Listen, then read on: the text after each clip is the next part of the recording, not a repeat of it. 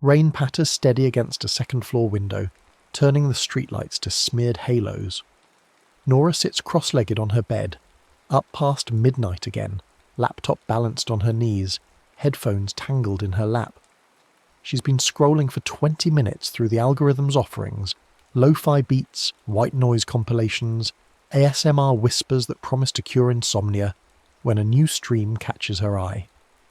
The thumbnail is simple, a black horizon where ocean meets sky, barely distinguishable in the darkness, and a faint buoy bell rendered in blocky pixels.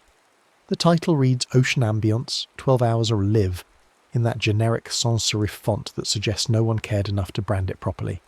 She clicks without thinking much about it. Soft surf rolls through her speakers, the kind of sound that makes you feel like you're standing on wet sand with your eyes closed. Slow gulls cry in the distance, their calls stretched and lonely. But underneath it all, beneath the obvious layers of wave and wind, there's something else. A subtle undertone like breath shaped into syllables, like someone trying to form words through water. She tilts her head, adjusts the volume. The sound is there, definitely there, but maddeningly difficult to focus on. Every time she thinks she's about to make out what it's saying, it dissolves back into the hiss of foam on shore. In the corner of the player, a tiny blue dot pulses on a minimalist map, just coastlines sketched in grey, the ocean rendered as negative space. The dot sits far out at sea, barely moving, maybe drifting with current or wind. A simple interface element, she thinks. Nothing strange about it. The kind of thing that gives you the illusion of presence, of authenticity, makes you feel like this really is happening somewhere right now, out in the dark water, while you sit in your room with your door closed and your parents asleep down the hall. Nora exhales slowly and lets her shoulders drop. The room settles around the tide. She doesn't close the laptop, she lets it play. She's been having trouble sleeping for months now, ever since the thing that happened that she doesn't like to think about. The thing that lives in her chest like a stone she swallowed and can't cough up. The usual remedies don't work anymore. Warm milk makes her nauseous. Melatonin gives her dreams that feel like drowning. Reading just makes her aware of how fast her heart is beating, how her thoughts race in circles like fish trapped in a shrinking pool. But this ocean sound seems to work differently. It doesn't ask anything of her. It just exists, rolling and rolling, endless and impersonal. She falls asleep with the stream still playing, her hand resting on the keyboard, and dreams of walking along a beach she's never seen in waking life. The sand is the wrong colour, almost purple in the moonlight, and the water whispers in a language she almost understands. When she wakes at 3 a.m, the stream is still, going. The blue dot has moved maybe half an inch on the map and her mouth is dry as paper. Old sailor's lore resurfaces in her memory the next evening as she's brushing her teeth, staring at her own reflection, until it stops looking like a person and becomes just a shape, just features arranged in the expected configuration. She remembers reading about sirens in middle school, back when she still read for pleasure, before screens ate all her attention. The story said they lived on rocks and sang to sailors, called them to shipwreck with voices like honey and heartbreak. But her English teacher, Mrs. Valenti, had offered a different interpretation during a unit on mythology. She said the sirens didn't drag anyone under by force. They echoed what you'd already carried too long, amplified the thoughts you kept trying to drown, sang back your own voice until you couldn't tell the difference between their song and your own thinking. In modern tellings, the kind that show up in creepypasta forums and Reddit threads at 2 a.m, sirens travel by wire and bandwidth. Networks are just new coasts, after all, new territories of depth and drowning. They learn your shape from the words you feed the dark, from search histories and unsent drafts and messages typed and deleted before anyone can see. The stories come with rules, always rules, whispered and repeated and half-believed. If the song names what you deny and you answer with a lie, the tide comes in. If you speak the true word into water and give it back, the tide recedes. Nora spits toothpaste into the sink and watches it spiral down the drain. She thinks about tides, about things coming in and going out, about the difference between keeping and releasing. She doesn't believe in sirens. She's 17 and pragmatic and has taken enough psychology classes to know about pattern recognition and confirmation bias. But she also knows that belief isn't required for obsession, that you can be drawn to something, while simultaneously knowing it's probably nothing, probably just noise and coincidence and the brain's endless hunger for meaning. That night she lets the stream play again, and the night after that, and the night after that. By the end of the first week she's listening every evening. She tells herself it's just a sleep aid, just a pleasant sound, just something to fill the silence that feels too heavy in her room after dark. But she's starting to notice things. The undertone, that breath-shaped into syllables sound, is starting to braid itself into phrases. Not clear phrases, not yet, but the suggestion of syntax, the rhythm of meaning. And sometimes, just sometimes, she catches words she knows too well, the exact wording of late-night searches she's made, the unsent drafts that sit in her notes app like evidence of crimes she hasn't committed. She searches, "Why do I feel like this?" And 4 minutes later, the stream seems to carry that exact phrase in its undertow, though it's impossible to be sure, impossible to prove. She types out a message she'll never send, an apology or maybe an accusation. She can't tell the difference anymore. And when she deletes it and returns to the stream, the melody quotes the phrasing back at her, softened by surf but unmistakable in its cadence. She tells herself it's apophenia, the tendency to perceive meaningful connections between unrelated things. The human brain is a pattern-seeking machine, she reminds herself, and it will find patterns even in pure randomness if you give it half a chance. This is just ocean sounds. This is just a live stream, probably running from someone's weatherproof camera setup on a forgotten pier, probably completely automated, probably not even being monitored by anyone at all. She turns the volume up. In the second week, she starts noticing the sound in other places. When she pauses the stream to go to the bathroom, the faucet hums the same motif, the same rising and falling pitch that the ocean was just using. The kettle in the kitchen carries the melody while it boils. The radiator in her bedroom, clanking as it heats up on cold November nights, matches the rhythm exactly. Even the rain in the gutter outside her window seems to have learned the song, seems to be playing it back to her, validating her suspicion that this isn't just in her head, or if it is in her head, it's also out there, it's also real, it's also happening. She opens the stream on her phone now, not just her laptop, keeps it running in her pocket while she moves through her day. During calculus class, while Mrs. Morrison drones on about derivatives and rates of change, Nora has one earbud in, the ocean breathing against her eardrum. At lunch, sitting alone because she's been sitting alone since September, since the thing that happened that split her friend group like a rock through glass, she watches the tiny map in the corner of the player and notices something she hadn't noticed before. The blue dot is moving, not drifting, not floating with current, moving with intention, with direction. When she opens the app history and looks at screenshots she took a week ago, she can see the difference. The dot was farther out then, well beyond any continental shelf, in the part of the ocean where the water is so deep that sunlight never reaches the bottom. Now it's closer. Not close, not yet, but closer. And it leaves behind a faint wake of past positions, stored coordinates appearing as slightly lighter blue pixels, like tide lines on a nautical chart. She tells her mother she's sick on Tuesday, stays home from school, watches the dot. It moves in increments so small she has to check every hour to see the difference, but it's definitely approaching the coast, her coast. The general region where she lives anyway, though the map is too minimalist to show cities or towns, just the basic outline of land meeting water. She tests it that night, deliberately, with the sort of scientific rigour that comes from equal parts curiosity and dread. She opens a blank document and types something she would never say aloud, a confession that feels like pulling glass from a wound. I think it was my fault, and I don't know how to live with that. She reads it once, twice, feels her throat tighten, then deletes it character by character and closes the document without saving. Then she returns to the stream, puts both earbuds in, and waits. It takes 6 minutes. 6 minutes of normal ocean sounds, gulls and surf and that subtle undertone that's been there all along.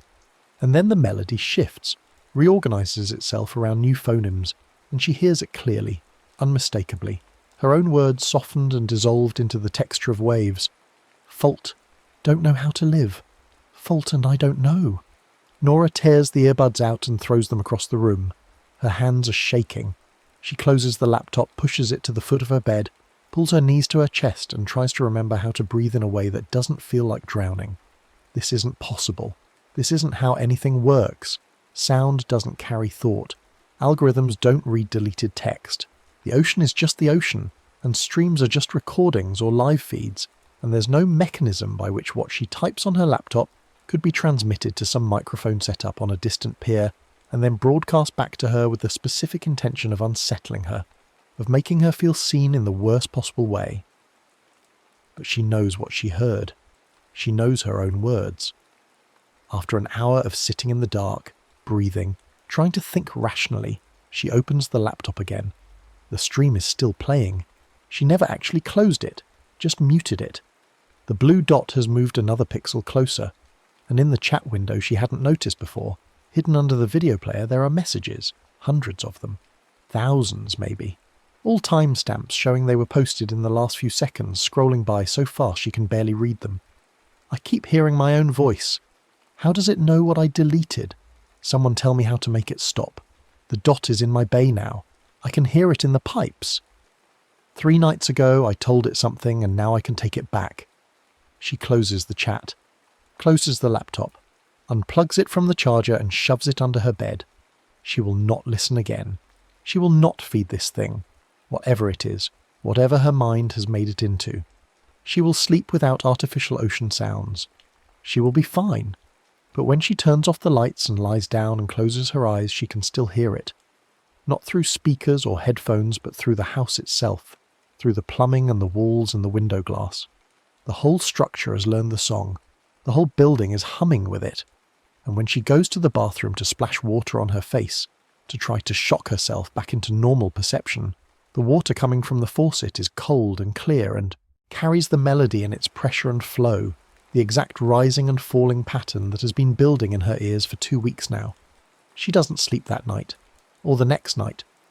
By Thursday she looks like a ghost of herself, pale and hollow-eyed, and her mother finally notices, finally asks if something is wrong, if she's feeling okay, if there's anything she needs to talk about. Nora says no. She says she's fine. She says it's just insomnia, just stress about college applications, just normal teenage exhaustion. Her mother looks at her with an expression somewhere between concern and helplessness, and offers to make an appointment with a therapist. Nora says maybe later. She goes upstairs and locks her door and opens the laptop because she can't not open it, because the sound is already in the house anyway, already in her ears and her throat and her pulse, and she might as well look at the source. The dot is close now. Not at her coast yet, but approaching, definitely approaching, tracking up the continental shelf like something following a scent. The ocean sounds have changed too. They're sharper now, more immediate, less like a recording and more like a live microphone picking up real-time audio. She can hear individual drops of water hitting rock. She can hear the specific acoustic signature of waves in a harbour, confined and echoing rather than the open expanse of deep ocean. And the undertone has stopped borrowing strangers' voices. Now it's using hers, her own voice, whisper-singing private fragments in perfect cadence, pulling up memories and moments she thought she'd buried. The name she avoids saying because it hurts too much, a promise she broke without meaning to, the sentence she typed to her best friend and never sent because she was afraid of what it would make real. The water around her room begins to answer. A glass on her bedside table, half full from this morning, develops a skin of ripple that shapes itself into something like text for a second. She sees a letter, maybe 2, before it collapses back into simple liquid motion. Condensation on her window sketches a single syllable in the fog before streaking away down the glass. She stares at these manifestations with a kind of exhausted acceptance, past the point of disbelief, past the point of rationalization, just watching her reality reorganize itself around this impossible thing. In the stream's tiny map, the blue dot hops the headland and begins sliding along shore toward her actual town. She can see it now, can recognize the shape of the bay where she used to go with friends before everything fell apart, the inlet where the river meets the sea, the specific curve of coastline that she's walked 100 times on summer evenings when the world felt manageable and small. The buoy bell in the stream starts striking on the downbeat, no longer random but rhythmic, deliberate. And the song says her name. Not just any name, her specific name, the one her parents gave. Her, the one that appears on her school ID and her unread emails, and it says it with her own laugh tucked inside it, the particular way she used to laugh before September, before everything changed. She sits very still and watches the dot move. It's 1 inlet away now, maybe 3 miles of water. Close enough that if she went to the beach right now in the middle of the night, she might be able to see whatever is making that sound, whatever is carrying that signal. The melody stops its endless circling and asks in her voice, in her exact cadence and tone, "Will you tell me now?" Nora sits on the floor with her back against the bed and tries to remember the rules. The stories she read said that if the song names what you deny and you answer with a lie, the tide comes in. The tide comes in and doesn't go back out. The tide comes in and keeps coming, rises past high water marks, floods into streets and houses and mouths, drowns everything in the thing you won't say, the truth you keep swallowing.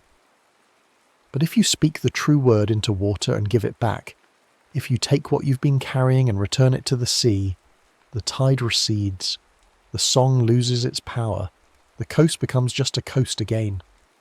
She doesn't know if she believes this. She doesn't know if belief matters. But she knows she can't keep going like this. Can't keep feeding this thing her silence and her fear. Can't keep letting it grow in the space between what happened and what she'll admit happened. She gets up slowly, legs shaky from lack of sleep, and goes to the kitchen. Her parents are asleep. The house is dark except for the glow of her laptop screen coming from upstairs. She finds a bowl in the cabinet, fills it halfway with water from the tap. The water hums the melody as it pours. She finds the old salt shaker from the back of the spice drawer, the one with sea salt they bought on vacation 3 years ago and barely used, and tips a pinch into the bowl. The water accepts it, dissolves it, becomes something that came from the ocean and might be returned to it. She carries the bowl carefully upstairs, laptop under her other arm, and goes to her window. Rain is still falling outside, has been falling for hours, turning the street to black mirror. She sets the bowl on the windowsill, balances the laptop beside it. The stream is still playing. The blue dot is blinking now, stationed at her bay's mouth, maybe half a mile out, close enough that the sound is crystal clear, no longer mediated by distance or static, just her voice singing back to her, all the things she's thought and not said, known and not admitted, carried and not released. The room vibrates with tide and wire. Her hands are shaking again, but this time it feels different. Feels like something about to break open rather than break down. She steadies her breathing and thinks about the word, the true word, the thing the song has been orbiting this whole time. Not a long confession, not poetry or explanation or justification. Just the bare noun of it, the simple fact she's been refusing to name, the thing that sits at the centre of September like a stone in a river that all the water has to flow around. She opens her mouth and speaks it. 3 syllables, quiet but clear, said into the air above the bowl of salt water. The word for what happened. The word for what she did and didn't do, what she knew and didn't say, what she could have prevented but didn't because she was afraid or selfish or just 17 and stupid and human. The bowl's surface tightens, pulls taut like skin, then slackens, goes loose as an open mouth. The speakers hiss and crackle as if foam fell across a microphone somewhere far out in the dark water. "I'm giving it back," she says, and she means it. She means it more than she's meant almost anything. She lifts the bowl carefully and pours the water slowly out the window, tilts it so the flow is steady and deliberate, lets the salt water thread away down the gutter toward the storm drain, which leads to the creek behind the school, which leads to the river, which leads eventually, inevitably, to the sea. The undertone fractures into harmonics, splits into a dozen overlapping voices that might be hers or might be everyone who's ever listened to this stream, everyone who's ever fed their silence to this thing and received back an echo made of their own fear. The voices reknit themselves, weave back into a single tone and drop lower. The way surf sounds from farther off, the way the ocean sounds when you're walking away from it rather than toward it. On the map, the blue dot stills, stops its tracking, then ticks 1 pixel seaward, then another, moving back toward deep water with the same slow deliberation it used approaching. Its glow fades from bright blue to something gentler, something that could almost be mistaken for a normal interface element, a simple indicator of a simple stream. Nora sets the empty bowl on the windowsill and closes the laptop.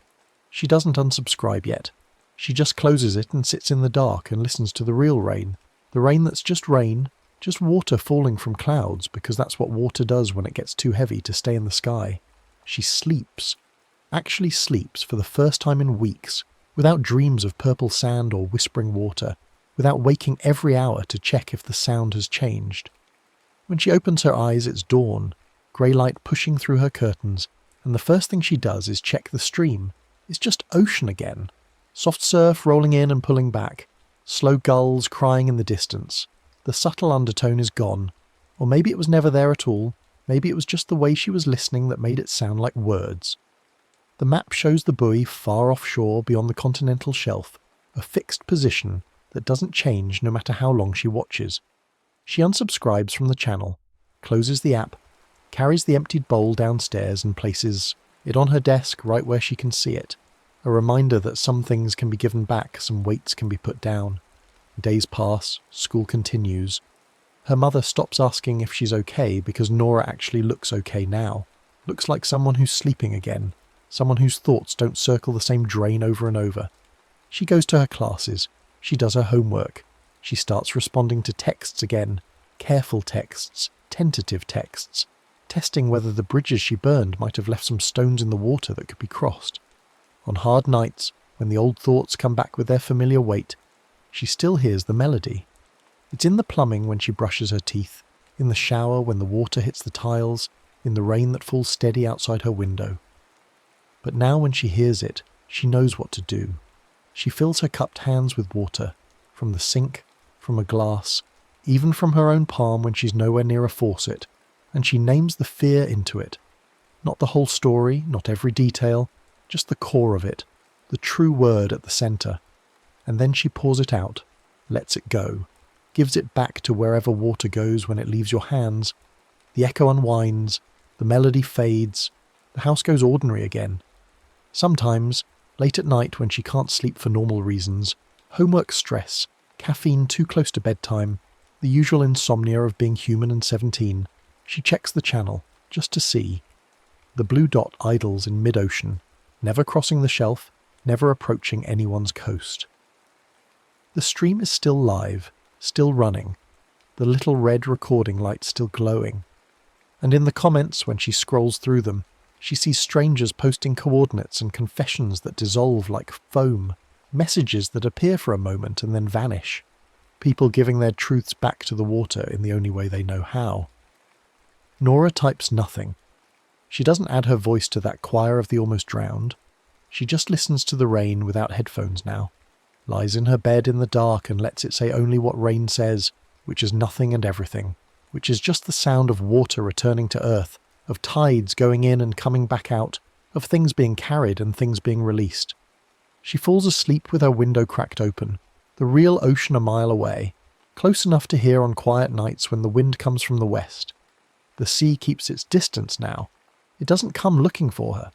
It doesn't sing her name or quote her fears or pulse a blue dot toward her bay.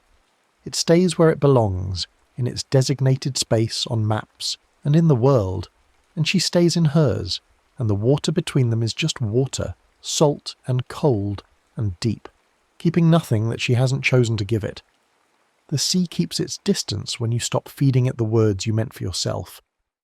The next story is about to begin. Please relax and enjoy. The rain came down in sheets that turned the back roads to black mirrors, each droplet catching what little light remained in the dying October evening. Mason's sneakers were soaked through, his backpack heavy with water, and somewhere between the bus stop and home he'd made the decision that would change everything. He took the shortcut through the cornfield. Everyone in town used it. The path cut 15 minutes off the walk, threading through the rows where the stalks grew tall enough to blot out the sky. Mason had avoided it for 6 years, but tonight, cold, wet, exhausted from a chemistry test he'd probably failed, he couldn't bring himself to care about old superstitions and childhood fears. The corn whispered as he entered, a sound like thousands of papery hands rubbing together. The rows stretched endlessly on either side, their leaves slick and dark with rain. Lightning flickered somewhere to the west, turning the world briefly white, and in that flash Mason saw it standing in the clearing ahead. The Scarecrow. He'd forgotten it was there, or maybe he'd convinced himself it wouldn't be any more, that someone would have taken it down after all these years. But there it stood, arms spread wide on its wooden crossbeam, wearing the same rotted jacket it had worn when he was 10. Except now, in the dying light and the steady rain, something was different. The burlap sack that served as its head had been replaced. Mason stopped walking. Water ran down his face into his eyes, but he didn't blink. The new burlap was lighter, cleaner, and across its surface someone had stitched letters in thick black thread. The stitching was crude, uneven, like a child had done it or someone working in the dark. But the letters were clear enough. MK, his initials, Mason Keller. Thunder rolled across the field, deep and resonant, and in its wake Mason heard his own breathing, too fast, too shallow. It was nothing. Had to be nothing. Kids from school playing a prank, or... The Scarecrow's jacket shifted. Not much. Just a slight rotation of the shoulders, as if whatever hung inside the frame had turned to face him more directly. The burlap head didn't move, but Mason felt watched anyway. Felt the weight of attention pressing against him like a physical thing. He ran. Feet slapping through puddles, corn stalks whipping against his arms and face, backpack bouncing hard against his spine. He didn't look back until he reached the road, and when he did, the field stood dark and still, the Scarecrow a distant silhouette against the storm-bruised sky. Just a prank, he told himself. Just someone messing around. But his hands shook as he walked the last half-mile home, and that night he dreamed of burlap faces and stitched letters that spelled his name over and over until the thread ran red. Mason had grown up on the stories. Every kid in town had. The farmers used to do it. Back in the old days when the fields still belonged to families instead of corporations. They'd take something that belonged to their children, something small and precious, and bury it under the freshly planted rows. A toy car, a favourite marble, a baby tooth wrapped in cloth.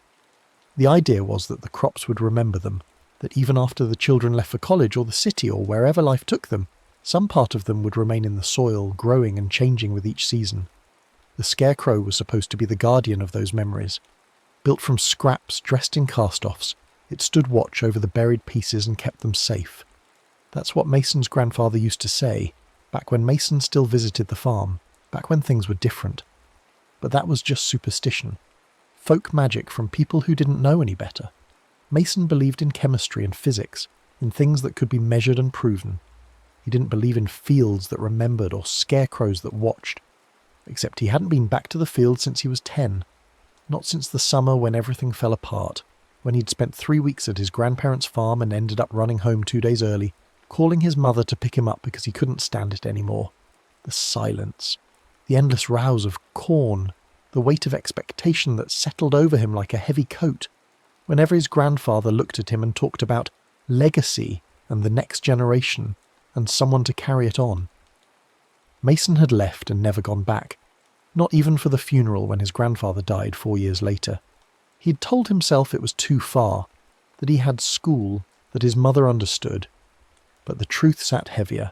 He'd been afraid. Afraid of the disappointment he'd see in the old man's eyes. Afraid of being pulled back into that suffocating quiet. Afraid of becoming someone he didn't want to be.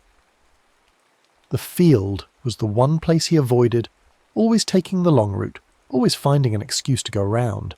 And now, somehow, it knew his name. The next night brought more rain, the kind that turns the world grey and soft and makes everything smell like wet earth. Mason tried to take the long route home, walked past the field entrance with his head down and his hood up, but his feet stopped at the corner where the road curved away. The shortcut would save him 15 minutes. 15 minutes less in the rain, 15 minutes closer to his warm house and dry clothes, and it was just a field. Just corn and mud and a stupid scarecrow that someone had vandalized as a joke. He found himself walking between the rows before he'd consciously decided to do it. The corn seemed taller tonight, pressing in closer, and the rain made everything slippery. Mason kept his eyes on the path, watching for roots and rocks, determined not to look at the clearing until he was past it. But the compulsion pulled at him like a hook in his chest, and when he reached the open space, he looked. The scarecrow had changed. Mason's breath caught in his throat. The rotted jacket was gone, replaced by a blue windbreaker he recognised immediately, the one he'd lost during that last summer at the farm. He'd searched everywhere for it, tearing through closets and checking every room, but it had vanished. And now here it was, draped over the scarecrow's wooden frame, faded but unmistakable. That wasn't all. Pinned to one sleeve was a shell bracelet, white and pink and threaded on faded string. Mason had made it at summer camp when he was 9, worn it every day for a month until it broke and disappeared, and dangling from the scarecrow's left wrist, tied there with twine, was a single muddy sneaker, small, child-sized, with a dinosaur patch on the side. Mason had loved those shoes, had cried when they were thrown away because he'd outgrown them. His stomach churned.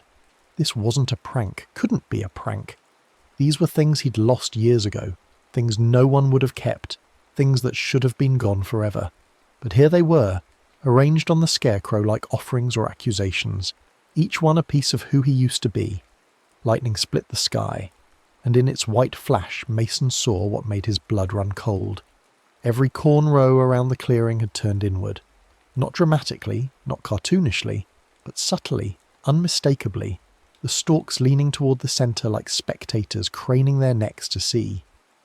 The angle was wrong, unnatural, as if hundreds of green bodies had pivoted to watch him. "Stop it," Mason whispered, the words torn from him before he could think. A breeze pushed through the field, carrying with it the rustle of leaves and the smell of rain-soaked earth, and the corn rustled back, "Stop it, stop it, stop it," matching the exact rhythm of his words, syllable for syllable, the sound moving through the rows like an echo that shouldn't exist. Mason ran again, legs pumping, heart hammering against his ribs. Behind him, he heard the creak of wood and the whisper of straw, and though he told himself not to look, though every instinct screamed at him to keep his eyes forward, he glanced back. The scarecrow's burlap head had turned, just a fraction, just enough to follow him as he fled. The third night, the rain became a downpour that flooded the low places and turned the field into a maze of puddles and mud. Mason tried to avoid it. He really did. He took the long route, walked an extra mile in the opposite direction, even considered calling his mother for a ride, though that would mean admitting he was afraid of something as stupid as a cornfield. But every road he took seemed to bend back. Every turn led him closer instead of farther. It was as if the town had rearranged itself, as if geography itself had shifted to funnel him toward the rows and the clearing and the thing that waited there. When he finally gave in and entered the field, the water was ankle-deep in places, puddles reflecting the scarecrow's silhouette like dark mirrors. Mason slogged through them, each step an effort, mud sucking at his shoes. He didn't want to look, didn't want to see what new horror had been added to the collection, but he had to know. The scarecrow was drowning in pieces of him. His old grey hoodie, the one with the space shuttle on the back, his childhood blanket, the soft blue one he'd carried everywhere until he was 8, now tied around its shoulders like a cape. A photo. God. A photo. Stuck to its ribs with a bent nail, the image water-stained but clear. Mason at age 8, grinning gap-toothed at the camera, standing in this exact field with his grandfather's hand on his shoulder. Mason's legs went weak. He'd never seen this photo before. Didn't know it existed. His grandfather must have taken it, must have kept it, and now it was here, nailed to a scarecrow in a field that shouldn't remember anything at all. The scarecrow moved, not dramatically, not like in movies where the monster lunges and the music swells. Just a small motion, almost imperceptible, the kind of movement you might miss if you blinked. The burlap head tilted down, angling toward him, and from somewhere inside its chest, from the hollow space between the wooden beams and the rotted straw, came a sound. A voice, wet and dragging, like words pulled through mud. Mason? It knew his name. Not just knew it, spoke it, with recognition, and something that might have been longing or might have been rage. The sound wrapped around him like cold fingers, and Mason felt his bladder threaten to let go. Felt 6 years of rational thought crumbling in the face of impossible truth. Mason Keller. Behind him the corn began to move. Row by row, stalk by stalk, they turned to face him. Not bending in the wind, not swaying naturally, but pivoting like hundreds of bodies all looking at once, all fixing their attention on the boy who'd run away and never come back. The sound they made was worse than silence, a collective rustle that rose and fell like breathing, like the field itself had developed lungs. Mason wanted to run, wanted to scream, but his body refused to obey, locked in place by fear and recognition, and the terrible understanding that this was real, this was happening, this had been waiting for him, ever since he'd carved his initials into the barn wall and run away crying, because he couldn't be what his grandfather needed him to be. The scarecrow took a step forward. It shouldn't have been able to. It was nailed to a crossbeam, stuck in the ground, just wood and straw and stolen clothes. But it moved anyway, one leg dragging through the mud with a sound like tearing paper, leaving a furrow behind it. The burlap face tilted further, and though it had no eyes, Mason felt seen, truly seen, down to the marrow of his bones. "Why did you leave me?" The words came from everywhere and nowhere, from the scarecrow and the corn and the rain itself. They echoed in Mason's skull, bouncing around like wasps in a jar, and with them came a flood of memory he'd tried so hard to bury. The fight. God, the fight. Mason, at 10 years old, standing in the barn with his grandfather while the old man talked about the farm, about tradition, about how someday this would all be his if he wanted it. And Mason, overwhelmed and terrified and too young to know how to say what he really meant, had shouted that he didn't want it, didn't want any of it, that he wasn't going to waste his life stuck in the middle of nowhere growing corn until he died. His grandfather's face had crumpled. Not with anger, that would have been easier, but with hurt so profound it had made Mason's chest ache. And instead of apologising, instead of trying to explain, Mason had run. Had called his mother, had left 2 days early, had never come back even when his grandfather got sick, even when it might have mattered. He'd told himself it was fine, that he'd been a kid, that he couldn't be blamed for not wanting to be a farmer. But underneath all the excuses lived a truth he'd never spoken aloud. He'd been terrified. Terrified of disappointing him. Terrified of being trapped. Terrified of the silence and the loneliness and the weight of being someone's whole legacy. So he'd run, and his grandfather had died, and Mason had lived with the guilt like a stone in his stomach for 6 years. The field hadn't forgotten. The scarecrow remembered, and now it wanted to hear him say it. Mason's legs finally obeyed him, but instead of running away they carried him forward. One step, then another, mud squelching under his shoes. The rain poured down, plastering his hair to his skull, running into his eyes. The scarecrow waited, arms still spread wide, burlap face tilted in an expression that might have been expectation or hunger, or something else entirely. "I was scared," Mason heard himself say. His voice cracked, barely audible over the rain. "I was 10 years old and I was so scared." The corn rustled, a sound like listening. He wanted me to be something I didn't know how to be. He looked at me like I was supposed to understand, like I was supposed to want this, and I didn't. I didn't want the farm or the responsibility or any of it. I just wanted to be a kid. The scarecrow's head tilted further, burlap creasing where a mouth might be. And then I left, and I never came back because I was ashamed, because I thought he'd look at me and see someone who'd let him down, someone who'd rejected everything he cared about. So I just stayed away, even when he got sick, even when Mum said he was asking about me. I stayed away because I was a coward. Mason's voice broke completely. Tears mixed with rain on his face, hot and bitter. I never said goodbye. I never told him I was sorry. I never told him that I thought about him, that I missed him, that I wished I'd been braver, and now he's gone and I can't fix it and I don't know what you want from me. He was shouting now, words ripping out of him like they'd been held back too long, like a dam had finally burst. I was just a kid. I didn't know how to handle it. I didn't know how to tell him that I loved him, but I couldn't be what he needed, and I've carried that with me every single day for 6 years, and I don't know how to let it go. The field fell silent. Even the rain seemed to soften, the downpour becoming a gentle patter. Mason stood there gasping, chest heaving, everything inside him emptied out and raw. The scarecrow moved again. Slowly, carefully, it bent forward at the waist, bringing its burlap face level with Mason's. This close, he could see the details, the uneven stitching, the way his initials curved across the fabric, the bits of straw poking through at the seams. It smelled like old cloth and rain, and something underneath that might have been memory. For a long moment, nothing happened. The scarecrow simply stood there, bent close, as if studying him or offering comfort or waiting for something else. Then, with movements that seemed almost gentle, it straightened.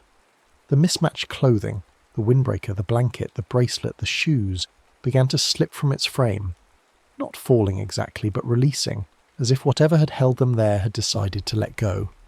They dropped into the mud with soft splashes one by one until the scarecrow stood bare again, just wood and straw and burlap. Behind Mason, the cornrows shifted. The stalks that had turned to watch him were straightening, pivoting back to their natural positions, no longer bent in observation. The field breathed out, a long exhalation that moved through the rows like wind, and Mason felt something in his chest loosen, something that had been wound tight for years finally beginning to uncoil. He reached up and touched the burlap head. The fabric was rough under his fingers, soaked with rain, the stitched initials standing out in thick ridges. Carefully, treating it with a reverence he didn't quite understand, Mason pulled the burlap free. The head came away easily, and he held it in his hands for a moment, looking at his own initials stitched in black thread. Then he knelt and laid it gently in the mud, placing it down like he was putting something precious to rest. The scarecrow collapsed. Not violently, not with any drama, but with a tired sort of settling, the way a body might sink into bed after a long day. The wooden crossbeam fell sideways, the straw loosened and scattered, everything that had held it together suddenly deciding it no longer needed to maintain form. Within seconds, all that remained was a pile of wet straw and splintered wood, already sinking into the waterlogged soil. The rain changed. It was still falling, but warmer now, gentle instead of punishing. The sky above was still dark, but not with the same oppressive weight. Everything felt lighter somehow, as if the field itself had been holding its breath and could finally exhale. Mason stood there for a long time, looking at the place where the scarecrow had been. The trinkets lay scattered in the mud. His old clothes, that photo, the bracelet, all the pieces of childhood he thought he'd lost. He thought about gathering them up, taking them home, but something told him to leave them. They belonged here, had always belonged here, and taking them would be like breaking a promise he'd only just managed to keep. He turned and walked toward the road. His feet found the path easily, even in the dark, and the corn whispered around him but didn't turn. By the time he reached the edge of the field, the rain had stopped completely, leaving only the drip of water from leaves and the smell of wet earth. Mason paused at the road, one foot on pavement, one still in the field. Something made him look back. The clearing was empty. No scarecrow, no scattered belongings, no sign that anything had been there at all except trampled corn and churned mud. It looked like it always had, like it always would, just another field waiting for harvest. But as Mason watched, a single cornstalk near the centre dipped low, bending as if bowing or nodding in acknowledgement. Then it straightened again, standing tall with all the others, indistinguishable from the rest. A farewell. Or maybe a reminder not to forget again. Mason walked home slowly, his clothes soaked through, his shoes squelching with every step. When he got to his house, he stood in the driveway for a while, looking at the warm lights in the windows. His mother would ask where he'd been, would fuss about his wet clothes and probably make him hot chocolate even though he was too old for that kind of thing. He'd tell her about the field, not all of it, not the scarecrow, or the moving corn, or the voice in the rain, but the important part. He'd tell her that he'd finally gone back, that he'd finally said the things he needed to say, and that maybe, if she had pictures of Grandpa, he'd like to see them. Maybe even frame one. Put it on his desk where he could see it every day and remember that running away doesn't fix anything, that some debts can only be paid with truth. Inside, his mother was cooking something that smelled like onions and garlic. The TV murmured in the living room. Everything was warm and normal and safe. Mason peeled off his muddy shoes and left them by the door, and when his mother asked if he was okay, he surprised himself by saying yes, and meaning it. That night, he dreamed of cornfields, but for the first time in 6 years the dream wasn't a nightmare. In it his grandfather stood at the edge of the rows, hand raised in greeting or goodbye, and when Mason waved back the old man smiled. Then he turned and walked into the corn, and the stalks closed behind him like a door, and Mason woke with tears on his face but peace in his chest. He never took the shortcut again. Not because he was afraid, but because he didn't need to. The field had gotten what it wanted, his truth, spoken aloud, acknowledged and accepted. Whatever contract had bound them was satisfied. Whatever debt had gone unpaid was settled. But sometimes, on rainy October evenings when the light fades early and the world goes soft and grey, Mason walks to the edge of the field and stands there for a while. He doesn't go in, doesn't need to. He just stands and listens to the corn whisper in the wind, to the sound of stalks rubbing against each other like papery hands, and sometimes, not always, but sometimes, he whispers back, "I remember," he says. "I promise I remember." And the field, which has seen generations come and go, which has buried the belongings of children who left and never returned, which guards memories like treasure and demands payment in truth, stands quiet and still. The weeks that followed felt different somehow, as if the world had shifted slightly on its axis and everything had to find its balance again. Mason caught himself thinking about his grandfather more often, not with the sharp stab of guilt that used to accompany those memories, but with something softer, something that felt almost like fondness. He asked his mother about the farm, about what it had been like when she was growing up, and she talked for hours, her face animated in ways he hadn't seen before. She showed him the photo albums she kept in the hall closet, thick books with cracking spines and pages that stuck together. There was his grandfather as a young man, lean and sunburned, standing beside a tractor that looked ancient even in the faded photograph. There he was with Mason's grandmother, both of them dressed for church, her hand tucked into the crook of his arm. And there, scattered throughout the albums like breadcrumbs leading back through time, were pictures of the field. The corn had always been there, in every season, every year, standing tall or freshly cut or buried under winter snow. The field was the constant, the thing that didn't change even as people grew old and died, and new generations took their place.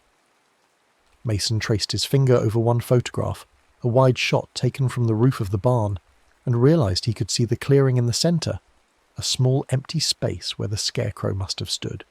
He loved that field, his mother said softly, looking over Mason's shoulder. More than anything, I think. More than the house. More than the equipment.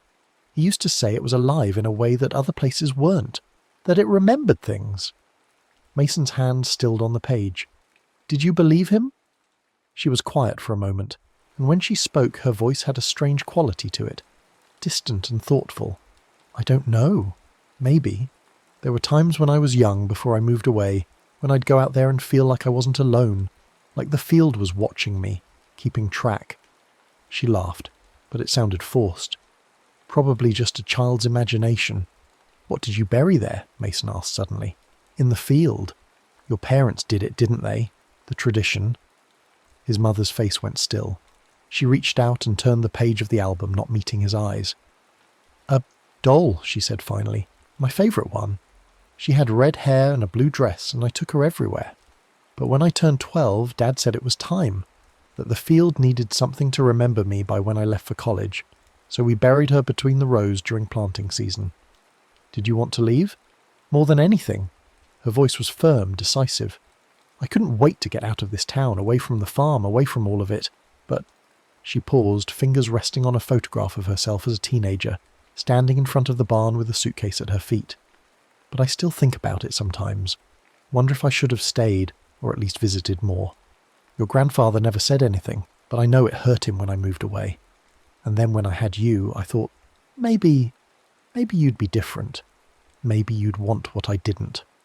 Mason closed the album carefully. "I'm sorry I never went back. You were a child. You didn't owe him anything. Maybe not, but I owed him honesty. I owed him the chance to know that I didn't hate him, that I wasn't rejecting him, just the life he'd built." Mason stood up, the album heavy in his hands. "Can I borrow this? I want to look through it more." His mother nodded, and something passed between them, an understanding maybe, or a shared recognition of the weight they'd both been carrying. That night, Mason spread the photos across his bedroom floor and spent hours studying them, memorizing his grandfather's face, the way he stood, The rough work-worn hands that appeared in frame after frame. There was love in those pictures, and pride, and a loneliness that Mason had never noticed before but couldn't unsee now. The old man had wanted someone to carry on his work, yes, but maybe what he'd really wanted was just to be remembered. To know that the life he'd built and the land he'd tended meant something beyond his own existence. And Mason had denied him that by running away and staying gone. But the field had remembered for both of them. At school, Mason found himself distracted, his mind wandering during lectures, his homework taking twice as long as it should. His friends noticed the change but didn't comment on it. Mason had always been quiet, a little withdrawn, and they'd learned not to push. Only his friend Tyler said anything, catching him staring out the window during lunch. "You okay, man? You've been weird lately." "Just thinking," Mason said. "About what?" Mason almost brushed it off with a joke or a shrug, but something made him tell the truth. "My grandfather. He died a few years ago, and I never really dealt with it. But lately I've been thinking about him a lot, remembering things." Tyler nodded slowly. "That's heavy. Were you close?" "Not really. I mean, I was when I was little, but then we had a fight and I stopped visiting. I always meant to make it right, but I never did." Mason picked at his sandwich, not hungry. "You ever do something you regret so much it feels like it's eating you from the inside?" "Everyone does, I think." Tyler was quiet for a moment. "My dad left when I was 8. Just packed up and moved to Arizona without saying goodbye. And I was so angry at him for years, you know. Hated him. But then last year he called and wanted to meet up and I said no. Hung up on him. And now I wonder if that was stupid. If I should have at least heard what he had to say." Mason looked at his friend, seeing him differently. "Do you think you'll call him back?" "Maybe. Probably. I don't know." Tyler grinned, but it didn't reach his eyes. "It's complicated, right? All this family stuff. No easy answers." "Yeah," Mason agreed. "No easy answers." But that night, lying in bed and listening to the rain start up again, Mason thought maybe there were some answers after all. Not easy ones, not comfortable ones, but answers nonetheless. The field had taught him that some debts could be paid, some wounds could be acknowledged even if they couldn't be healed. His grandfather was gone, and nothing would change that. But the field remained, and with it the memories of a man who'd loved it enough to believe it could remember his grandson long after he couldn't. The following Saturday, Mason borrowed his mother's car and drove out to the old farm. He'd looked up the address in her papers, found that it had been sold after his grandfather's death to a corporate farming operation that now managed most of the land in the county. But the house was still there, sitting empty at the end of a gravel drive, its paint peeling and windows dark. Mason parked and sat for a while, engine ticking as it cooled, looking at the structure where his grandfather had lived for 60 years.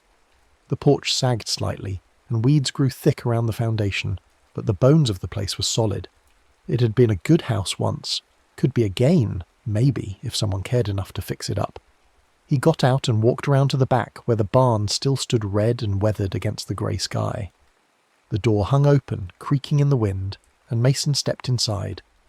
It smelled like old hay and motor oil and dust, and in the dim light filtering through gaps in the walls, he could see the shapes of forgotten equipment, tools hanging from hooks, a workbench scattered with screws and nails gone rusty.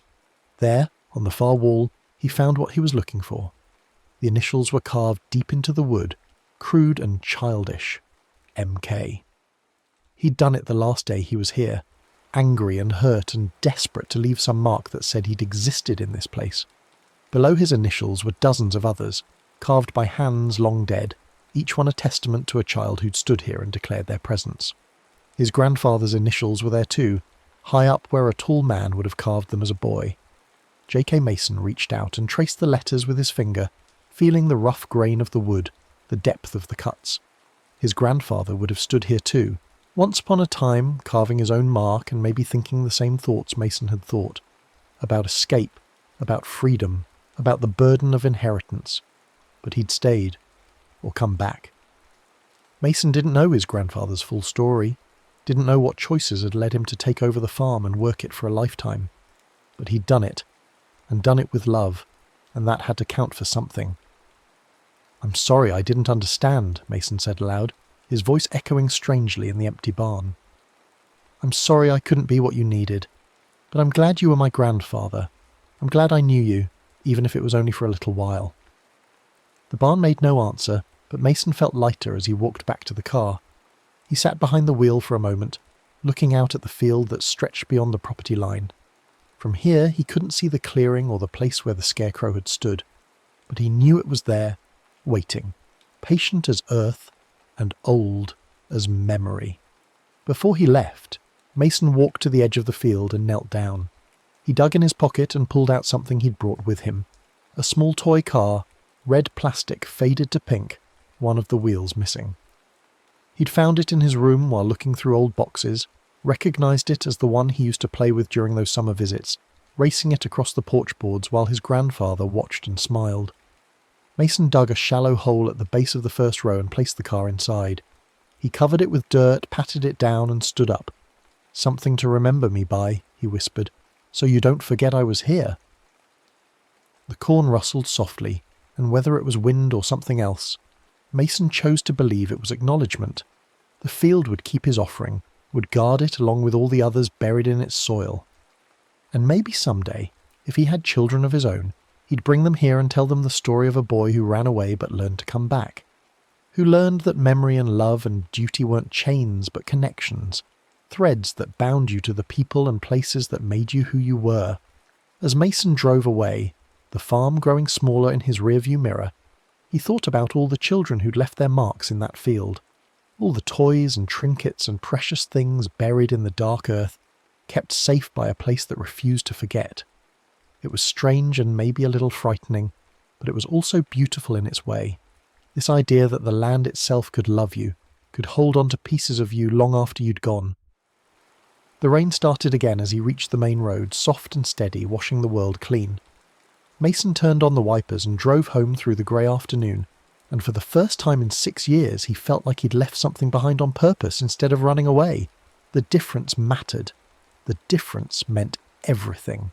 That night he framed the photo his mother had shown him, the one of himself at 8, standing in the field with his grandfather's hand on his shoulder, and put it on his desk where he'd see it every morning.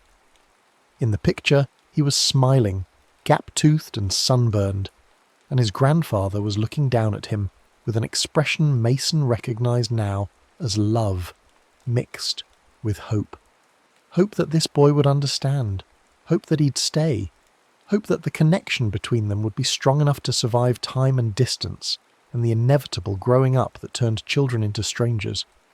That hope hadn't been fulfilled, not in the way his grandfather had wanted, but maybe it didn't have to be.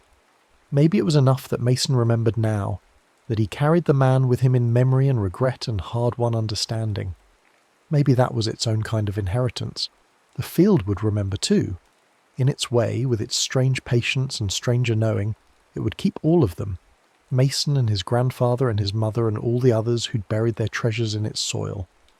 The field was eternal in a way that people weren't, and that thought brought Mason an odd comfort as he lay in bed and listened to the rain whisper against his window.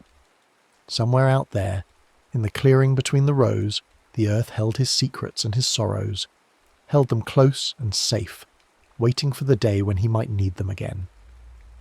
And if Mason was very still, very quiet, he could almost feel the field reaching back to him across the miles, acknowledging him the way that single cornstalk had bowed. A connection, a promise, a debt paid and a peace made. The field remembered its children, and now, finally, Mason remembered too. The next story is about to begin. Please relax and enjoy. The rain had been falling for 3 hours when Evan first heard the giggling. He sat with his back against the hallway wall, legs stretched out on the worn carpet runner, watching the crack of yellow light beneath his sister's door. His parents had gone to bed an hour ago, exhausted from another sleepless night of Lily's crying. They'd asked him to keep an ear out, just in case. He'd nodded, grabbed his phone and a blanket and posted up outside the nursery like a sentry. The old farmhouse creaked and settled around him. Every sound had a familiar rhythm, the tick of pipes expanding, the groan of century-old beams adjusting to the temperature, the whisper of wind finding gaps in the windowsills. Evan had lived here his whole 12 years. He knew its voice, but this sound was new, soft and breathy, like air escaping through wet lips. A giggle, high and childish, muffled as if coming from very far away or through layers of fabric. It lasted only a second before the house swallowed it back into silence. Evan lifted his head from his phone. Probably nothing. Old houses made weird noises. His dad said so all the time, usually right after Mum complained about something scratching in the walls or thumping in the attic. Squirrels, his dad would say. Mice. Settling foundation. But then it came again. Clearer this time. Definitely a giggle. He pushed himself to his feet and pressed his ear to Lily's door. She was quiet inside, her breathing the soft, whistling rhythm of deep sleep. The giggling wasn't coming from her. Evan eased the door open. The nursery was dim, lit only by the glow of the turtle nightlight that projected slow-moving constellations across the ceiling. Lily lay on her back in the crib, one tiny fist curled near her cheek, her mouth slack. She looked peaceful, normal. Then he heard it again, beneath his feet. The sound rose from the floorboards directly under the crib, as if something small and delighted was crouched in the crawl space below, stifling laughter behind cupped hands. Lily's face twitched. Her lips curled upward into a smile that didn't reach her closed eyes, didn't carry into the rest of her features. It was a smile painted on, mechanical and wrong. She wasn't awake. She wasn't laughing, but something was laughing through her. Evan backed out of the room, heart hammering. He stood in the hallway for a long moment, listening. The rain drummed against the windows. The house creaked. Nothing giggled. He went back to bed but didn't sleep. The next morning, over scrambled eggs and toast, Evan tried to tell his parents what he'd heard. His mother, Susan, looked up from feeding Lily her bottle with red-rimmed eyes. His father, Tom, glanced at him over the rim of his coffee mug. Probably a raccoon, Tom said. They get under houses sometimes, make all kinds of noise. It wasn't a raccoon. It sounded like a kid laughing. Houses settle, Evan, especially old ones like this. His father's tone had that note of finality that meant the conversation was over, but his mother was watching him with an expression he couldn't quite read. Worry, maybe, or recognition. "Did Lily wake up?" she asked quietly. "No," but she smiled, in her sleep. Susan's hand paused halfway to Lily's mouth, the bottle's nipple dripping formula onto the high chair tray. She smiled. Yeah, right when the giggling happened, like she heard it. His mother set the bottle down carefully. She looked at his father, then back at Evan. "Your grandmother used to tell a story," she said slowly, "about naming babies." Tom made a dismissive sound. "Sue, come on." "What story?" Evan asked. His mother hesitated, glancing at his father again. Tom shook his head, but she continued anyway, her voice low. "She said you should never whisper a newborn's name before sunrise, that something beneath the house might hear it first, that it would learn the name, learn the voice, and try to—" She trailed off, looking down at Lily, who was gumming her fist contentedly. "Try to what?" Evan pressed. "It's just a superstition," his father cut in. "Old country nonsense. Your grandmother had a lot of those." But Evan was remembering. The night Lily was born, just after midnight. His parents had brought her home from the hospital around 2 a.m. He'd watched from the hallway as they carried her into the freshly painted nursery, his mother rocking her gently, whispering her name over and over like a lullaby. Lily, Lily, our sweet Lily, before sunrise. "What's supposed to happen?" Evan asked his mother. She picked up the bottle again, not meeting his eyes. "Nothing, it's just a story." But her hands were shaking. That night, Evan lay in bed with his door open, listening. The rain had returned, heavier now, turning the darkness outside into a wall of sound. He'd left his bedside lamp on, a small act of defiance against the creeping unease in his chest. Around midnight the tapping started, soft at first, irregular, like fingernails drumming on wood. Evan sat up, straining to hear over the rain. The sound was coming from somewhere below him, somewhere in the bones of the house. Tap, tap, tap, tap, tap, tap. Random. Meaningless. He got out of bed and padded down the hallway to Lily's room. The door was ajar. Inside, she was awake, staring up at the ceiling with wide eyes that caught the nightlight's glow and held it like glass. The tapping continued beneath the floorboards, patient and persistent. Evan crept closer to the crib. "Lily?" he whispered. She didn't look at him. Her small chest rose and fell in the steady rhythm of breathing, but her eyes didn't blink. The tapping grew louder, faster, and then it fell into a pattern, a rhythm. Ba-bump, ba-bump, ba-bump. Evan's own heart stuttered as he realised what he was hearing. The tapping was matching Lily's heartbeat. He could see her chest moving, see the pulse in her tiny throat, and beneath his feet something was keeping time with it, learning it, memorising it. Lily's mouth opened. No sound came out, but her tongue moved, shaping syllables in silence. The tapping stopped. Evan stood frozen, barely breathing, waiting for it to resume. But the house had gone quiet except for the rain. He watched Lily for another minute, then two. Her eyes finally closed. Her breathing deepened into sleep. He was about to leave when he saw it. Her shadow on the wall behind the crib, cast by the nightlight. It was thinner than it should be, the edges slightly blurred, as if it wasn't quite solid anymore, as if it was seeping away. Evan didn't tell his parents.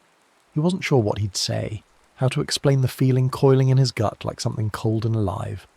Instead, he started spending more time in Lily's room during the day, watching her, looking for signs of whatever was wrong.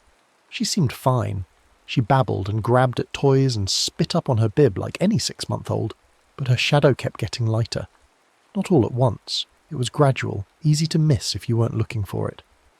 By the third day, it was barely visible even in direct sunlight, and the tapping had become a nightly ritual. It started around midnight and lasted for hours, that steady ba-bump matching Lily's heartbeat with eerie precision. Evan would lie in bed listening, stomach knotted, until finally it would stop just before dawn. On the fourth night, he forced himself to investigate. He waited until the tapping started, then crept into Lily's room with his phone flashlight. She was asleep, or seemed to be. Her eyes were closed, her breathing even. But her hands were clenched into fists so tight her knuckles had gone white. Evan knelt beside the crib and pressed his ear to the floorboards. The wood was old, slightly warped, the gaps between planks wide enough to let cold air seep up from the crawl space below. He could feel it on his cheek, damp and earth-smelling. The tapping was directly beneath him. And then he heard something else, something that made his blood go cold. Breathing. Not the rhythmic in and out of sleep, but deliberate breaths. Controlled. And not just one set. Two.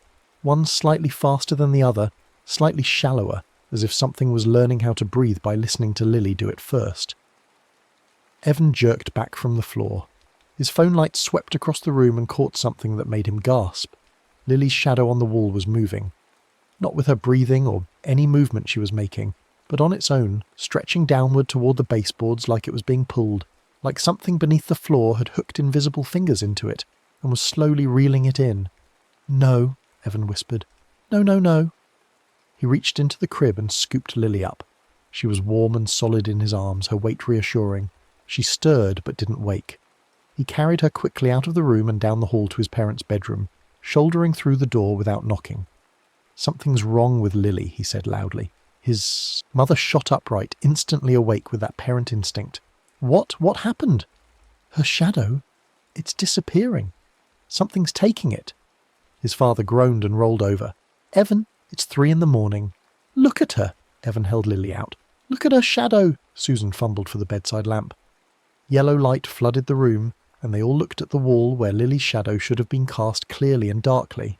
It was there. Faint, but there. Normal enough that Evan's father made an exasperated sound, and his mother's expression shifted from alarm to confusion to something like pity. "Honey, she's fine," Susan said gently. "You're probably just tired. You've been staying up late keeping watch. I'm not making it up. In her room, it's almost gone. Something under the floorboards is pulling it down, and there's tapping every night and breathing and—" "Evan!" His father sat up now, rubbing his face. "I know you're worried about Lily. We all are. She's had a rough few weeks. But you can't let your imagination run wild. You're scaring yourself for no reason." "It's not my imagination." "Enough." Tom's voice was firm. "Give Lily to your mother and go back to bed. We'll talk about this in the morning." Evan wanted to argue, to make them understand, but he could see it was useless. They thought he was being dramatic, inventing problems because he was anxious or attention-seeking or whatever explanation made sense to adult logic. He handed Lily to his mother and left without another word. The next day, Lily wouldn't stop giggling. It started after breakfast. small bursts of laughter that seemed to come from nowhere. She'd be sitting in her bouncer, staring at nothing, and suddenly she'd giggle. A bright, delighted sound that should have been cute but somehow wasn't. It was too perfect, too practiced, like someone doing an impression of what a baby's laugh should sound like. Susan seemed thrilled. Oh, listen to her, she's so happy today. But Evan watched from the doorway and felt sick. Each giggle was identical to the last. Same pitch, same duration, same breathy quality. And Lily's expression never changed. She didn't smile, her eyes didn't crinkle. She just stared ahead and produced these mechanical bursts of laughter, like a doll with a pull string. That night, he heard it clearly. He was back in his post outside Lily's room, determined to document whatever was happening, even if his parents wouldn't believe him.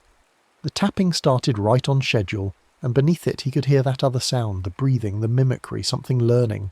And then, rising from below the floorboards, came a voice. "Mama," whispered. Soft. Exactly like Lily's voice, if Lily could speak. Evan's whole body went rigid. "Mama," it said again. Then, "Bubba."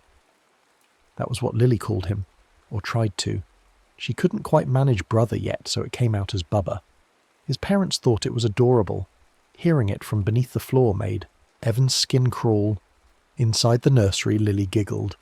And a second later, the thing below giggled too, an exact echo. Evan grabbed his phone with shaking hands and started recording. The audio would prove it.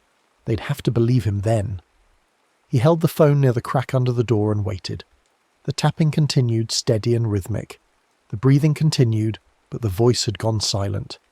"Come on," Evan thought desperately. "Say it again. Say something." As if it had heard him, the voice whispered, "Bubba." And inside the room, Lily repeated it. "Bubba." She was asleep. He could hear the whistle of her breathing, see through the crack that she wasn't moving. But her voice had spoken anyway, shaped by something else, something that was using her throat as a practice instrument. The recording caught it all. Evan played it back with the volume low, listening to his own ragged breathing and then those overlapping voices, Mama, Bubba, the giggles, and knew with crushing certainty that his parents still wouldn't believe him. They'd say it was Lily talking in her sleep, that he'd edited it somehow, that he was making it up for attention. He was on his own. Over the next 2 days, Lily got worse. Her skin took on a greyish tint like milk left too long in the sun. She barely ate.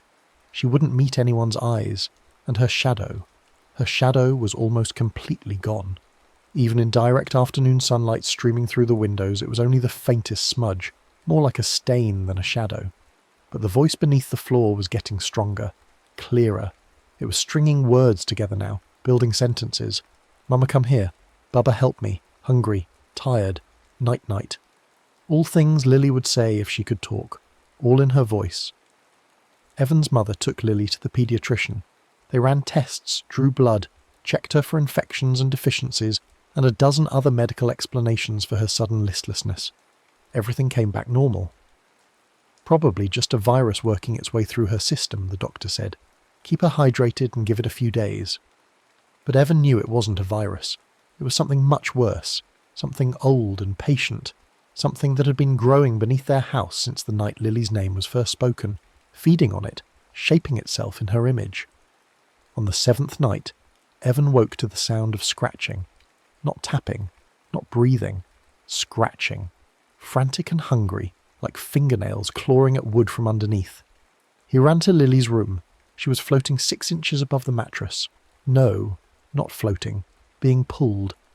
Her body was rigid, arms at her sides, and beneath her the floorboards were bulging upward, splintering at the edges. Her shadow had detached completely from her body and was plastered against the boards like a dark stain, stretching and thinning as something below tried to drag it down through the gaps. Evan lunged forward and grabbed his sister. She was ice cold, her skin clammy. He yanked her away from the crib and the shadow snapped like a rubber band, recoiling partway back toward her, but not reconnecting. It hovered in the air between them, a translucent silhouette that flickered like a candle flame. The scratching intensified. The bulge in the floorboards pressed higher, and for one horrible moment Evan saw the clear impression of a small hand, fingers spread wide, pushing up from below. He ran. He carried Lily straight to his parents' room, his sister limp and freezing in his arms. This time he didn't try to explain. He just thrust her at his mother and said, "Feel her. She's cold. Something's wrong." Susan took Lily and gasped, "Tom, she's freezing. Get a blanket." They wrapped her up and rubbed her arms and feet, trying to warm her. Colour slowly returned to her cheeks, but her eyes remained closed. She was breathing, but distantly, as if most of her was somewhere else. "We need to take her to the hospital," Susan said, her voice high and tight. "I'll get the car started." Tom was already moving, grabbing his keys. "Wait," Evan said. "Wait, you have to listen to me. There's something under the house, under her room. It's been taking her shadow. I know that sounds crazy, but..." "Not now, Evan." His mother's voice cracked. "Mum, please, look at her shadow." Susan glanced down. In the lamplight, Lily's shadow was barely visible, a ghost of itself. But before Susan could react, Tom was back, telling them to hurry. They rushed Lily to the car. Evan followed, helpless, watching his parents strap her into the car seat and speed off into the rainy night. He stood in the driveway until the taillights disappeared, then turned back to the house that was breathing. He could see it now, the way the old farmhouse seemed to expand and contract slightly, as if something inside it had grown large enough to press against the walls. The windows were dark, but not empty. There was a sense of presence, of waiting. Evan walked back inside. He climbed the stairs. He went to Lily's room. The floorboards had settled back into place, but there was a new gap between two planks near the crib, wide enough to fit his fingers into. He knelt and pulled, and the board lifted easily, too easily, as if it had been loosened from below. Cold, wet air rushed up from the opening. It smelled like mud and old wood and something else, something organic and wrong. Evan pulled out his phone and turned on the flashlight. The beam cut down into darkness, illuminating hard-packed earth about 4 feet below. He could see the underside of the floorboards, the support beams, the foundation stones, and footprints, small footprints in the mud, dozens of them crisscrossing the space. Child-sized but wrong. The toes were too long, the arches too shallow, the spacing irregular, like something learning to walk and not quite getting it right. The prints led deeper under the house, toward the far corner beneath the nursery. Evan knew he should wait for his parents, should call someone, should do anything except what he was about to do. But Lily's shadow was down there. Part of his sister was down there, and whatever had taken it was learning to be her, learning to replace her. He lowered himself through the opening. The crawl space was exactly tall enough for him to crouch, not stand. His phone light swept across the expanse, catching the underside of the house in harsh white relief. Pipes ran along the ceiling. Cobwebs hung in thick curtains. The mud beneath his feet was cold and slick. The footprints led him forward. He followed them, breathing through his mouth to avoid the smell. The space grew narrower as he went, the ceiling lower, until he was practically crawling. His phone battery was at 40%. He tried not to think about what would happen if it died. In the far corner, where the foundation met the original stone walls of the house's oldest section, the footprint stopped. And there it was, the changeling. It sat with its back against the stones, legs stretched out in front of it, arms resting in its lap like a child patiently waiting. It was roughly Lily's size and shape, but made of pale clay and wet wood, its surface gleaming in the phone light. It had no features except for a mouth, a wide, lipless gash that stretched from ear to ear. And plastered across its back like a wet cloth was Lily's shadow, darker and more solid than it had been upstairs, merging slowly into the creature's substance. The mouth moved. "Bubba," Lily's voice, perfect and horrible. Evan's throat closed. He couldn't speak, couldn't move. The changeling tilted its featureless head toward him. "Bubba, help me," it said. "Scared. Dark. Want Mama." It was using her words, her inflections, her voice. If Evan closed his eyes, he could almost believe it was his sister speaking. "You're not Lily," he managed. The mouth stretched wider. "Lily," it agreed. "Name. My name. Said it first. Mine. Give her shadow back." The changeling made a sound, that giggle, breathy and delighted. "Mine," it repeated, learning, almost ready, almost right. Then go up, be Lily, she go down, fair. Evan's hands clenched into fists. "No, you can't have her." Already have. The thing's voice was changing, becoming less like Lily and more like something else, something older and patient. Shadow first, voice next, body last. When rain stops, when sun comes, trade done. She stay here, I go up, same. Why? Evan's voice cracked. Why her? Name spoken wrong time. Heard it, fed it, grew it. Old rules. The changeling shifted, and Evan saw that its fingers were beginning to differentiate, splitting from mitten-like stumps into individual digits, learning to be human. Always someone speaks name too early, always someone feeds me, always fair trade. Lily's shadow rippled across the creature's back, and Evan saw his sister's silhouette flex its tiny hand, saw the curve of her cheek and the bow of her mouth preserved in darkness. She was still in there somehow, still reachable. What if I take it back? Evan asked. What if I pull her shadow away? The mouth curved upward into something like a smile. Can't. Connected now. She thinning. I thickening. When she thin enough, when I thick enough, shadow brings body down, brings it here, then I wear body up, walk in sun, talk to mama, be loved, be kept. You can't love. You don't even know what that means. Learning, the changeling said simply. Learning everything. How to smile, how to laugh, how to cry. Watch Lily. Copy Lily. Be Lily better than Lily. And that was when Evan understood. It didn't want to hurt his sister out of malice. It wanted to replace her because it was hollow, because it was nothing, because it had grown in the dark beneath the house, listening to love and warmth happening above and wanted desperately to be part of it. It was lonely. That realization hit Evan like a physical blow. This thing, this creature of mud and wood and stolen names, was just trying to climb toward light. You can't, Evan said quietly. Even if you take her place, even if you copy her perfectly, you'll never really be her. You'll always be afraid someone will find out. You'll always be alone inside. The changeling's mouth closed.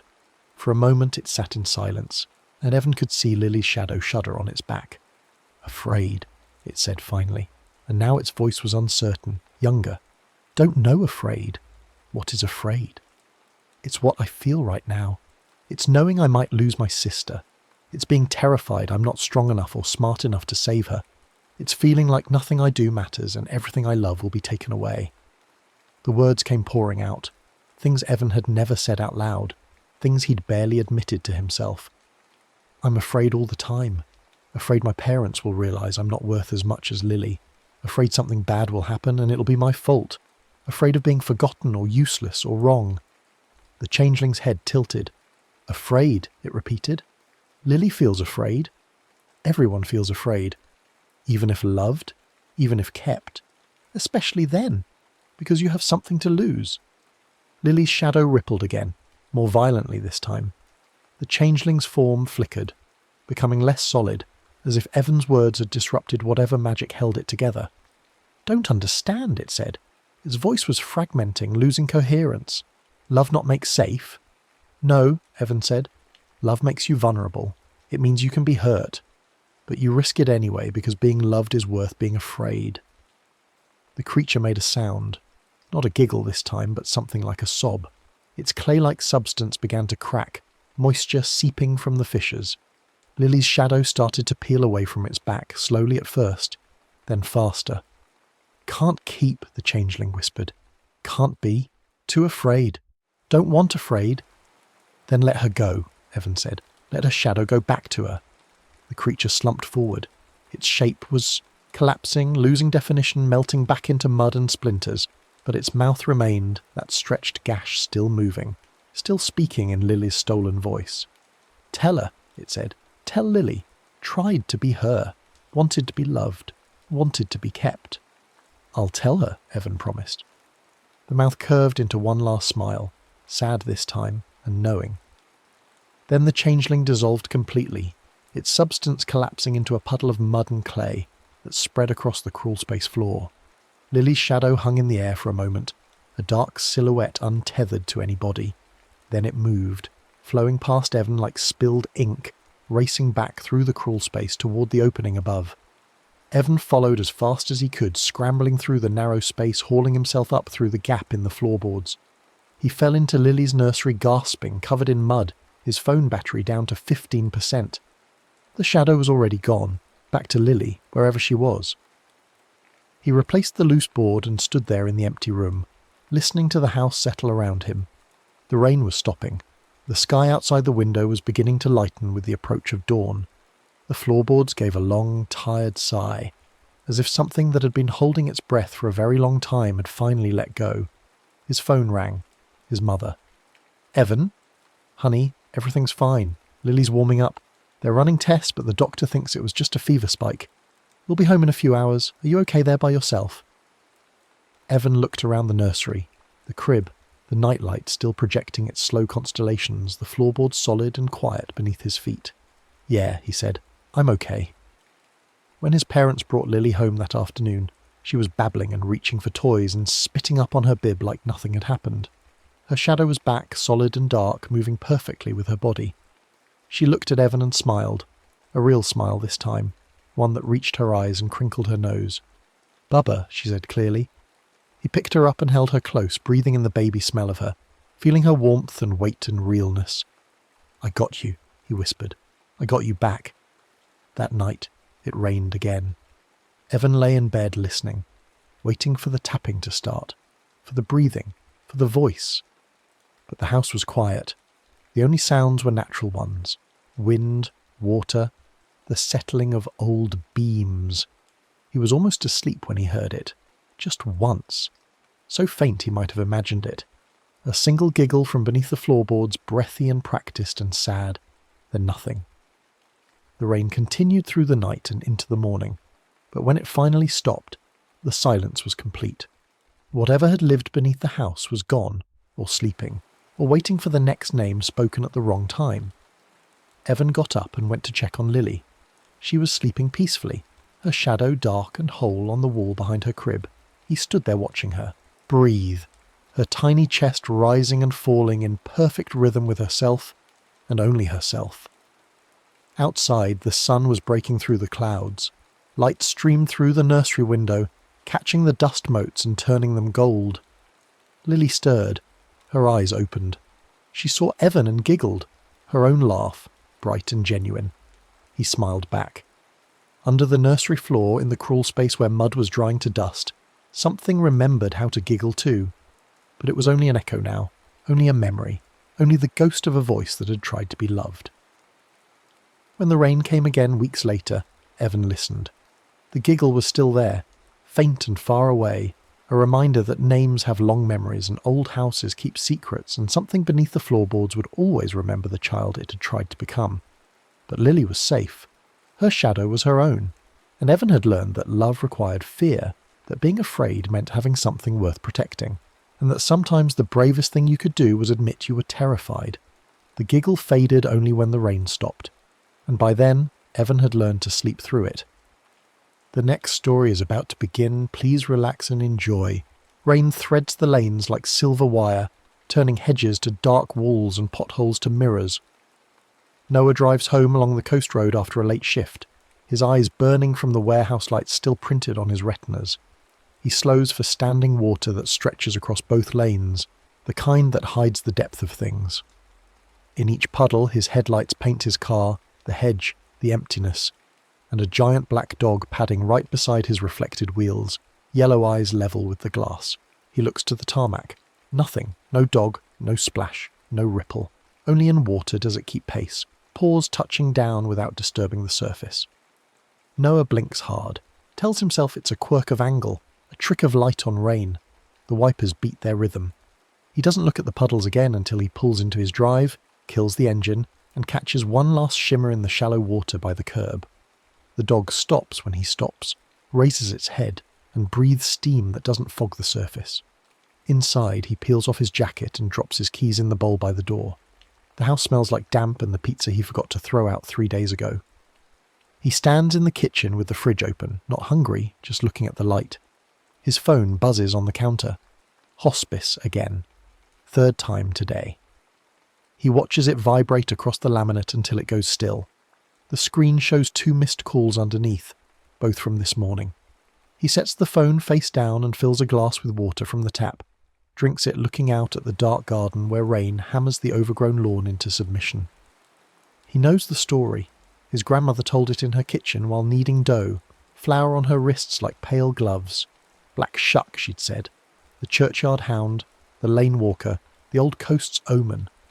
Sometimes a death dog, sometimes a guide, depending on what you needed and what you deserved. You could tell it was Shuck when it made no sound on wet ground, when its eyes shone from places that shouldn't hold reflections, when it walked beside your shadow instead of your body. The old people had rules. If you saw it, you were meant to acknowledge it. Tip the cap, speak a name, leave salt at the threshold. Pretending not to see invited it inside, and that was when trouble started. Shuck doesn't kill, his grandmother had said, pressing her thumb into the dough. It warns. The harm comes from looking away until the warning has nowhere left to go. Noah had been 8 and didn't believe in ghosts. At 29, he still doesn't. What he saw was headlights refracting through rain, a smear of shadow from a passing car, something explainable if he cared to work it out. He leaves the glass in the sink and heads upstairs, stepping around the cardboard box of letters that sits at the base of the staircase. It's been there for 2 weeks. He tells himself he'll read them tomorrow, or the day after, when his head is clearer and his hands are steadier. The box has his name, written in his father's slanted script across the top, black marker on brown cardboard. He doesn't look at it as he passes. The rain lingers for days. It turns the coast road into a gauntlet of standing water, each pool a small lake that reflects the sky in fragments. Noah drives to work and back, to the supermarket for milk he doesn't drink, to the pier where he sits in the car and watches waves beat themselves to foam. Every time, the dog is there in the water. Pacing him along the supermarket car park, visible in a sheen of diesel rainbow near the pier, standing perfectly still in a puddle outside the post office, while he buys stamps he doesn't need. It never appears on dry ground. Only where water gathers does it manifest, huge and black, with eyes that catch the light like coins at the bottom of a well. Its paws never disturb the surface. It breathes, he can see that, the rise and fall of its ribs, but no condensation clouds the water beneath its muzzle. He starts taking different routes, longer roads, smaller lanes, anything to avoid the places where puddles collect. It doesn't matter. The rain follows, and where there's rain, there's water, and where there's water, the dog waits. At work, his manager asks if he's okay. Noah says he's fine and stacks pallets until his shoulders ache. A co-worker mentions her dog died last week and tears up over her sandwich. Noah nods and says nothing and goes back to the warehouse floor where the lights hum and there's no weather to contend with.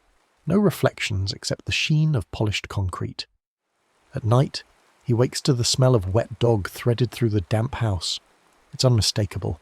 The thick, warm stink of rain-soaked fur, of something that's been outside too long. He gets up and checks the doors, locked, windows latched. He walks every room, turning on lights, looking under beds and behind furniture like a child afraid of the dark. Nothing. In the hallway, a line of wet paw prints appears on the floorboards, dark ovals, perfectly spaced, leading from the front door to the base of the stairs. He stands over them, heart thumping in his ears. As he watches, they vanish. Not fade, not dry slowly. Just vanish. A metre from the door, as if whatever made them simply cease to exist mid-step. He mops the floor, fills a bucket with hot water and bleach and scrubs until his knees hurt and the house reeks of chemicals. The prints return the next night, closer to the stairs. He checks the locks again, the windows, the attic hatch. He puts towels along the base of the doors in case rain is seeping in somehow. It makes no difference. The night after that, the paw prints climb 3 steps and stop. He sits on the landing with his back to the wall and waits for morning, dozing in fragments, jerking awake at every creak of the house settling. The hospice calls again. He powers his phone off without listening to the voicemail. The rain drills steady on the roof, and he tells himself he'll go tomorrow. He'll call. Tomorrow he'll read the letters tomorrow. He keeps not seeing. Not the dog in the puddles, not the prints in his hallway, not the box at the base of the stairs.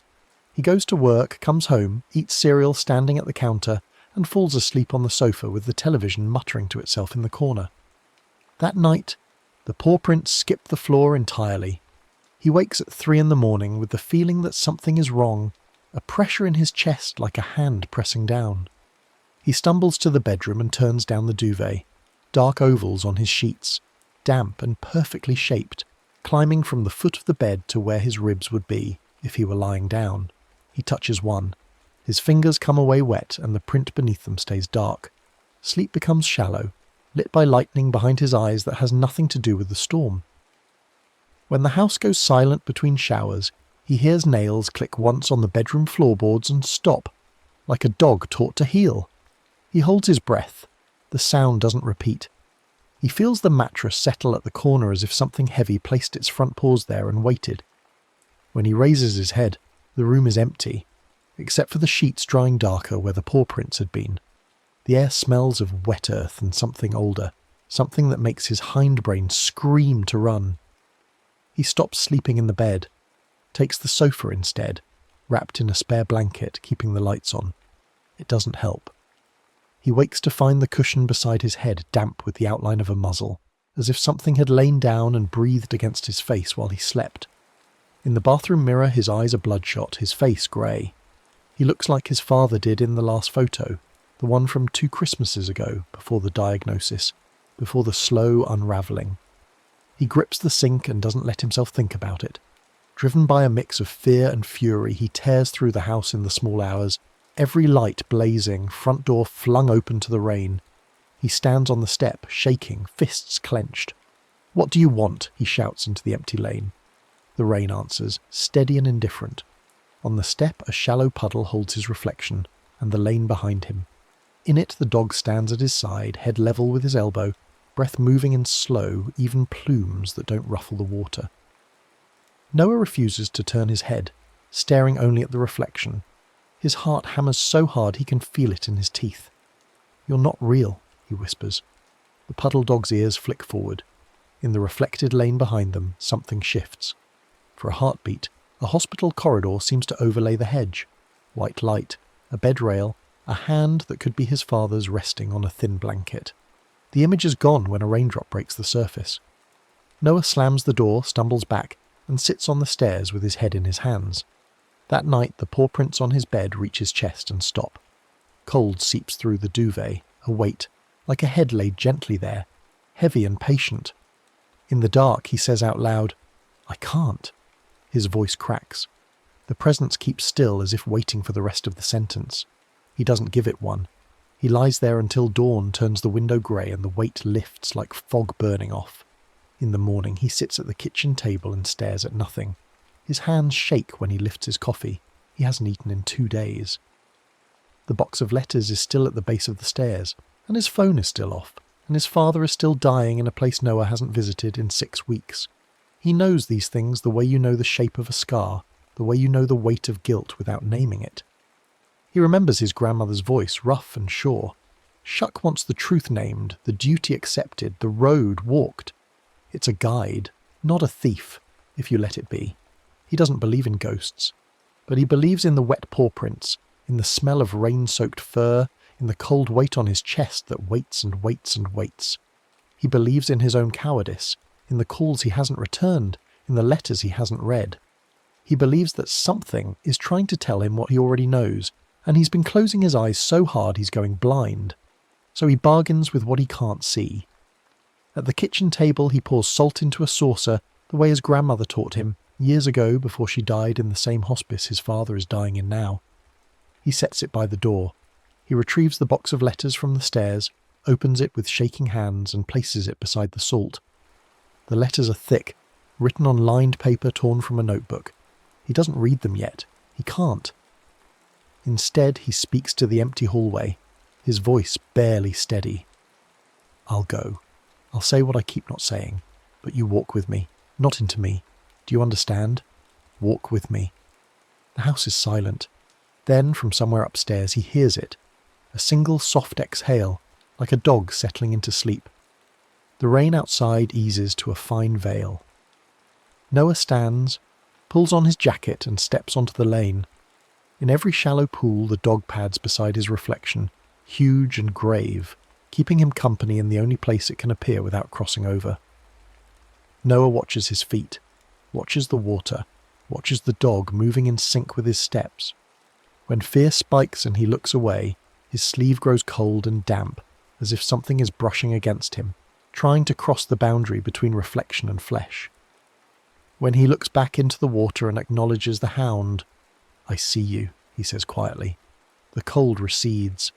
Together, man and reflection dog pass dark hedges and sleeping windows, through the village that knows his name and his grandmother's name and his father's name, past the church where all three of them were christened, turning their faces toward the glow beyond the crossroads where the hospice sits like a ship run aground. The walk takes 20 minutes. It feels like hours. His legs are heavy. His chest is tight. The dog never falters, never disappears, even when the puddles thin to mere films of water on the tarmac. It adjusts, crouches lower, keeps pace. At the hospice gate, Noah stops. The path ahead is dry, swept clean by staff this morning. No puddles, no water to hold the dog's reflection. He looks back at the lane, where the hound waits in a shallow pool near the curb, watching him with those yellow eyes. "I don't know if I can do this," Noah says. The dog doesn't move. He hesitates, throat tight. Then he cups his hands, steps back to the curb, and catches the drip from the eave until a small pool forms in his palms. He glances down. In the water, caught by his own skin, Shuck stands tall and patient, eyes steady, head lowered as if in a nod. Noah's hands shake, spilling water down his wrists. He nods back once and turns toward the entrance. Inside, the air is warm and smells of disinfectant and something floral he can't name. His shoes squeak on the linoleum. A nurse he doesn't recognize glances up from her station, smiles gently, and points him down the corridor. He knows the way. He's been here before, months ago, before he stopped coming. Room 14. He stands outside the door for a full minute, hand on the frame, trying to breathe. Through the small window he sees the bed, the shape of his father under a thin blanket, the machines that beep and hum and measure the slow retreat of a life. He goes inside. His father sleeps, breath thin, each exhale a tide going out farther, leaving less behind. The man in the bed barely resembles the one Noah remembers, barrel-chested, loud-voiced, always working on something in the garage with grease under his nails. This man is small, hollowed out, his skin papery and bruised where the IV tugs.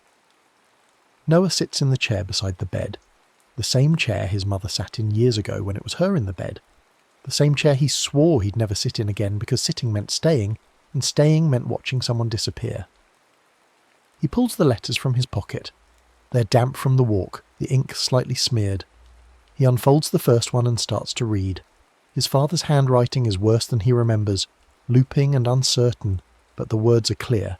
Stories about the house, about fixing the roof last summer, about the neighbour's cat that keeps stealing food from the porch. An apology for the things said and unsaid, for the years they spent circling each other like wary animals, for the distance that grew until it felt permanent.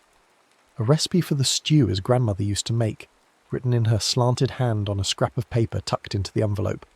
Noah's voice falters. He keeps reading. In the window's rain-blurred reflection, the dog sits behind his chair like a shadow made honest, head on paws, eyes soft. Noah doesn't turn to look. He knows it's there the way you know someone is standing behind you in a dark room. It's not frightening anymore. It's just there, keeping watch. He reads all the letters. When he's done, he folds them carefully and sets them on the bedside table. He takes his father's hand, which is cool and dry and feels like paper in his palm. "I'm sorry," Noah says. His voice breaks. "I'm sorry I didn't come sooner. I'm sorry I was scared. I'm here now." The machines beep their steady rhythm. His father doesn't wake. Noah sits and holds the hand and says the sentences he's been saving for a dry day that never came, for a moment when he felt ready, which he realizes now he never would have. He talks about work, about the house, about the things he's been fixing and the things he's been avoiding.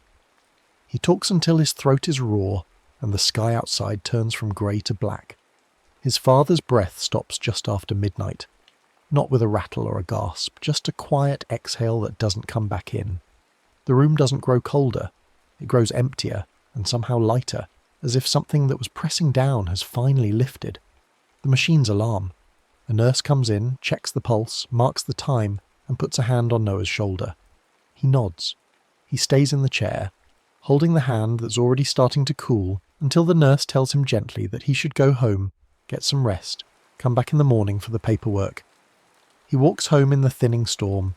The rain has gentled to a mist that beads on his jacket and hair. The puddles show only one figure now.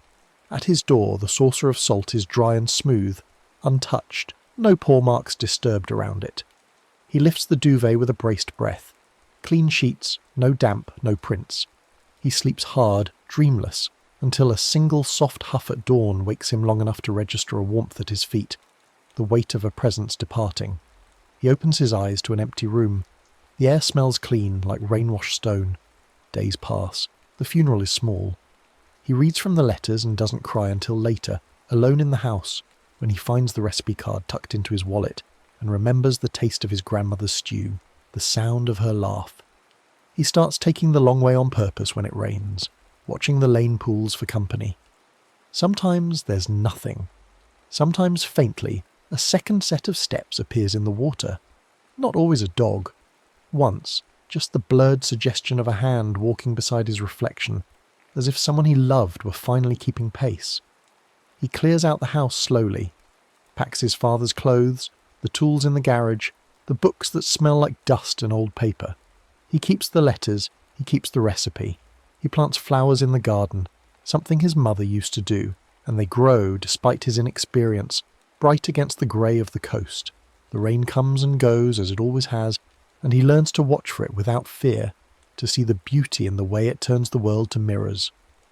On the first dry night in weeks, he finds a single clean paw print on the threshold, already evaporating in the warm air, and understands with a clarity that doesn't need words. It was never trying to get in. It was waiting for him to step out.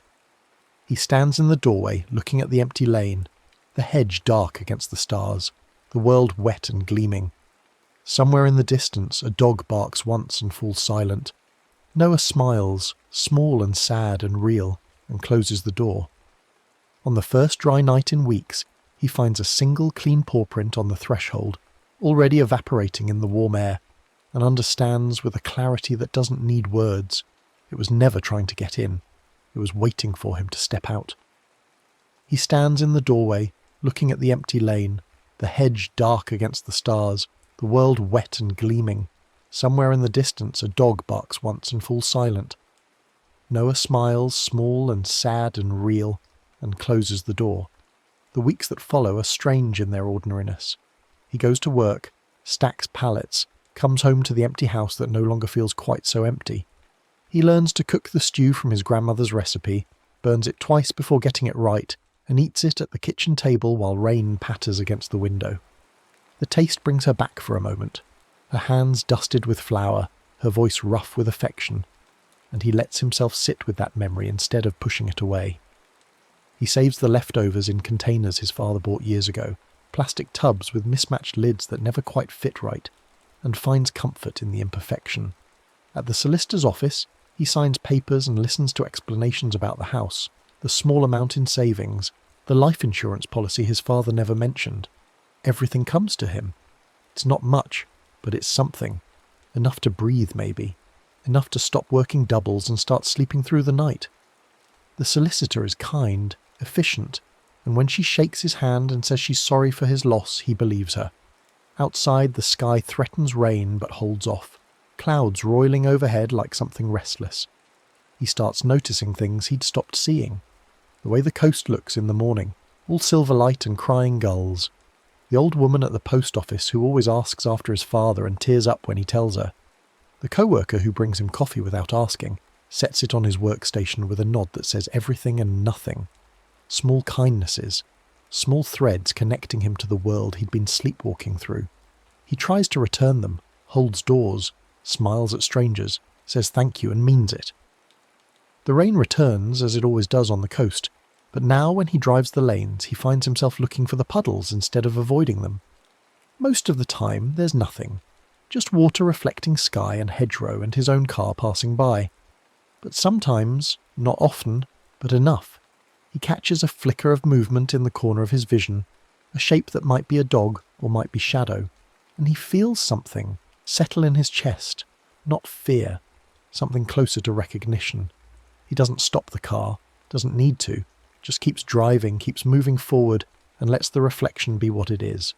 One evening he finds himself at the churchyard, the old one on the hill where 3 generations of his family are buried.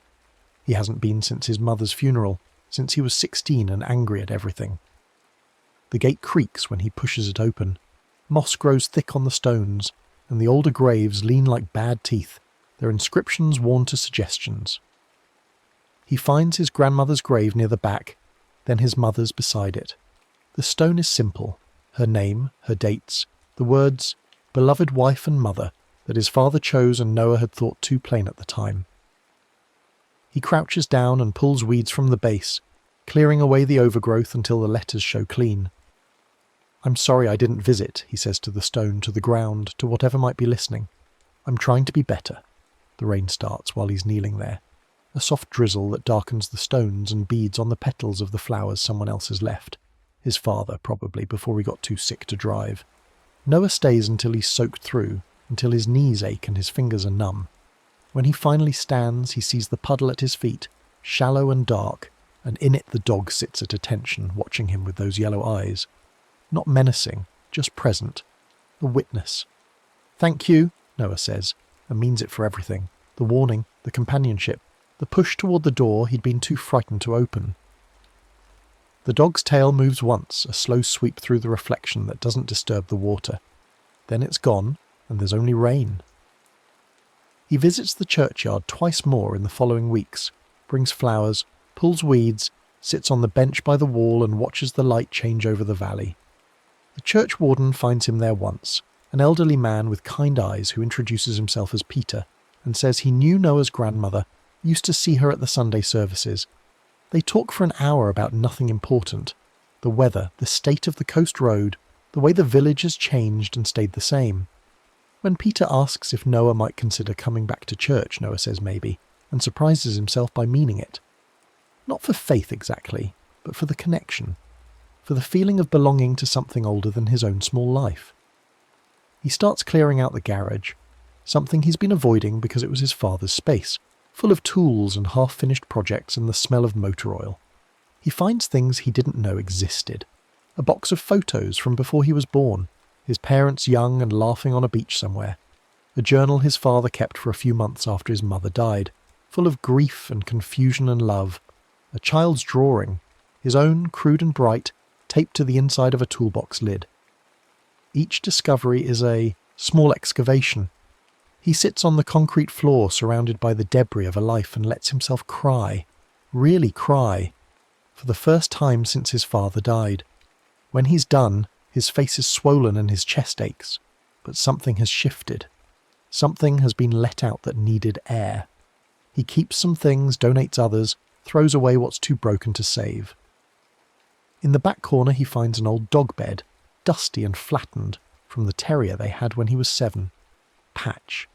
He'd loved that dog with the fierce, uncomplicated love of a child, and when it died he'd sobbed for days. His father had buried it in the garden, marked the spot with a smooth stone. Noah goes outside and finds the stone still there, half hidden by grass, and crouches beside it. I remember you, he whispers, and wonders if all the love we give to things that die goes somewhere, becomes something. Wonders if Shuck is made of that, of all the unfinished grief and love and duty that haunts the lanes, looking for a way to be acknowledged. At work, his manager pulls him aside and asks if he'd be interested in a supervisor position. More responsibility, better pay, regular hours. Noah's first instinct is to say no, to keep his head down and stay invisible, but he thinks of the letters, his father's apology for not trying harder, and hears himself say yes. The manager claps him on the shoulder, says she's glad, says she's seen him stepping up lately. He doesn't feel like he's stepping up. He feels like he's just finally standing. The new position means learning things he's avoided, managing schedules, handling conflicts, speaking up in meetings. It's uncomfortable. He's bad at it at first, stumbles over his words, second-guesses every decision, but he keeps trying, and slowly it gets easier. The co-workers who used to be just faces become people. Marcus, who has 3 kids and coaches football on weekends. Sonia, who's studying for her degree at night and drinks terrifying amounts of coffee. James, quiet and steady, who lost his brother last year and understands without Noah having to explain why some days are harder than others. They become something like friends. Not the deep friendships of childhood, but the good, solid connections of people who see each other clearly. One Saturday he drives to the animal shelter 2 towns over. He doesn't know why exactly, just that the house feels too quiet, and he thinks of the warmth at his feet that morning after his father died, and wonders. The shelter is loud and smells of disinfectant and animals. A volunteer shows him around, introduces him to dogs of every size and temperament. He's not looking for anything specific. Then he sees her in the last kennel. A black mutt, medium-sized, with one ear that flops and eyes that are brown, not yellow, but steady. The sign says she's been there for 4 months. Not a puppy, not particularly pretty, overlooked. She doesn't bark when he approaches, just watches him with what looks like patience. "Can I meet her?" he asks. They take her to a visiting room and she sits at his feet, calm and quiet, while he kneels and lets her sniff his hands. She's warm and real, and nothing like the thing in the puddles, but when she leans against his leg, some of the same feeling settles in his chest. Companionship, witness, the sense that something has been waiting and can finally rest. "I'll take her," he says. The volunteer looks delighted. "What will you name her?" He thinks of his grandmother, of the stories told in flour-dusted kitchens, of the old coast and its old ways. "Mercy," he says. "Her name's Mercy." Mercy settles into the house as if she's always been there. She's quiet, well-behaved, content to lie by his feet while he cooks or watches television. She doesn't chase the cat that belongs to the neighbour, doesn't bark at the postman, doesn't chew the furniture. At night she sleeps in the dog bed he bought new, though sometimes in the early morning he wakes to find her at the foot of his bed, chin on paws, watching him with patient eyes. He doesn't mind. The house needs the life in it. He starts walking her in the evenings, long loops through the village and down to the beach when the tide is out.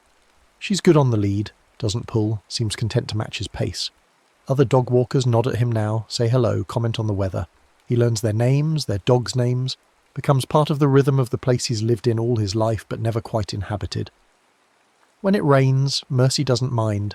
She plods through puddles with her head down, ears pinned back against the wet, and he watches their reflections, man and dog, solid and real, walking together through water that holds nothing but themselves. Sometimes, on the longer walks that take them past the hospice, past the churchyard, past the lanes he drove in terror just months ago, he thinks he sees something at the edge of his vision. A larger shadow keeping pace in the deeper puddles, yellow eyes flickering in and out of sight.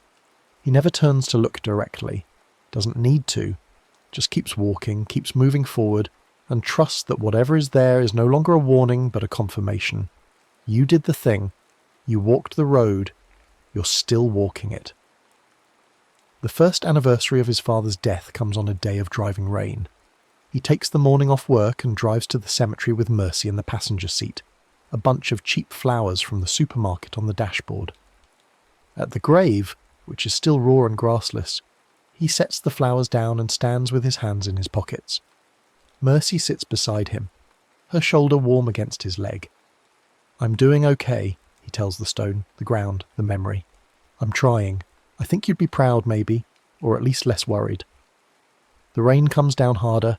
He doesn't move, just stands there until he's soaked through, and Mercy is shivering and his fingers are numb. Then he crouches down, touches the stone, and says, "I love you. I should have said it more." On the walk back to the car, every puddle they pass holds 2 reflections. Noah and Mercy, solid and real. Nothing else. The lanes are empty of everything except rain and the life still being lived. At the car, he dries Mercy off with an old towel and she licks his hand, her tail wagging slow and steady.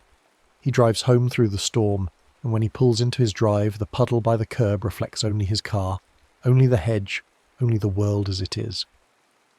Inside, he makes tea and feeds Mercy and sits at the kitchen table, with the windows steamed and the rain drumming overhead. The house smells like wet dog and the stew simmering on the stove. On the counter, his phone buzzes. A text from Sonia asking if he wants to join a few of them at the pub tomorrow. He types back yes, and means it. Another text from the church warden, Peter, saying there's a volunteer day next week if he's interested in helping clear the old gravestones. He types yes to that too. Small threads, small connections, the work of staying in the world instead of haunting it. That night he sleeps with Mercy curled at the foot of the bed, her breathing steady and deep. He dreams of walking on the beach at low tide, the sand firm beneath his feet, the horizon wide and clean. In the dream, someone walks beside him, keeping pace. He doesn't turn to look, doesn't need to. Just keeps walking toward the light on the water and knows that whatever comes next, he won't be walking alone. When he wakes, the rain has stopped. The sky outside is pale and clean, washed clear. Mercy stretches and yawns, her tail thumping against the duvet. Noah gets up, lets her out into the garden, and stands at the door watching her sniff around the overgrown grass. The air smells of wet earth and growing things. On the threshold there's nothing. No prints, no signs, no omens. Just the stone worn smooth by years of coming and going, by all the people who have lived here and left and been remembered. He steps out barefoot onto the cold stone, feeling it solid beneath him, and looks at the lane beyond his garden wall. Empty, quiet, ordinary, perfect. He calls Mercy back inside, makes breakfast, feeds her before himself. The morning stretches ahead, full of small tasks and ordinary hours. He'll go to work, he'll come home, he'll walk the dog and make dinner and text his friends and maybe, eventually, find someone to love who isn't a ghost. He'll keep reading the letters on the hard days, keep making the stew, keep visiting the graves. He'll live the life he's been given, in the house that now belongs to him, in the village that knows his name, and when it rains, because it always rains on this coast, he'll watch the puddles with gratitude instead of fear, knowing that some warnings are really invitations, and some hauntings are just love with nowhere else to go. The next story is about to begin. Please relax and enjoy. The thunderstorm rolled over the cul-de-sac at 9:47 p.m, washing the street in pulsing white and shadow. Alex lay on the carpet in front of the big flat-screen TV, game controller loose in their hands, watching the loading screen of some multiplayer thing they'd lost interest in an hour ago. The room was their sanctuary. Posters of bands they'd stopped listening to but couldn't bear to take down. A string of fairy lights casting everything in that dim golden glow that made the space feel less like part of the house and more like a separate world. Thunder cracked close enough to rattle the window in its frame, and Alex watched the glass shiver, watched the rain streak down in chaotic rivers. Then the lightning hit nearer. So near the flash came before the sound, pure white eating the world for a fraction of a second, and the house flickered. The TV went dark. The fairy lights died.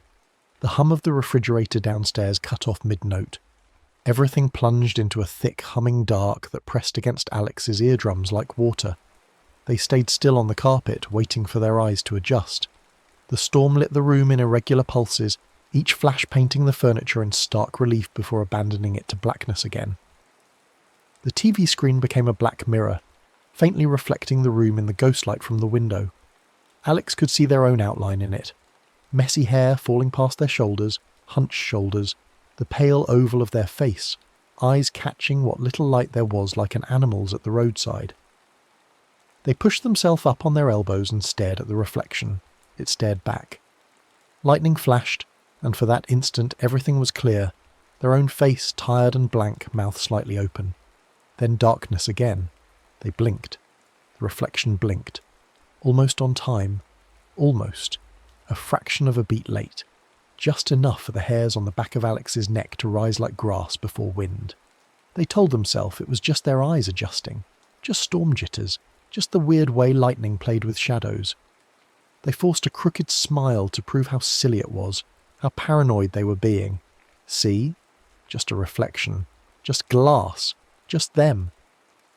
The reflection smiled back, but the corners of its mouth stretched a little farther, showing teeth in a way Alex didn't intend. Not quite a grimace, not quite a grin. Something that lived in the space between. They dropped the smile, pressing their lips together. The version in the glass held it a half-second longer, then let it fade like an actor missing their cue on stage. Alex's stomach dropped. They scrambled back from the TV, heart suddenly hammering. The reflection mimicked the motion, late, always late by that fraction of a second. They stood up. It stood up. They raised a hand to their face, touched their cheek. In the black glass, their double did the same, fingers arriving at the cheekbone just after Alex's real fingers made contact. "Fuck," Alex whispered, and immediately felt stupid. Reflections didn't work on delay. That wasn't how light worked. That wasn't how anything worked. It had to be the storm, the adrenaline, their tired brain filling in gaps that weren't there. They were seeing patterns in static. That was all. But they remembered a story from elementary school, one of those playground legends that got passed around in increasingly garbled versions until nobody remembered where it started. Sarah Chen had told it first, during a sleepover in 4th grade, her voice dropping to a dramatic whisper while they huddled in sleeping bags with flashlights under their chins. If the lights go out and you keep watching your own reflection, sometimes another you shows up. A version that starts a half-second behind and ends up ahead. Some kids called it a doppelganger, some called it a glitch, some called it the backup file of your soul, waiting for you to mess up so it could take over. The legend went that the more you insisted that's not me, the more power you gave it. Every denial was like drawing a chalk line between yourself and the glass, showing the double exactly where the boundary was so it could start pressing against it. It knew your face because it wore it. It knew your secrets because it was built from everything you pretended not to be. All the fear and anger and shame, all the thoughts you'd never say out loud, all the versions of yourself you insisted didn't exist. If it got out, Sarah had said, her eyes wide and serious in the flashlight glow, it didn't replace you in a flash of lightning like in a movie.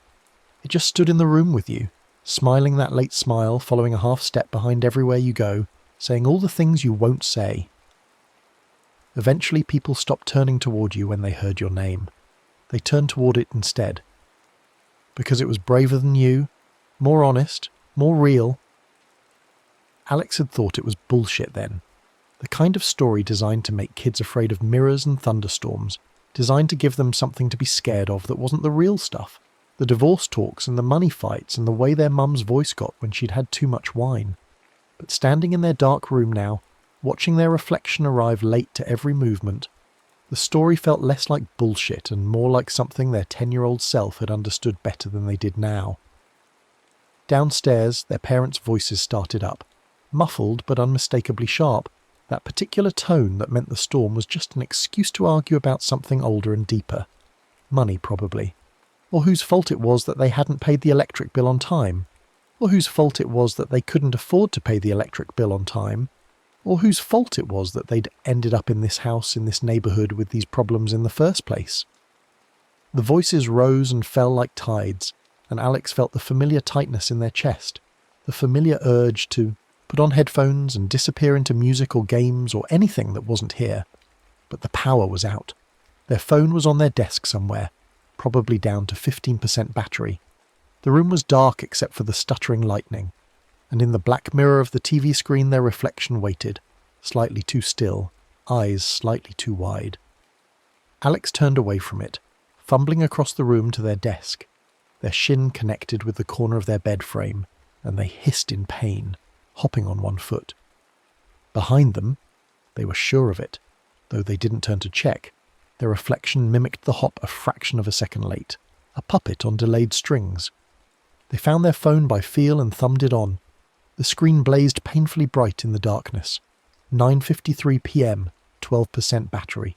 6 unread messages in the group chat, probably people freaking out about the storm or making jokes about the power. Alex didn't open them. They turned on the flashlight and swept the beam around the room, looking for candles, for anything. The light caught their reflection in the TV screen for a moment, and they jerked the beam away before they could see whether it moved in sync.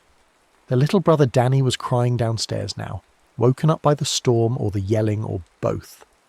Alex heard their mother's voice shift registers, going from sharp to soothing, and the crying quieted to sniffles. Their father said something they couldn't make out. A door slammed. The house shook. Alex sat on their bed, phone clutched in both hands, trying to decide whether to go downstairs and check on Danny, or stay up here where they couldn't make anything worse by existing in the same room as the fight. The flashlight beam painted a circle on the ceiling, shaking slightly with the tremor in their hands. They were being ridiculous. It was just a reflection. It was just a storm. It was just their brain, tired and stressed, playing tricks in the dark. But when they turned off the flashlight to save battery, and their eyes adjusted again to the lightning-shot darkness, they could see the TV screen across the room, and in it, faintly, their own silhouette sitting on the bed, and next to it, not quite overlapping, not quite separate, another silhouette, sitting the same way but with shoulders a little straighter, head tilted at a slightly different angle as if listening to something Alex couldn't hear. They closed their eyes and counted to 10. When they opened them, the second silhouette was gone. Just the one reflection, perfectly normal, perfectly delayed in the way all reflections were delayed by the time it took light to bounce from object to mirror to eye. That was all it had ever been. That was all it was. The storm hammered on, the power stayed out. Alex's phone battery ticked down to 11%, then 10. Downstairs, the fight seemed to have ended, or at least gone dormant. Danny had stopped crying. The house settled into the creaking quiet of a place, waiting out weather. Alex lay back on their bed, phone face down on their chest to save the screen from draining battery. They stared at the ceiling, tracing the familiar patterns of cracks and water stains. They did not look at the TV. They definitely did not look at the TV. They were not going to give their stupid, paranoid brain any more ammunition by staring at their own reflection in the dark like some kind of idiot. But in the periphery of their vision, in the black glass across the room, they could swear something was moving. Just slightly. Just enough. A slow shifting of weight from foot to foot, even though they were lying perfectly still. Lightning flashed. In that instant of clarity, the reflection showed Alex lying on the bed exactly as they were. Alone, arms at their sides, staring up. Normal. Fine. Nothing wrong. Thunder rolled. Darkness returned. And in the afterimage burned into their retinas, Alex could have sworn they'd seen two figures on the bed. One lying down, one sitting at the edge, back turned, shoulders hunched, as if crying silently into its hands. They sat up so fast their head spun. The phone tumbled off their chest onto the mattress. They fumbled for it, turned on the flashlight, swept the beam across the room. Nothing. No one. Just their room, messy and familiar and empty except for them. The TV screen showed only their own pale face, squinting in the flashlight beam, mouth tight with fear they were trying not to show. "That's not me," Alex whispered, though they weren't sure what they were denying. "That didn't happen. That's not real." In the TV screen, in the edge of the flashlight's spill, their reflection's lips moved a fraction after their own, forming the same words. But its expression was different, not scared, but satisfied, as if it had been waiting for them to say exactly that. The power came back on at 2:17 a.m. The fairy lights blazed to life. The TV made its start-up chime. The house hummed back into electric wakefulness. Alex had been lying rigid in bed for hours, phone dead, eyes aching from staring at shadows, every muscle tensed for something they couldn't name. When the lights came on, they felt simultaneously relieved and exposed, as if something that had been safely hidden in darkness was now revealed. Though when they looked around the room, there was nothing to see. Just their stuff. Just their space. Just them. They got up and turned off the overhead light, leaving only the fairy lights. Their body felt stiff and strange, like they'd been holding the same position too long. In the TV screen, now reflecting the golden glow of the lights instead of darkness, their face looked haggard, circles under their eyes like bruises. They looked away and climbed back into bed, pulling the covers up to their chin even though the room was too warm. Sleep, when it came, was shallow and full of dreams where they were looking at themselves from behind, watching the back of their own head, unable to see what expression they were wearing. The next day was Saturday. Alex woke late to sun streaming through the blinds and the sounds of Danny watching cartoons downstairs. The storm was gone, leaving only wet streets and dripping trees and that particular electric clean smell of ozone and rain. They checked their phone, charging on the nightstand though they didn't remember plugging it in, and found 23 messages in various group chats, all of them about the storm, about the power outage, about whose neighbourhoods got it worst. They didn't respond to any of them. They lay in bed scrolling through social media, letting the feed wash over them without really registering any of it. Photos of other people's lives, carefully curated and filtered. Jokes they didn't find funny. Arguments about things that felt distant and abstract. Everyone performing a version of themselves for an invisible audience. When they finally dragged themselves downstairs, their mum was doing laundry and their dad was outside clearing branches from the driveway. Danny was building something elaborate with Legos in the living room, tongue poking out in concentration. Everything was aggressively, performatively normal, as if the fight last night had never happened, as if the storm had washed it away along with the leaves and debris. "Morning, sweetie," their mum said, not looking up from sorting whites. There's cereal in the kitchen. Power's back on, but the Wi-Fi's still being weird. Okay, Alex said. They poured cereal they didn't want, added milk, sat at the kitchen table picking at it while staring at their phone. In the black screen of the turned-off microwave, they could see their reflection. Shoulders hunched, hair uncombed, face blank. It looked like them. It moved like them. When they lifted a spoonful of cereal to their mouth, the reflection lifted its spoon at exactly the same time. Of course it did. That was how reflections worked. But for just a moment in the periphery, they thought they saw the reflection smile before they did. Thought they saw its mouth curve up in anticipation, as if it knew what they were about to do before they knew it themselves. They looked directly at the microwave. The reflection looked back, perfectly synchronized. Normal. Fine. That's not me, Alex whispered under their breath, so quiet their mum wouldn't hear from the laundry room. That's not how it works. The reflection's expression didn't change, but something in its eyes seemed to sharpen, like a dog hearing its name. The weekend passed. Sunday dinner was tense. Their parents moving around each other carefully, speaking only when necessary, Danny chattering to fill the silence. Alex ate quickly and retreated upstairs, homework undone, friend messages unanswered. They turned on the TV and watched YouTube videos they'd already seen, letting the noise fill the room so they didn't have to think. But every time they glanced away from the screen, every time it went dark between videos or during an ad, they caught glimpses of their reflection. And increasingly, they couldn't shake the feeling that it was arriving late. Not by much, just by that fraction of a second. That tiny lag that shouldn't be possible. When they scratched their nose, the reflection scratched its nose just after. When they shifted position, the reflection shifted a moment later. When they pushed their hair back, the reflection's hand arrived at its temple just behind. "Stop it," Alex muttered. "Just stop!" But of course it didn't stop because it wasn't real. It was just their eyes, their tired, overstressed brain, their paranoia turning ordinary things sinister. They were imagining it. They had to be imagining it. Monday was worse. Alex dragged through school on 4 hours of sleep, unable to focus in any class, unable to muster the energy to talk to friends. Mara texted them during lunch. "Where are you? We're at the usual table." But Alex stayed in the library instead, hiding in the back corner with a book they pretended to read.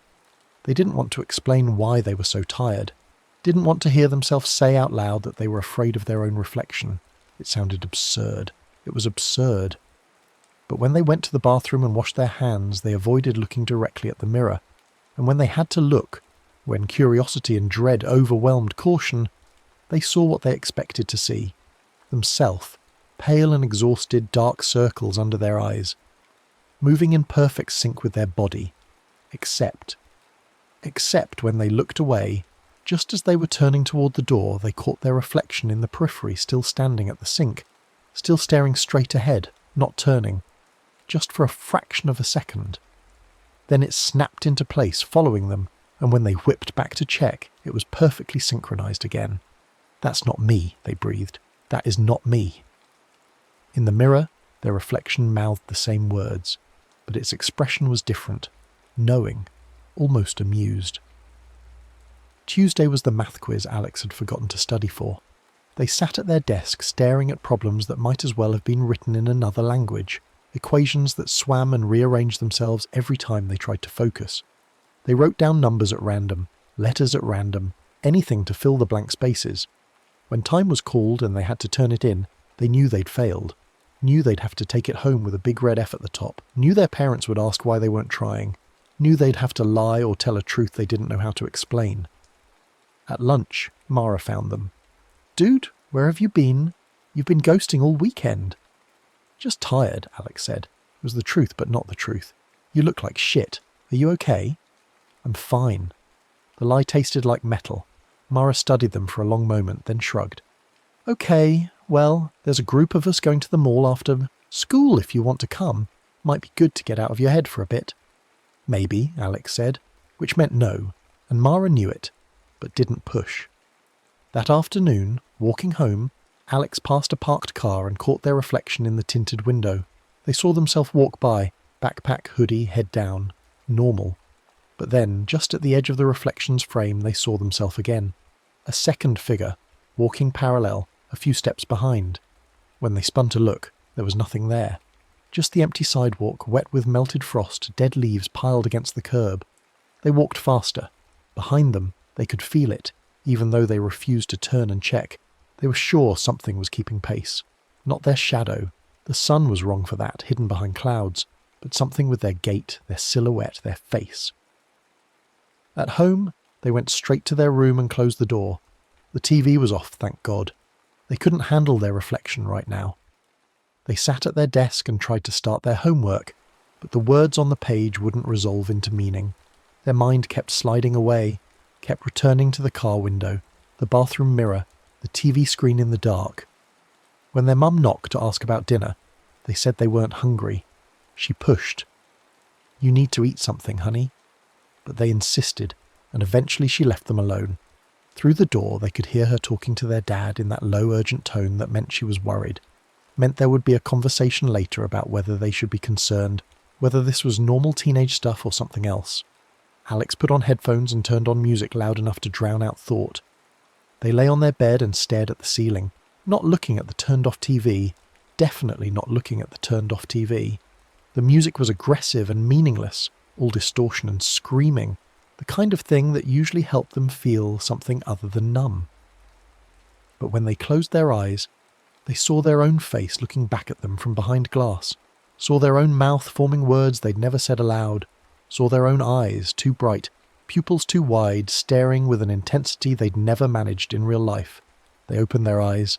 The ceiling stared back, blank and familiar. The music screamed on, and in the dead TV screen across the room, visible in their peripheral vision, their reflection lay on the bed exactly as they did. Except it wasn't looking at the ceiling. It was looking at them. Head turned, eyes tracking them even though Alex hadn't moved, wasn't moving. Its mouth was pressed into a thin line that could have been a smile or could have been something else. Something patient. Something waiting. "That's not me," Alex said out loud over the music. "That is not me." The reflection's mouth moved. Even with the headphones on, even with the music loud enough to make their ears ache, Alex heard its voice, their voice, but wrong, inflectionless and flat, saying, "Liar." They sat bolt upright, ripping the headphones off. The room was silent except for the tinny sound of music still playing from the discarded headphones. The TV screen was black and still. When they looked at it directly, they saw only their own face, pale and frightened, sitting on the bed. Normal, synced. Nothing wrong. But they'd heard it. They'd heard their own voice calling them a liar. They were sure of it. No, they weren't sure. They were tired. They were stressed. They were seeing things, hearing things, making patterns from static. This wasn't real. None of this was real. "That's not me," they said again, quieter. "That's not real. I'm just tired." In the TV screen, their reflection nodded slightly as if agreeing, as if humouring them, as if it knew better. The next few days blurred together. Alex stopped answering messages, stopped trying in class, came home and retreated to their room, door closed, lights off except for the fairy lights. They covered the TV with a blanket, then took the blanket off because covering it felt like admitting something, felt like giving the stupid paranoid part of their brain permission to believe this was real. They left it uncovered and just tried not to look at it, but they couldn't help looking, at the TV, at windows, at their phone's black screen, at any surface that might reflect them back to themselves, and increasingly what they saw didn't quite match. A blink arriving late, a gesture that continued a fraction too long, an expression that didn't feel like one they'd made. Friday after school, Mara cornered them at their locker. "Okay, seriously, what's going on? You've been weird all week, are you mad at us or something?" "No," Alex said. "I'm not. I'm fine." "You keep saying that, but you're obviously not." "I just need space." The words came out sharper than they intended. Mara's face shifted, hurt flashing across it before settling into something more guarded. "Fine, whatever. Let me know when you're done being a hermit." She walked away, and Alex stood at their locker feeling like shit. Feeling like they'd just broken something important. Feeling like they should go after her and apologise. But their feet wouldn't move. Their throat felt too tight for words. They closed their locker and caught their reflection in the metal, distorted by the curve of the door but recognisable. Their own face looking back, except the mouth was curved in a tiny smile. Not Alex's smile, the reflection's smile, the late one. They turned away and walked home, and if they felt something following them, something walking just slightly behind, matching their pace, they told themselves it was just their shadow, just their imagination, just the weight of a bad week settling across their shoulders like hands. That night, the power went out again. Not a storm this time, just an outage, some problem with the grid that plunged the neighbourhood into darkness. At 8 p.m, Alex was in their room doing homework they wouldn't finish, and when the lights died they sat in the sudden dark, heart immediately hammering. Before their eyes adjusted, and they could see the faint glow from streetlights outside filtered through the blinds, they grabbed their phone, 30% battery, and turned on the flashlight. The beam cut through the dark, painting harsh shadows. They swept it around the room, checking corners, checking the closet, checking under the bed like a little kid looking for monsters. Nothing. Just their stuff. Just their room. The TV screen was dark. They pointed the flashlight at it and saw their own reflection caught in the beam, squinting, face tight with fear. Behind them, the rest of the room faded into shadow. The reflection squinted back, mouth pressed into a thin line. Alex turned off the flashlight. Needed to save battery. In the dimness, their eyes adjusted again to the ambient light from outside. Enough to see shapes, enough to navigate, not enough to see clearly. The TV screen became a black mirror again, and in it, faintly, they could see themselves sitting at their desk, facing the screen. They watched. The reflection watched back. For a long moment, nothing happened. Just the two of them, staring at each other across the surface of the glass. Then the reflection moved. Not a lot. Just a slight shifting of weight, a tilting of the head. Alex hadn't moved. They were sure they hadn't moved. But the figure in the glass adjusted its posture, straightened its shoulders, and smiled. That late smile, that knowing smile, the one that started at the corners and spread too wide. "No," Alex whispered. "No, that's not me. That's not real." The reflection's smile widened. Its mouth moved, forming words Alex couldn't hear, but they could read the lips. "Yes, it is." Alex stood up fast enough to send their chair rolling back. The reflection stood too, but not quite at the same time, a fraction of a second after. They backed toward the door. The reflection backed toward the door. They raised a hand to the doorknob. The reflection raised its hand. They turned the knob and pulled. The door didn't open. They pulled harder. It didn't budge. Behind them, in the TV screen, their reflection stood with its hand on a doorknob that turned easily, that opened onto darkness, that let it step back into what? Into where? Alex spun to face the TV. The reflection was standing in the centre of the screen now, not at the door. Just standing there, hands at its sides, head tilted, watching. The door in the reflection was closed again. Had it ever opened? Had Alex imagined it? They tried the door again. This time it opened easily, swinging into the lit hallway where the battery-powered nightlight glowed dimly. Their dad's voice drifted up from downstairs. "Power should be back in an hour or so," they said. Their mum said something back Alex couldn't make out. Everything was normal. Everything was fine. But when Alex looked back at their room, at the TV screen visible from the doorway, they could swear the reflection wasn't standing where they were standing. It was closer to the screen, pressed up against the inside of the glass, palms flat against the surface, staring out. They closed the door and went downstairs, where their family was gathering candles and discussing whether to order pizza before the delivery places got too backed up. Danny was building something with Legos by flashlight. Their mum was checking her phone for updates. Everything was normal. Alex sat on the couch and tried to be present, tried to participate in the conversation, tried to ignore the fact that every dark surface, the blank TV in the living room, the window reflecting the candlelight, the screen of their mum's phone when it went dark between refreshes, showed them something slightly off. A version of themselves that wasn't quite synced, a smile that arrived late, eyes that were too bright, too awake, too aware. When the power came back on 40 minutes later, everyone cheered. Danny immediately turned on the TV to resume his cartoons. Their mum started on dishes. Their dad opened his laptop to catch up on work. Alex sat on the couch for another few minutes, staring at the living room TV where cartoon characters capered and shouted, and tried to feel relieved. But they couldn't shake the image burned into their mind, their reflection with its palms pressed against the glass, staring out, as if testing the barrier between inside and outside, as if measuring its strength, as if planning. That night, Alex dreamed they were standing in front of a mirror. Not the TV, just a regular mirror, the kind you'd find in a bathroom. Their reflection stood on the other side, wearing their face but not their expression. It raised its hand and pressed it against the glass. Alex raised their hand too, pressing palm to palm, the mirror between them. The glass was warm, soft. It gave slightly under pressure, like the surface of a balloon. The reflection pressed harder.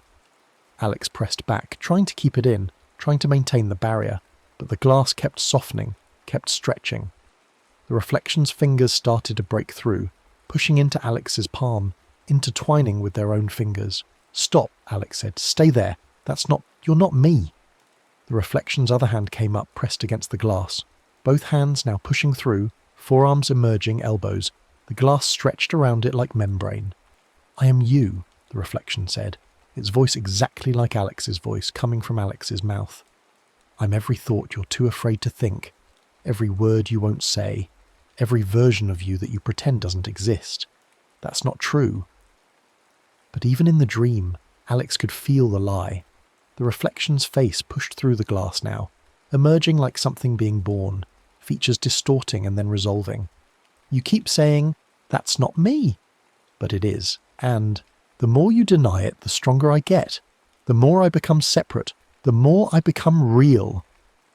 Alex woke up gasping, tangled in their sheets, heart hammering. It was 3:47 a.m. according to their phone. The house was silent. They lay in the dark, trying to calm their breathing, trying to convince themselves it was just a nightmare, just stress, just their brain processing anxiety through weird symbolism. But when they finally worked up the courage to look at the TV screen, they saw their reflection lying in bed just as they were. And for a long moment it didn't move, just lay there, perfectly still, watching them, even though Alex's eyes were barely open, barely visible in the darkness, as if it had been lying there all night, awake, waiting for them to notice. Alex closed their eyes and pulled the covers over their head, and didn't come out until morning light made the darkness less absolute. The weekend was worse. Saturday morning, Alex looked in the bathroom mirror while brushing their teeth and saw their reflection's eyes move before their own eyes moved, tracking something Alex hadn't seen yet. When they turned their head to follow the gaze, their reflection turned its head a moment later. The timing reversed. When they leaned closer to the mirror, examining their own tired face, their reflection seemed to lean closer too, but from a position slightly different, at an angle that didn't match the geometry of the room. They avoided mirrors for the rest of the day, covered the TV with a blanket again, even though it felt like defeat, kept their phone face down so they wouldn't have to see their face in the black screen. Took a shower with their eyes closed, feeling for the soap and shampoo without looking, terrified of what they might see in the glass door if they opened their eyes at the wrong moment. Sunday night, after a particularly bad day, failed quiz returned with the red F they'd expected, Mara still not answering their apology texts, parents fighting again about money and voices that carried through the walls. Alex ended up back on the floor in front of the TV, the blanket pulled off, lights turned off, phone dead somewhere under the bed. They sat cross-legged staring at the black screen and tried to figure out what they were doing. Testing something, maybe. Confronting something. They weren't sure. The TV reflected them back. A huddled figure in the dimness, face barely visible, eyes catching what little light came through the window. For a moment, the reflection was perfectly synchronized. Just them. Just their tired, messy, anxious self. Then the reflection's posture straightened slightly. Its shoulders squared, its chin lifted. The expression on its face shifted from tired to alert, from anxious to confident. It smiled, not the late smile, but something else. Something that looked almost sympathetic, almost kind. "I know what you're thinking," Alex said aloud. Their voice sounded strange in the quiet room. "I know what you're made of. You're supposed to be all my worst thoughts, right? All the shit I won't admit to?" The reflection tilted its head slightly, listening. "That's the story anyway. That's the legend. You get stronger when I deny you. When I say that's not me. When I try to pretend you don't exist." Alex pulled their knees up to their chest, wrapped their arms around them. "So what happens if I don't deny you? What happens if I just admit it?" The reflection's smile faltered. For a moment it looked uncertain, an expression Alex had never seen on its face before. "I'm angry," Alex said. The words came out rough, catching in their throat. "I'm angry all the time. At my parents for fighting. At myself for fucking everything up. At my friends for not understanding. At the world for being this way. I think about screaming sometimes. About throwing things. About breaking stuff until something changes." In the TV screen, the reflection watched, listened. Its expression was hard to read in the dimness. "I'm jealous," Alex continued, "of people who seem normal, who seem happy, who don't have to try so hard just to get through the day. I see them, and I think, why them? Why not me? What did I do wrong?"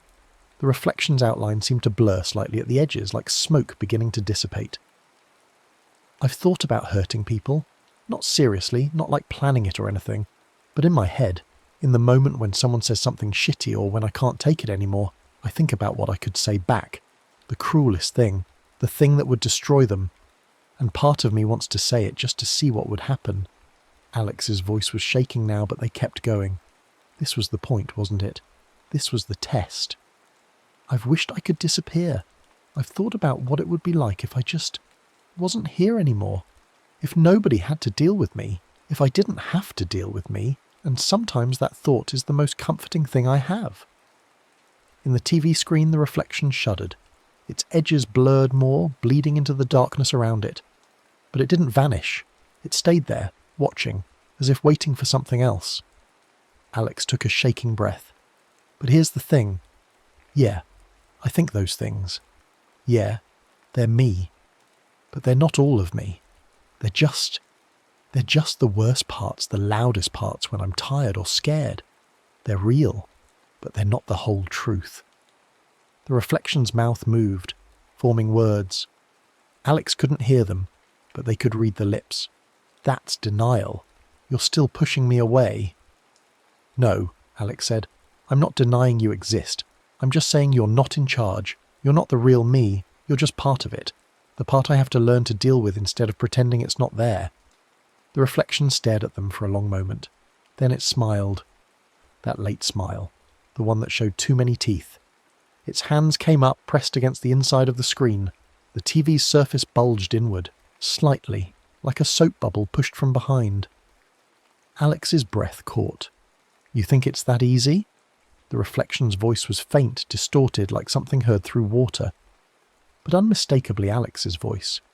"You think you can just acknowledge me and I'll go away?" "I don't know," Alex said honestly. Their heart was hammering, but they kept their voice steady. "Maybe not. But the legend said you get stronger when I deny you. So maybe you get weaker when I don't." The reflection laughed, a sound that made Alex's skin crawl because it was their laugh, but hollow, echoing in a space that shouldn't exist. "Or maybe you've just invited me in.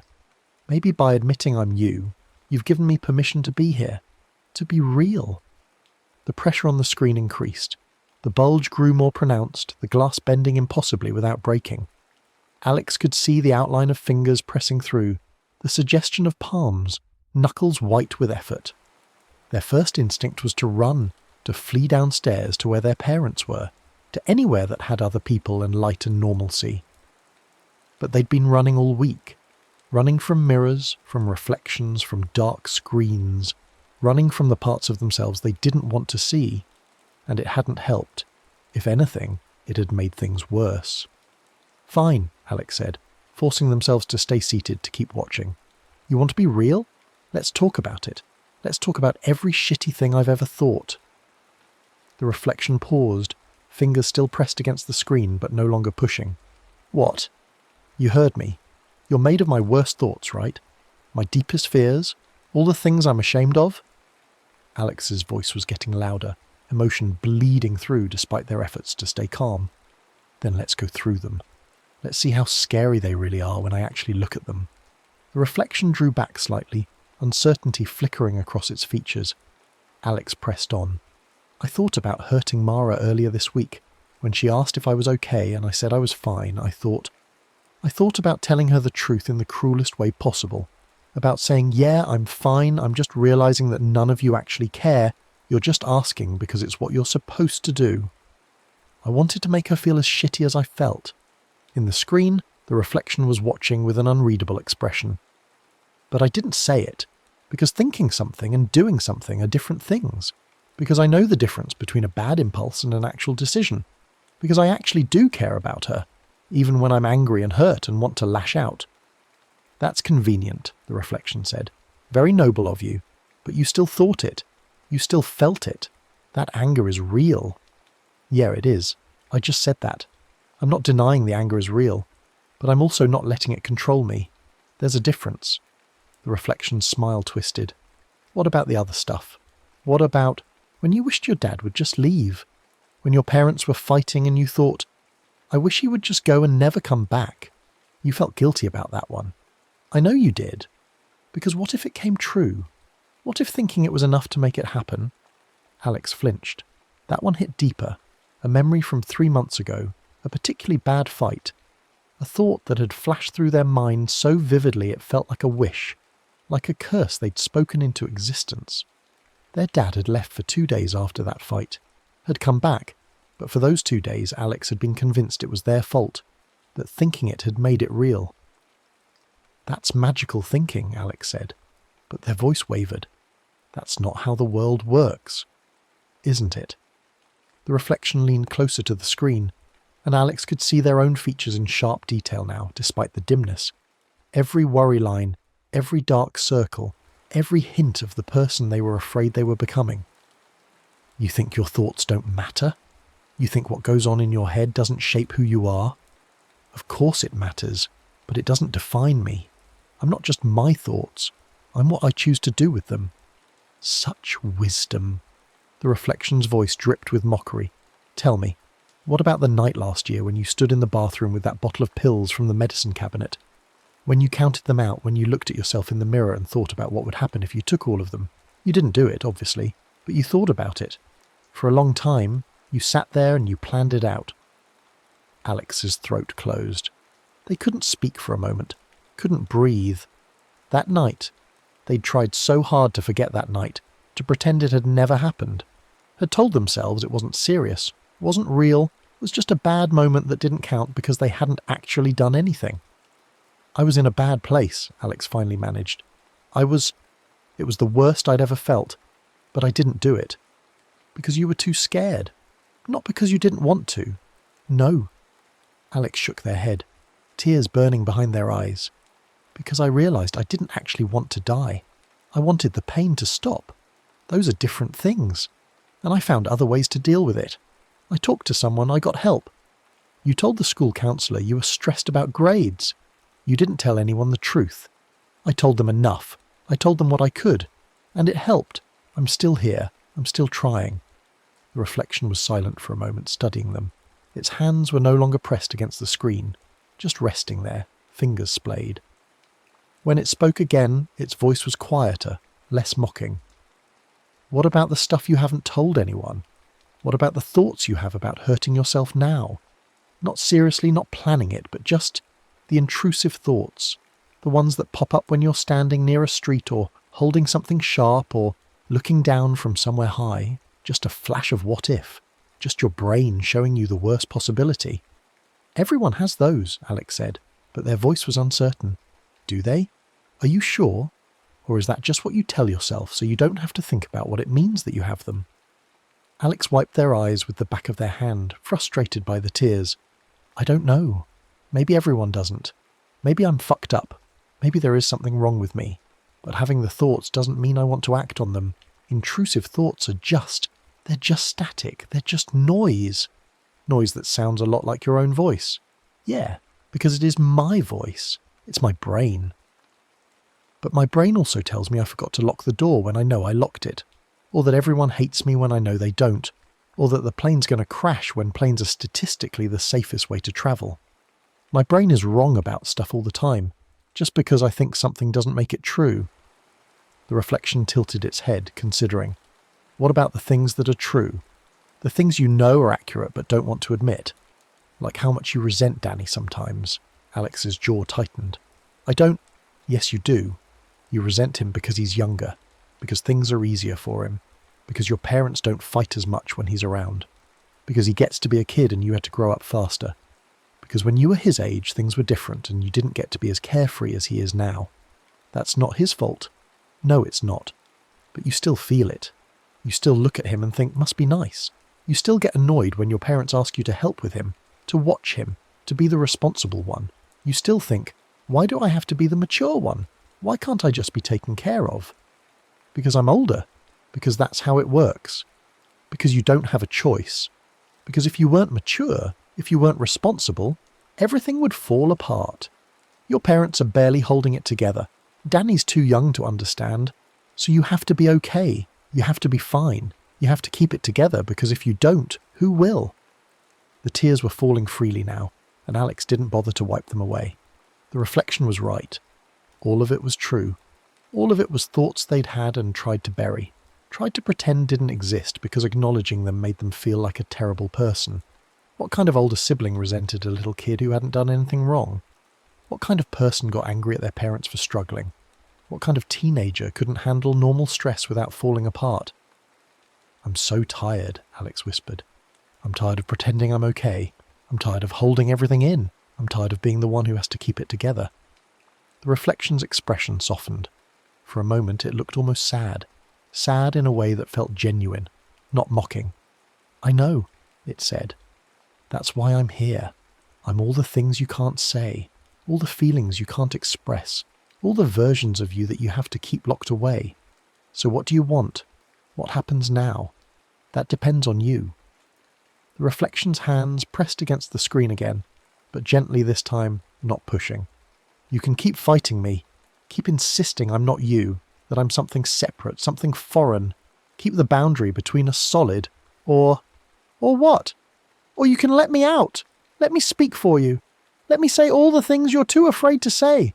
Let me be angry for you, hurt for you, cruel for you. Let me take over all the parts of being human that you find too difficult. Alex stared at their reflection, at their own face, twisted with an expression they recognized as their own, but had never let themselves wear in public. An expression of rage and pain and exhaustion and desperation all mixed together. It was them. It absolutely was them. All the parts they hid, all the feelings they suppressed, all the thoughts they were ashamed to have. And in that moment, Alex understood the real trap. It wasn't about denial. The reflection didn't just get stronger when you said, that's not me. It got stronger when you said, that is me, and then let it take over. When you decided that your worst impulses and darkest thoughts were your true self, and everything else was pretense. When you gave up trying to be better than your base instincts. The legend had gotten it wrong, or maybe Alex had misunderstood it. The doppelganger didn't replace you by force. It replaced you by permission, by convincing you that you were too tired to fight it, that it would be easier to just let go, to let the anger and pain and fear drive for a while. No, Alex said. The reflection's expression flickered with something. Surprise? Disappointment? No, you're not all of me. You're part of me. Yeah, you're real. But so is the part that chose not to take those pills. The part that apologized to Mara even though she hasn't answered yet. The part that helps Danny with his homework even when I'm exhausted. The part that keeps trying even when it feels pointless. That part is exhausted. That part is failing. Maybe, probably, but it's still trying, and that has to count for something. The reflection's hands pressed harder against the screen, and the glass bulged dangerously. You can't keep this up forever. Eventually you'll break. Eventually you'll slip. And when you do, I'll be there. I'm always there. I'm the voice in your head when you're alone at 3 a.m. I'm the face in every mirror. I'm every thought you're afraid to finish thinking. I know. And I'll probably slip. I'll probably fuck up. I'll probably have days where you're louder than anything else. Alex stood up, legs shaky but holding. But that doesn't mean I have to give you control. That doesn't mean I have to let you speak for me. You're making this so much harder than it needs to be. Yeah, probably. But here's the thing. Alex took a step closer to the TV, close enough to see their own reflection in sharp detail, close enough to make out the differences between them and the thing wearing their face. You keep saying you're me. You keep saying you're all the parts I don't want to admit, but you're wrong. You're not those parts. You're my fear of those parts. You're what happens when I take every bad thought and every dark impulse and magnify it, blow it up until it's the only thing I can see. You're the story I tell myself about who I am when I'm at my worst. The reflection's face twisted with anger. Real anger. The kind Alex recognised from their own mirror at their most frustrated. That's semantics. That's just word games. I'm still you. No, you're a reflection, a distortion. You're real, but you're not the truth. The truth is more complicated than just all my bad thoughts. The truth is I'm a person trying to deal with shit that's hard, and sometimes I have terrible thoughts, and sometimes I'm angry and hurt and cruel, but those moments don't define me.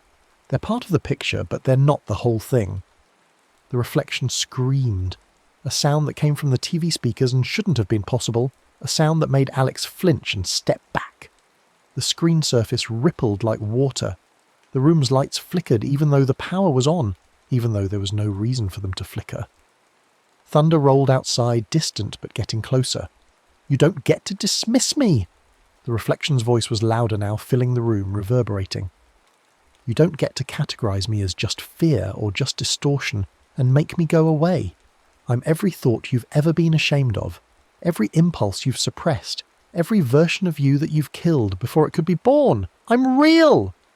I know you're real, Alex shouted back. I just said that. I'm not trying to make you disappear. I'm just saying you don't get to be in charge. You don't get to tell me who I am. The TV screen cracked, a spiderweb of fractures spreading from the centre where the reflection's palms pressed against the glass.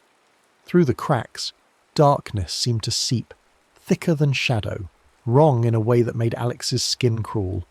The reflection's face appeared through the breaks, features distorted by the shattered glass but unmistakably theirs, unmistakably filled with rage. I am who you are, it screamed. I am what you are when no one's watching, when you don't have to pretend, when you can finally be honest. No, Alex was crying again, but their voice didn't waver. You're what I'm afraid I am. There's a difference. There's always been a difference. The thunder was right overhead now, shaking the walls. Lightning flashed, whiting out the room. In that instant of perfect illumination, Alex saw the reflection clearly, saw their own face, their own features, but twisted with an expression of such absolute rage and desperation that it looked alien, not like a person, but like a thing wearing a person's face. And in seeing it like that, in seeing how distorted it had become, Alex understood something else. By fighting it, by feeding it with fear and shame, they'd made it worse. The more they'd panicked, the more they'd tried to push it away, the more power they'd given it. Not because denial made it strong, but because fear made it strong. Terror made it strong. The conviction that if this thing was real, if this thing was them, then they were irredeemable. When the lightning faded and the darkness crashed back in, Alex took a deep breath. I'm sorry, they said. The reflection paused, hands still pressed against the cracking screen but no longer pushing. What? I'm sorry. I've been treating you like you're something evil, like you're my enemy. But you're not. You're just the part of me that's in pain, the part that's scared and angry and desperate, and I've been trying to lock you away instead of actually dealing with you. The cracks in the screen stopped spreading. The darkness seeping through them seemed to retreat slightly. You think an apology fixes this?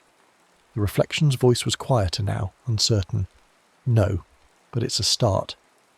Alex sat down on the floor again, cross-legged, facing the TV. Look, I don't know what you are exactly. Maybe you're just in my head. Maybe you're something more. But either way, fighting you isn't working. So maybe we can try something else. Like what? Like I stop pretending you don't exist. I stop acting like having dark thoughts makes me a monster. I stop being so afraid of you that I give you all this power. The reflection stared at them for a long moment. Slowly, almost cautiously, it lowered its hands from the screen. You think it's that easy? You think you can just accept me and I'll become tame? Harmless? I don't think you'll become harmless. I think you'll always be there. I think I'll always have angry thoughts and scared thoughts and cruel thoughts. But maybe if I stop treating them like they're going to destroy me, they won't have to manifest as... Alex gestured at the cracked screen. Whatever this is. This is you, the reflection said, but without the venom from before. This is what happens when you push everything down for so long it has nowhere else to go. Yeah, I know, and that's something I need to fix. Not by getting rid of you, but by actually dealing with the shit I'm going through. By talking to someone, by not trying to handle everything alone. You tried that. You told the counsellor you were stressed about grades. Because I was afraid to tell the truth. But maybe I need to be less afraid. Maybe I need to actually ask for help instead of just going through the motions. The reflection sat down on its side of the screen, mirroring Alex's position. For the first time since this started, they looked like an actual reflection. Same posture, same expression, moving in sync. What if they can't help? What if you tell them everything and nothing changes? Then at least I tried. At least I was honest. That has to be better than keeping it all locked inside until it turns into... Alex looked around the room, at the cracked TV, at the shadows that seemed darker than they should be. This. They sat in silence for a moment, just looking at each other. The storm outside was moving away, the thunder growing more distant. In the gaps between rumbles, Alex could hear the normal sounds of their house. Their dad watching TV downstairs, their mum washing dishes, Danny laughing at something on his tablet. Ordinary life, continuing in the spaces around their crisis. I'm still here, the reflection said quietly. I'm still part of you. This doesn't make me go away. I know. And you'll slip. You'll have bad days, days when I'm all you can hear. Probably. Yeah. So what's different? What's actually changed? Alex thought about that. I guess what's different is I'm not going to be as afraid of you anymore. I'm not going to treat every bad thought like it's proof I'm a terrible person. I'm not going to give you so much power by believing you're the real me and everything else is fake. The reflection smiled. Not the late smile, not the too wide grin, but something that looked almost genuine. You know this isn't how the legend ends, right? In the story, the doppelganger either takes over or gets banished. There's no version where you just coexist with it. Maybe I'm making a new version of the story. Or maybe you're just in denial in a different way. Maybe this is just another form of pushing me away. Maybe, Alex shrugged. I don't know. I'm making this up as I go. But I know fighting you wasn't working, and I know pretending you weren't real wasn't working, so I'm trying this instead. The reflection studied them for a long moment, then nodded slowly. Okay. I don't think I have a choice. You're the one in control, ultimately. I'm just the passenger. The part of you that doesn't get to drive. I don't think that's quite right either. I think you get to have a voice. I think you get to be heard. But you don't get to take over. There's a difference between listening to your fear and anger and letting your fear and anger make all your decisions. The reflection leaned back, resting its palms on the floor behind it. In the cracked TV screen, it looked like a funhouse mirror image. Recognizable, but distorted. So what happens now? I don't know. I guess we figure it out together. That sounds exhausting, Alex laughed, surprising themselves. It came out shaky but genuine. Yeah, it really does. The reflection didn't laugh, but the corners of its mouth turned up slightly. Not the late smile, just a normal, tired half smile that matched the one Alex could feel on their own face. Hey, Alex said, can I ask you something? You're literally talking to yourself. You can ask whatever you want. Why did you show up now? Why during that first storm? Why not before? The reflection was quiet for a moment, considering. Because you needed me to. Because you were pushing so much down that it had to come out somehow. Because you were so afraid of being seen, really seen, with all your flaws and fears visible, that you created me to be that.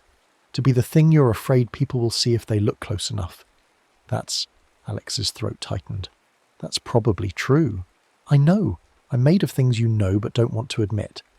So if I start actually being honest about this stuff, actually letting people see me without the mask, do you go away? I don't know. Maybe. Or maybe I just get quieter, less insistent. Maybe I stop having to break through TV screens to be heard. Alex looked at the cracks in the TV screen, the damaged surface that would need to be explained somehow to their parents. Another problem to add to the pile. But somehow it seemed less overwhelming than it had a few minutes ago. I should probably call someone tomorrow, Alex said. The counsellor, or maybe a therapist. Tell them I need to talk about more than just being stressed about grades. You're terrified of doing that. Yeah, but I'm also terrified of ending up back in that bathroom with a bottle of pills. And I'm terrified of pushing away everyone who cares about me. And I'm terrified of turning into someone I don't recognise. Alex met the reflection's gaze. So I guess I get to choose which fear to listen to. The reflection nodded slowly. For what it's worth, I don't actually want you to take those pills. I don't actually want you to hurt yourself. I just want you to acknowledge that you've thought about it, that the pain is real. The pain is real, Alex repeated. The thoughts are real. I'm not handling things well. I need help, and that's okay. It doesn't make me broken. It just makes me human. Very therapists speak of you. I'm practicing. They sat for a while longer in silence. The storm had passed completely now, leaving only the sound of water dripping from the eaves and the ordinary nighttime sounds of the house. Eventually Alex stood up, legs stiff from sitting on the floor for so long. In the cracked TV screen their reflection stood too, perfectly synced this time, matching Alex's movements exactly. I'm going to bed, Alex said. Are you going to be here in the morning? I'm always here. I'm just not always loud. Okay. Alex moved toward their bed, then paused. Hey, thanks. I don't know, for helping me figure some of this out, I guess, even if you were terrifying about it. The reflection tilted its head, expression unreadable in the dim light. I'm literally a manifestation of your own psychological distress. I don't think you need to thank me. Maybe not, but I'm going to anyway. Alex climbed into bed without turning off the fairy lights. They'd been sleeping, in total darkness all week, afraid of what they might see in the shadows, but somehow that felt wrong now. They left the lights on and lay on their back, staring at the ceiling. Out of the corner of their eye, they could see the TV screen, cracked and dark but no longer menacing. Just a broken TV that would need explaining in the morning. When they finally drifted off to sleep, they didn't dream of mirrors or reflections or hands pushing through glass. They dreamed they were walking through their house, turning on all the lights, opening all the curtains, letting the sun in. In the dream, their reflection followed them from room to room, not behind them, but beside them, walking at the same pace, facing the same direction, not leading, not chasing, just there. Alex woke up Monday morning feeling, not better, exactly, but different. Less like they were drowning, more like they were treading water. Still exhausted, still stressed, still scared. But maybe a little less alone. They avoided looking at the TV as they got dressed for school. The cracks were even more visible in the daylight, spreading across the screen like a frozen lightning bolt. They'd have to explain it somehow, and they weren't looking forward to that conversation. But that was a problem for later. At breakfast, their mum asked about the TV. What happened? Did you knock something into it? Alex could have lied. Could have made up a story about their controller flying out of their hands, about an accident. But they thought about the conversation with their reflection, about choosing honesty over comfortable fiction. I had a panic attack, they said. The words came out more easily than they expected. During the storm, I kind of freaked out. Their mum's expression shifted from annoyed to concerned. Oh, honey, are you okay? Should we talk to someone about this? Yeah, maybe. I think I need to talk to someone. We can call Dr. Rashid's office, or maybe the school counsellor. I want to see an actual therapist, someone outside of school. Their mum exchanged a glance with their dad, who had looked up from his coffee. Okay, she said carefully, we can do that. It might take a few days to get an appointment, but we'll figure it out. Alex nodded, forcing themselves to maintain eye contact, even though every instinct screamed to look away, to minimise, to say, never mind, I'm fine. But they weren't fine, and saying they were fine hadn't been helping. At school they found Mara before homeroom. She was at her locker, pointedly not looking in Alex's direction. Hey, Alex said. Hey. Mara's voice was cool, but she didn't walk away. I'm sorry for being a shitty friend last week. I know I've been weird and distant, and I blew you off when you were trying to help. Mara closed her locker and turned to face them, arms crossed. You want to tell me what's actually going on? Because you've been acting like I did something wrong when I was just trying to be there for you. Alex took a breath. This was the hard part. I've been having a rough time, not just school stress, like actual mental health stuff, and I didn't know how to talk about it, so I just pushed everyone away instead. Mara's expression softened slightly. Oh, shit.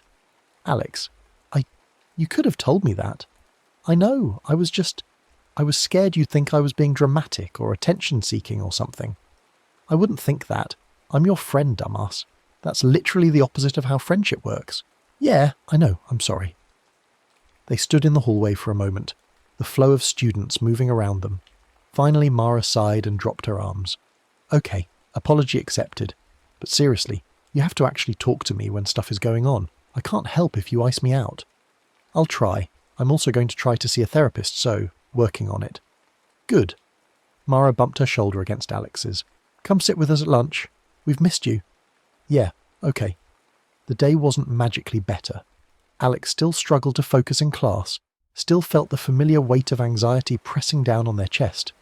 But it felt more manageable somehow, like they'd put down a bag they'd been carrying for too long and their shoulders could finally relax. At lunch, sitting with their friends, Alex caught their reflection in the window across the cafeteria.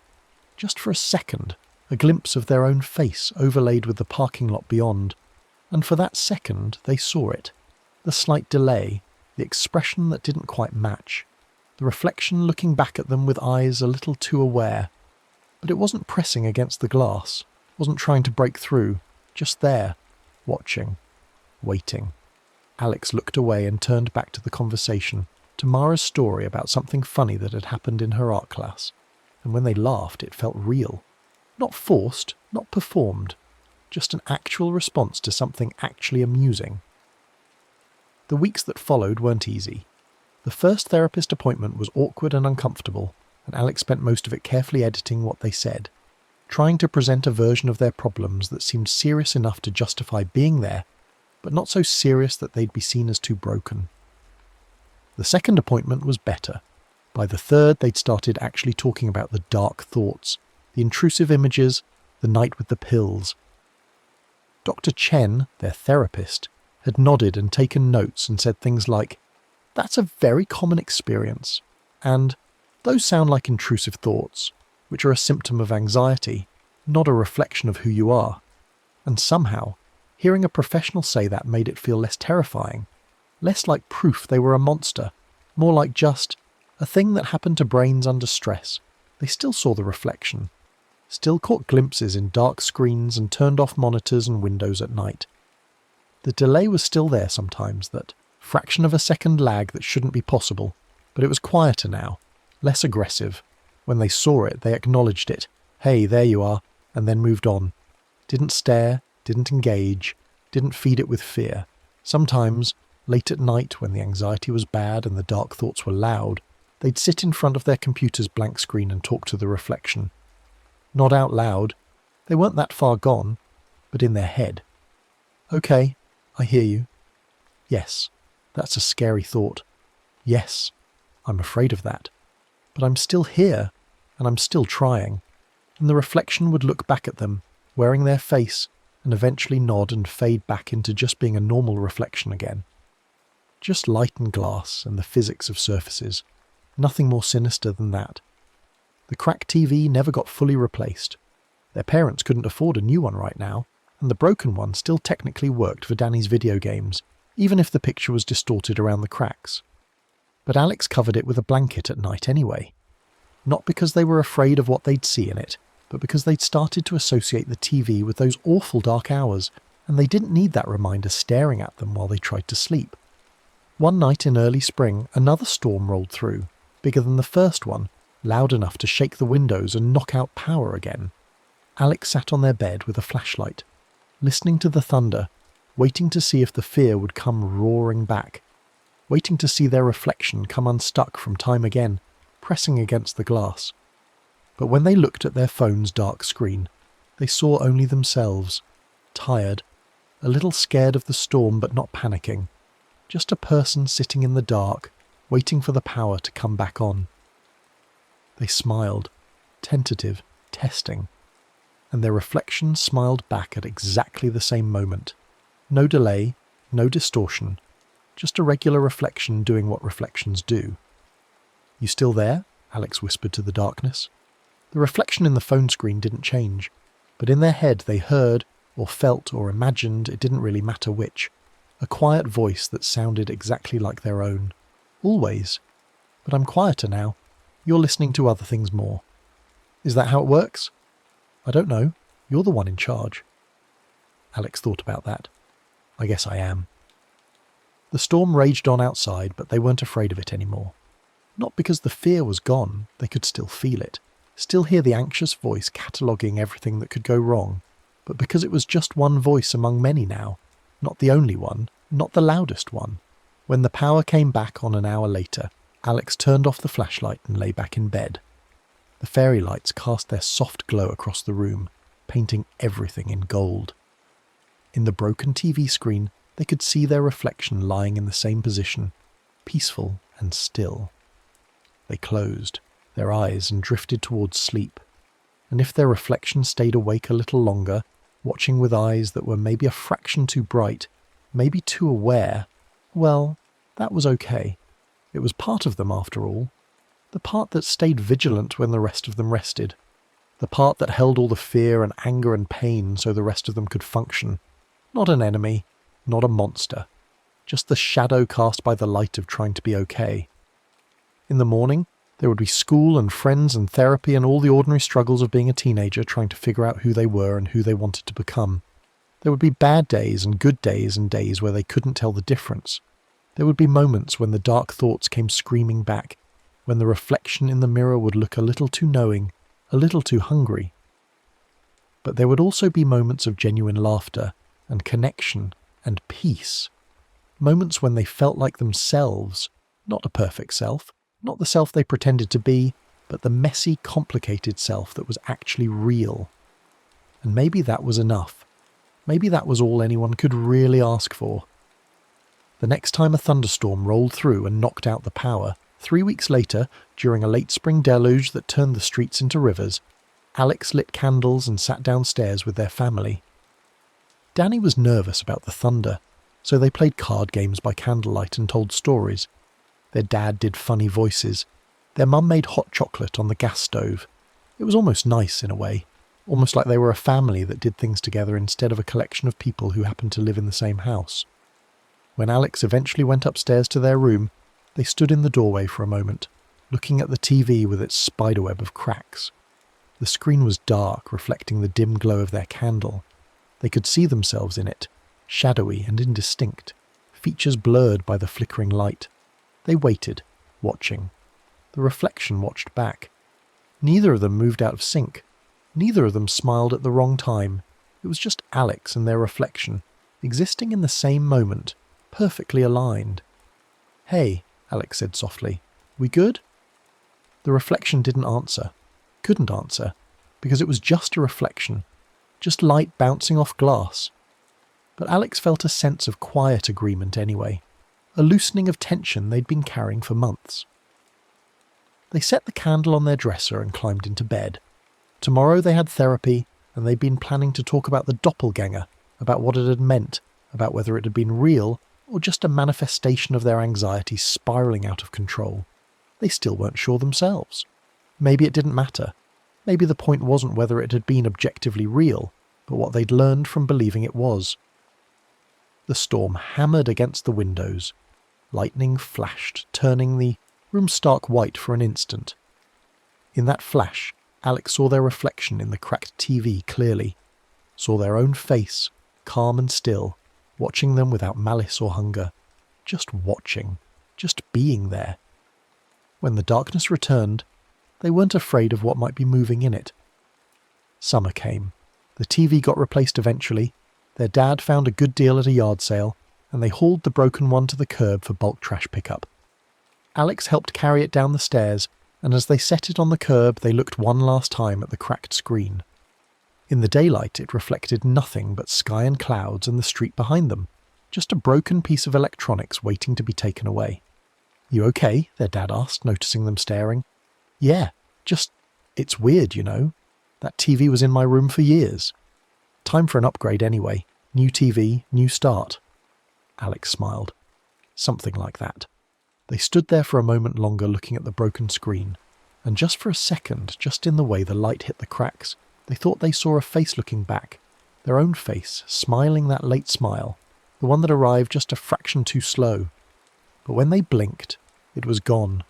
Just glass and plastic and circuitry, nothing more.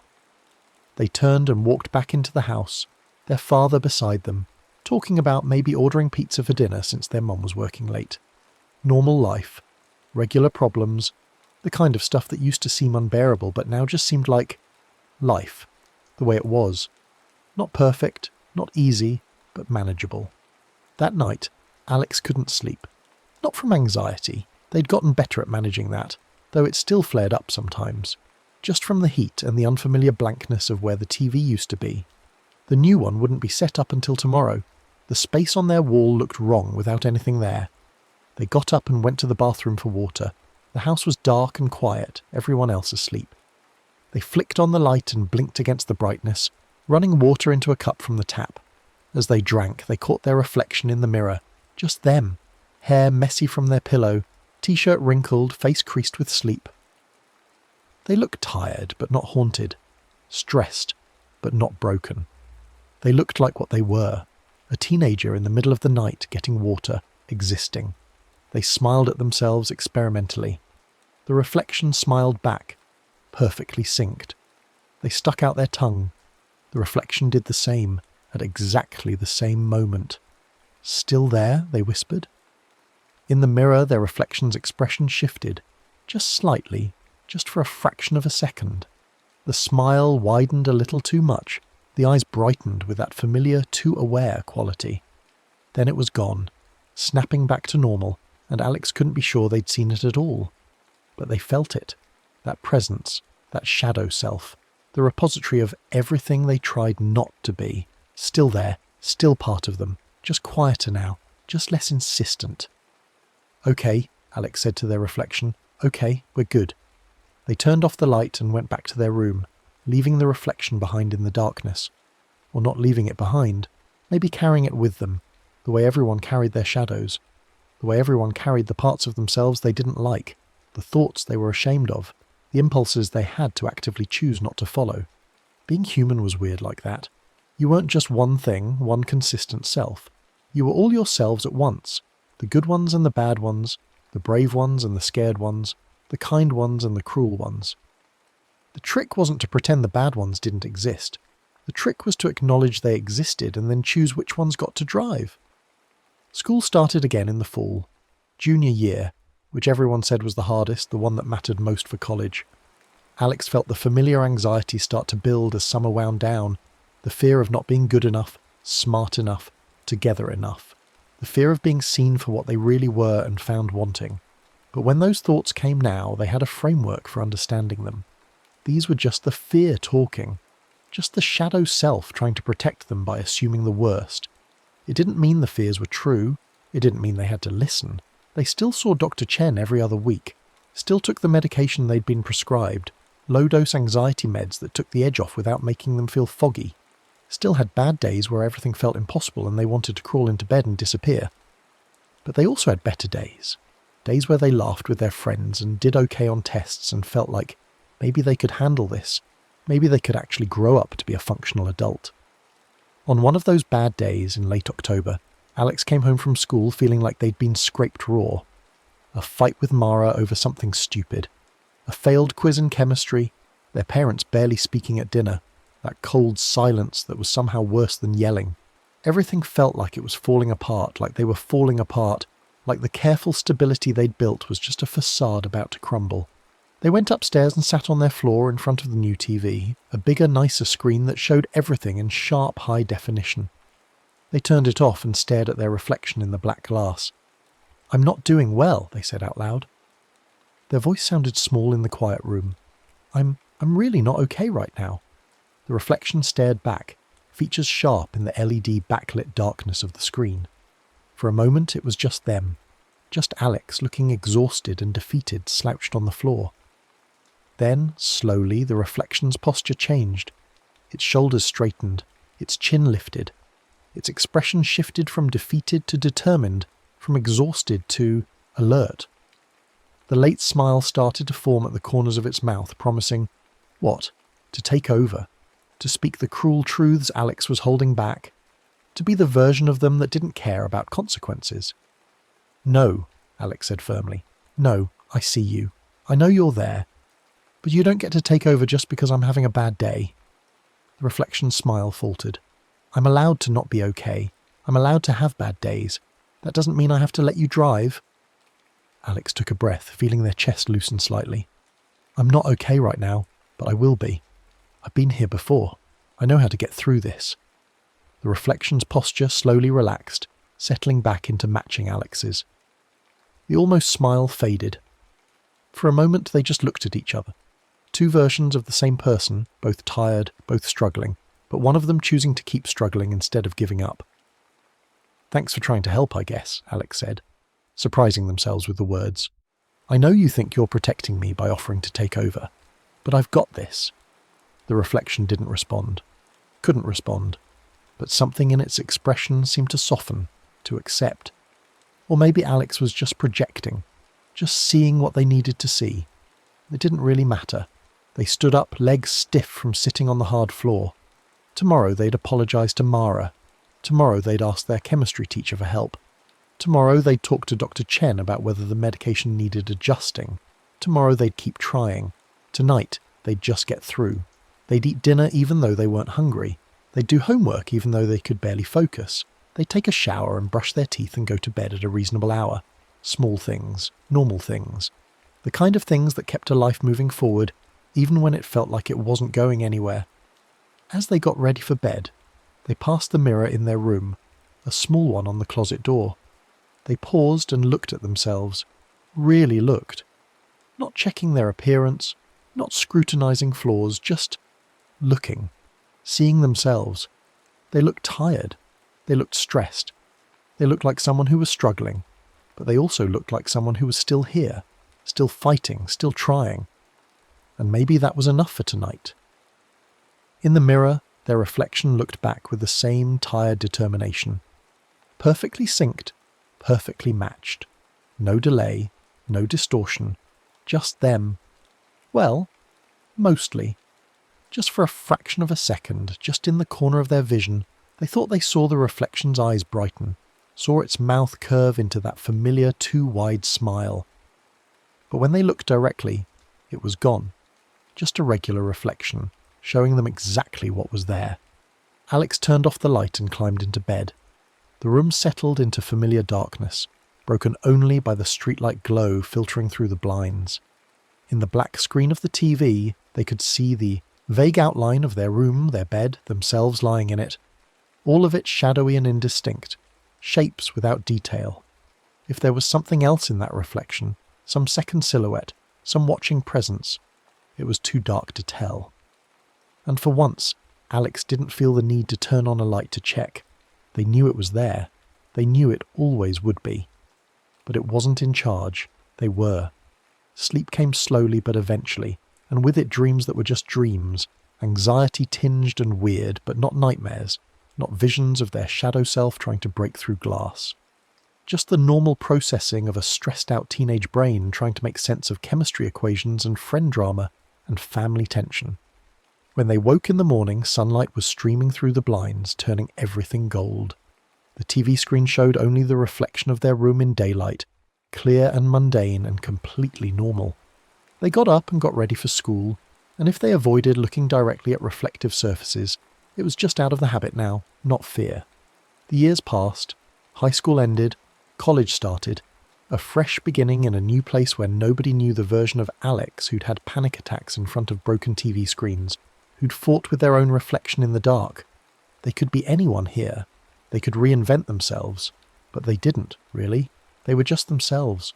Messy and complicated and still struggling sometimes, but managing. They made friends. They went to therapy at the campus counselling centre. They called home occasionally and had awkward conversations with their parents about grades and money and whether they were eating enough. Normal stuff. They still saw it sometimes. The delay in bathroom mirrors late at night. The too-aware expression staring back from the blank screen of their laptop. The sense of something watching from dark windows, wearing their face, smiling that late smile. But it didn't scare them anymore. It was just part of being them. Part of being human, maybe. Everyone had a shadow self, didn't they? Everyone had dark thoughts and cruel impulses and moments of desperate fear. The difference was just in whether you let those things define you, or whether you acknowledged them and kept moving forward anyway. On the anniversary of that first storm, 5 years later, Alex realised with something like surprise, They found themselves alone in their dorm room during a power outage. Lightning flashed outside, thunder rolling close enough to shake the building. Their roommate was out for the weekend. The darkness was absolute except for the stuttering white flashes from the window. Alex sat on their bed and looked at the black screen of their laptop. In the lightning flashes they could see their reflection clearly, older now, face less round, hair styled differently, still recognisably them, but changed, grown. They waited, curious, waited to see if the old fear would come rushing back, if the reflection would suddenly start moving out of sync, if they'd see that knowing smile and two bright eyes staring back at them. The lightning flashed. Their reflection stared back, perfectly synchronized. Just them. Thunder rolled. Darkness returned.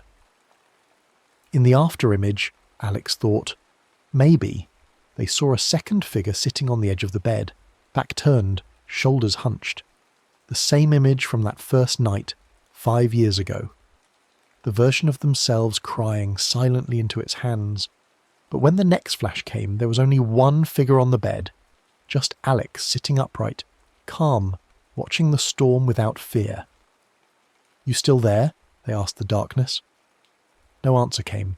No voice in their head, no sense of presence. Nothing but the sound of rain on the window and thunder in the distance. Maybe the doppelganger was gone. Maybe it had never been real in the first place. Maybe it had just been a manifestation of a particularly bad period in their life. A symbol their brain had created to make sense of internal chaos. Or maybe it was still there, just quieter than it used to be. Maybe it would always be there, waiting for moments of crisis to offer its terrible solutions, its promise of surrender. Maybe that was just how it worked, how they worked. The shadow and the light existing together, neither one fully in control. Alex lay back on their bed and watched the lightning paint patterns on the ceiling. Tomorrow they had an exam. Tomorrow they needed to call their little brother. Danny had been having a hard time with high school, and Alex was trying to be there for him in ways people had been there for them. Tomorrow they needed to keep being a functional human being with responsibilities and relationships and a future to build. But tonight, they just watched the storm. And when the power came back on an hour later, flooding the room with electric light, they felt something like gratitude. Not for the light exactly, but for the darkness that had preceded it, for the fear they'd faced and survived, for the shadow self they'd learned to live with instead of fighting. They were still here, still themselves, still trying, and in the end, maybe that was the only victory that mattered. Years later, decades later, when they were someone's parent standing in someone's doorway checking on someone's child during a storm, Alex would remember. Would remember being 15 and terrified and convinced they were losing their mind. Would remember fighting with their own reflection, negotiating with their shadow self, learning the hard lesson that you couldn't banish the parts of yourself you didn't like. You could only learn to live with them. And when their kid asked, "Do you ever feel like you're not really yourself?" Alex would know what to say. "All the time," they'd answer honestly. "That's the thing about being human. You're not just one self.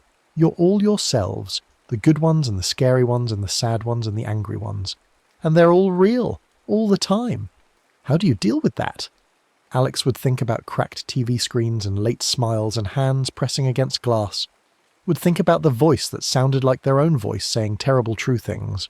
Would think about learning to say, "Yes, that's me," to the parts they hated instead of giving them power through denial. You acknowledge them, they'd say. You let them have a voice, but you don't let them drive. You remember that having a dark thought doesn't make you a dark person. It just makes you a person. What if the dark thoughts are too loud? Then you talk to someone, a therapist, a friend, someone you trust. You don't try to handle it alone. Alex would smile, remembering their 15-year-old self who'd thought asking for help was the same as admitting defeat. And you remind yourself that you get to choose. The thoughts are real, but you get to choose what you do with them. Their kid would nod, processing this, and maybe they'd understand, or maybe they'd have to learn it the hard way like Alex had. Either way, Alex would be there, would watch for the signs, the isolation, the mirrors turned away, the fear of reflections. Would remember what it felt like to be at war with yourself and losing. But that was years away, decades away, a whole lifetime of growing and struggling and figuring things out. Tonight, this night, the night 5 years after the first storm, the night of the college power outage, Alex was just a college student lying in bed during a thunderstorm, no longer afraid of the dark. The power was back on. Their phone was charging. Tomorrow waited with all its demands and difficulties. They turned off the light and settled into sleep, and if their reflection in the dark laptop screen stayed awake a little longer, watching with eyes that might have been too bright, might have been too aware, well, that was okay. Some shadows never fully disappeared. Some battles never fully ended. But you could learn to live with them. You could learn to keep the shadow where it belonged. Acknowledged but not in charge, present but not dominant, real but not definitive. And when lightning turned every surface into a mirror, the only smile that arrived late was the one Alex chose to practice, the one they'd learned to wear despite everything, the one that said, "I'm still here, I'm still trying, and that's enough. That would always be enough." The next story is about to begin. Please relax and enjoy. Rain hushes the whole house, tapping the windows in a steady, muffled rhythm that makes everything feel far away. In a small upstairs bedroom, Riley lies on their side in bed, phone screen dark inches from their face, headphones still in but silent. The hallway light is off. Only the dim blur of a distant street lamp leaks through the blinds, turning the ceiling into a soft grey sheet. On the opposite wall, the closet door is shut. Just a plain rectangular darkness with a cheap brass handle, a sliver of deeper black at the bottom where it doesn't quite meet the floor. Riley's chest feels tight, like a fist is wrapped around their lungs. The day's worries loop on an endless track. The essay due tomorrow that sits at 3 paragraphs and a prayer, the fight downstairs that made the dishes rattle in the cabinets, the message from Sam that's been sitting unanswered for 6 hours, because Riley doesn't know how to explain why they can't come to the party this weekend. Their mum knocked earlier, around dinner time, asked with that practiced brightness that makes everything worse, "You okay, honey?" Riley said what they always say, the words automatic as breathing. "Yeah, I'm fine." Now, as those words echo in their head, the room feels like it's waiting. The air sits heavy and still despite the rain outside. In the quiet between raindrops, in that pocket of silence when even the house's old bones stop creaking, Riley hears it for the first time, a soft, careful inhale from the closet. Not the house settling into its foundation, not the heater clicking on in the basement. An actual intake of air from behind the door, timed perfectly with the moment they swallow down another wave of panic. Riley goes rigid. They hold their own breath, listening so hard their ears ring. Nothing. Just rain again. Steady and grey. They must have imagined it. The mind does strange things when you're tired and wound up tight. When you've spent all day keeping your face blank and your voice level, they close their eyes, trying to will themselves towards sleep. But they remember. They remember the stories their older cousin Marcus used to whisper at sleepovers, back when monsters were supposed to be a game, back when fear was something you could laugh about in the morning. The boogeyman, but not the cartoon version with the purple fur and the silly voice. Something that lives in closets and under beds, Marcus had said, not to snatch you at random like in the movies, but to feed on the things you don't say. According to Marcus's version, told with a flashlight under his chin while Riley was still small enough to believe anything, the boogeyman doesn't breathe on its own. It only breathes in when you lie about being okay.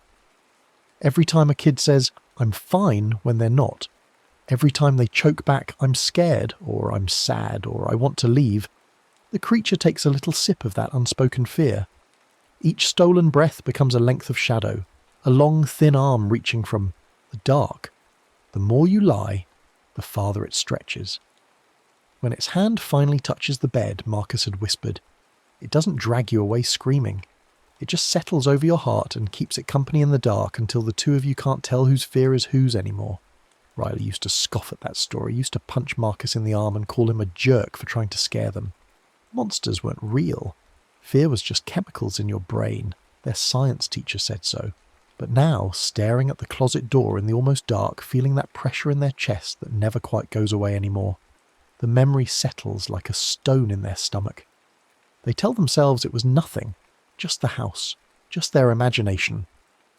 They pull the blanket up higher and turn toward the wall, forcing their eyes shut. The days blur after that. Rain comes and goes, but inside the house, the weather never changes. Brittle conversations that could shatter at any moment. Cupboards slammed hard enough to make Riley flinch in their room upstairs. The television too loud downstairs, like it's trying to drown out the arguing underneath. At school, Riley keeps their hood up and their earphones in, even in classes where phones aren't technically allowed. Their grades slide like plates off a tilted table. The B in English drops to a C, the math homework goes unfinished 3 days in a row, and they stop raising their hand even when they know the answer. Teachers ask, carefully casual in that way adults do when they're worried but don't want to pry. "You doing okay, Riley?" Friends text with strings of question marks. "You good? You've been quiet."